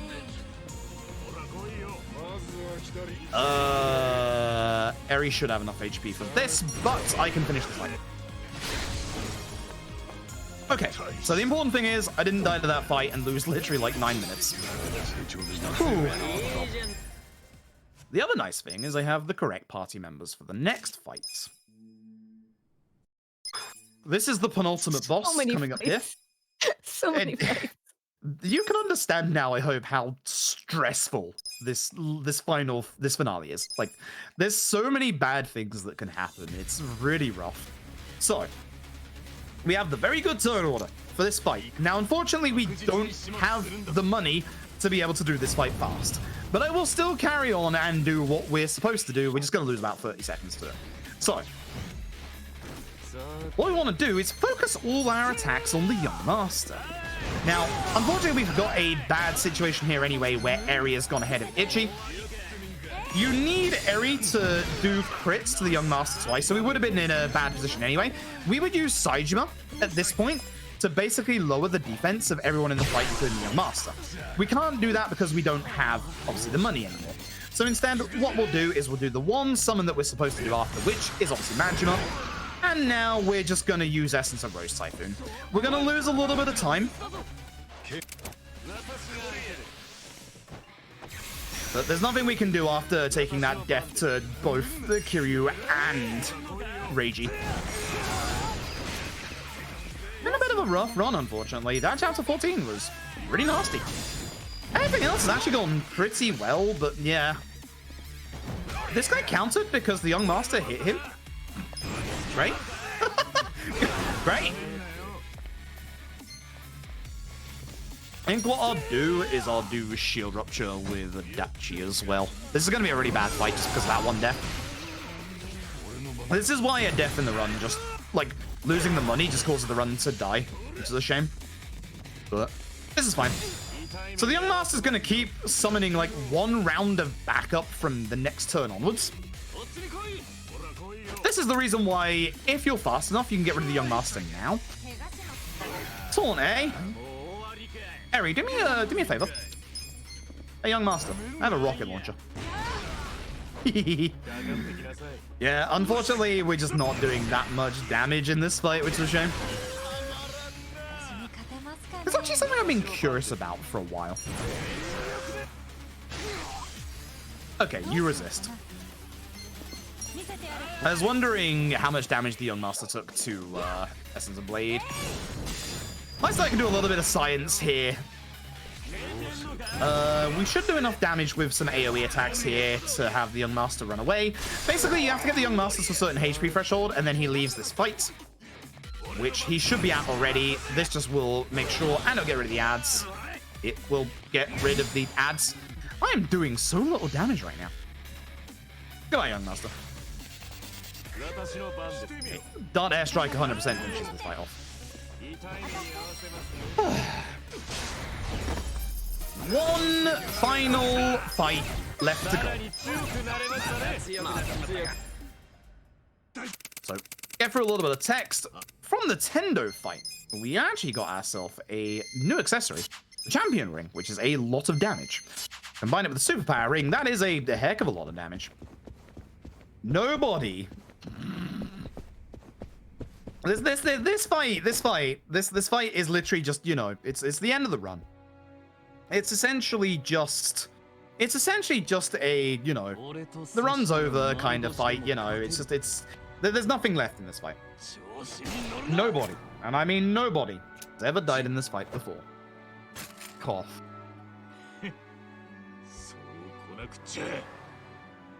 I can't believe I've died in this fight. This fight is literally just over. But nope. So I can do the fast version of this fight. We're gonna summon our last free summon, good old Kiryu, to do almost 1.2k damage. And you might remember a couple hours ago I said we have one power mate that we use all the way to the end of the game. Robson does as much, if not more damage, than Kiryu.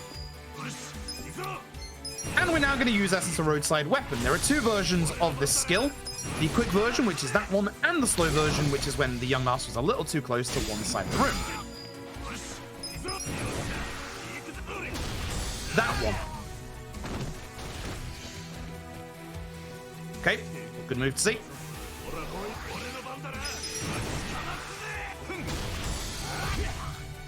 He's too close to the back of the room, which is why it happens. That's the reason why you can die in this fight, because the young master can counter, and if he's close enough, hit you. 4 QTEs. At the end of the 4th QTE, that is time. So 3 more to go.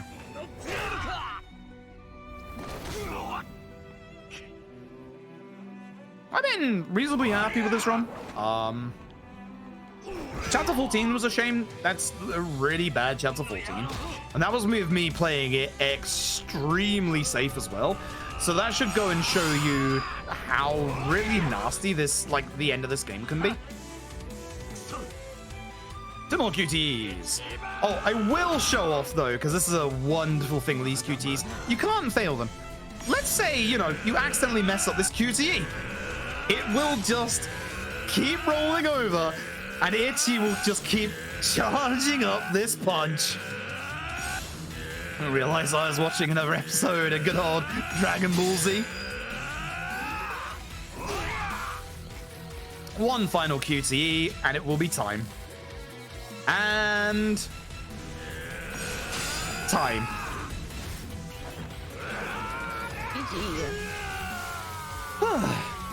Unfortunate Chapter 14, but the rest of that run, apart from obviously the I'd say a little bit of the Tendo fight, went really well, actually. I'm pretty satisfied with that, if I'm being honest. Usually, like, it's really weird. I was gonna make this joke earlier. I didn't want to in case, like, I actually jinxed myself, and it's kind of happened. I'm going in bouts of 2 with this game in marathon runs. The first 2 marathon runs I had of this game were really bad, and then the next 2 marathon runs I had were really good. And this begins the next 2, and it was kind of bad, but it actually was pretty good in a lot of places. So I'm actually not too upset about this run. Chapter 14 was just that can happen. That can happen most of the time. It's really upsetting. Now there's nothing left for me to do, so it's time for me to go to bed. Cough. It's time for you to have a lozenge, my friend. No. Let me fire up our premium adventure. I'll show you this is a bit of an older file, but this is our premium adventure save, where you'll see at the bottom our stats are quite high. This was a save that literally you'd think that it was like Cheat Manager. No, somebody grinded out this save to these stats. I'm not even kidding. It took them a long time. So, yeah. Alright, let me go to the bar district. Gonna good old boss So, alive. for those of you who may have joined us a little bit later or just didn't hear it earlier, what is going to happen now is the incentive you lovely, lovely folks donated for. Gonna clear my airways quickly, so I'll just mute myself quick.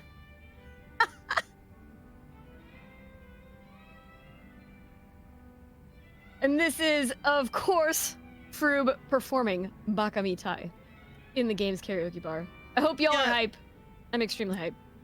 There's actually an English dub version of Bakamita. I quite like it. I like it a lot, actually, but I think people would be upset if I didn't do the iconic Japanese version. So despite the fact that I don't speak Japanese, we're gonna do Bakamita in Japanese. I would also like to get my excuses out of the way now. I've had the flu for 3 weeks. I'm still trying to get past it. Let's do this. This is gonna be amazing, and it's all for a wonderful cause. I also have to do the minigame at the same time, so another excuse right there. Thanks very much.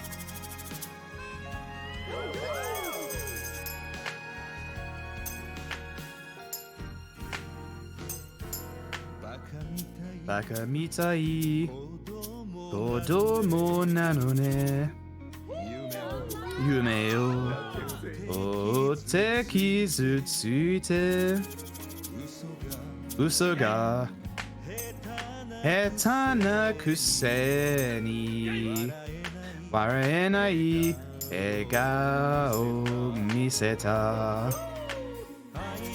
I love you mo roku ni iwanai uchibeta de honma ni buki yo nano ni do shite sayonara wa ieta no dame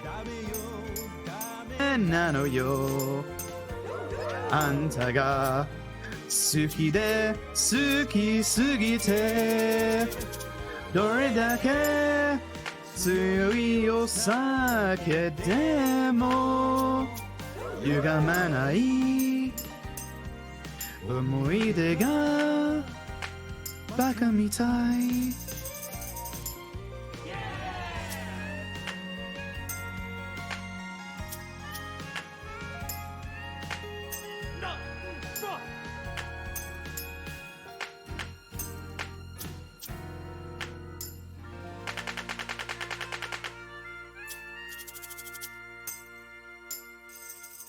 Fairly certain that's also a perfect combo, thank you very much. No, it wasn't. I missed one. Nuts. Never mind. Almost a perfect combo. Never mind. Folks, I hope you've enjoyed the run. It is 12 p.m. for me. I have been awake since 4 p.m. yesterday. I'm going to sleep. Oh my gosh, yes, please. Thank please you all. do. Thank you all for being a wonderful audience. Thank you all very, very much for your generosity through the entirety of this marathon. Hopefully, towards the rest of the marathon, it's wonderful to be able to raise money for such a good cause. Thank you, Pirate Pride, for having me. Thank you for being such a wonderful and amazing donation reader. I appreciate it. Thank you so much. It was my pleasure to host for this unbelievable run. So much for you to remember. Like, I've just been blown away by the detail level and how many things you had to handle and juggle for 4 whole hours. Oh my gosh. Yep, the only notes that I have are for the shopping part in Chapter 5. Everything else is done off of muscle memory. I have the entire run memorized.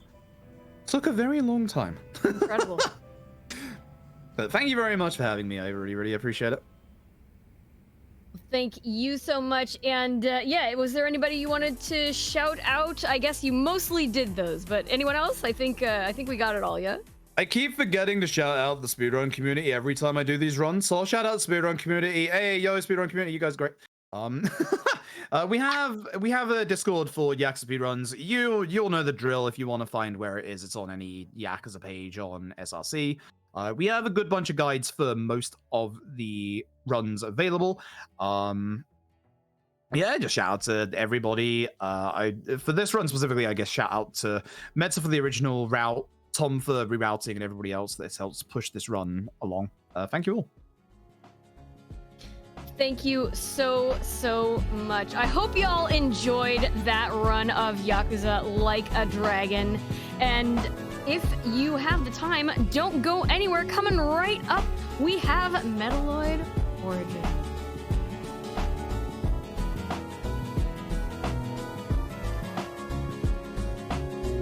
That marks the end of my time here.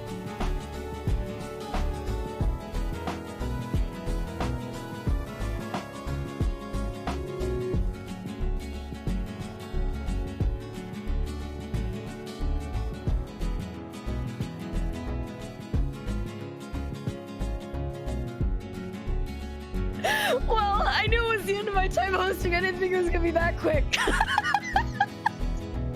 Thank you all so much. I've had a fabulous time. This is such a wonderful event. It's been my absolute pleasure to host for Winter Power Up with Pride 2022.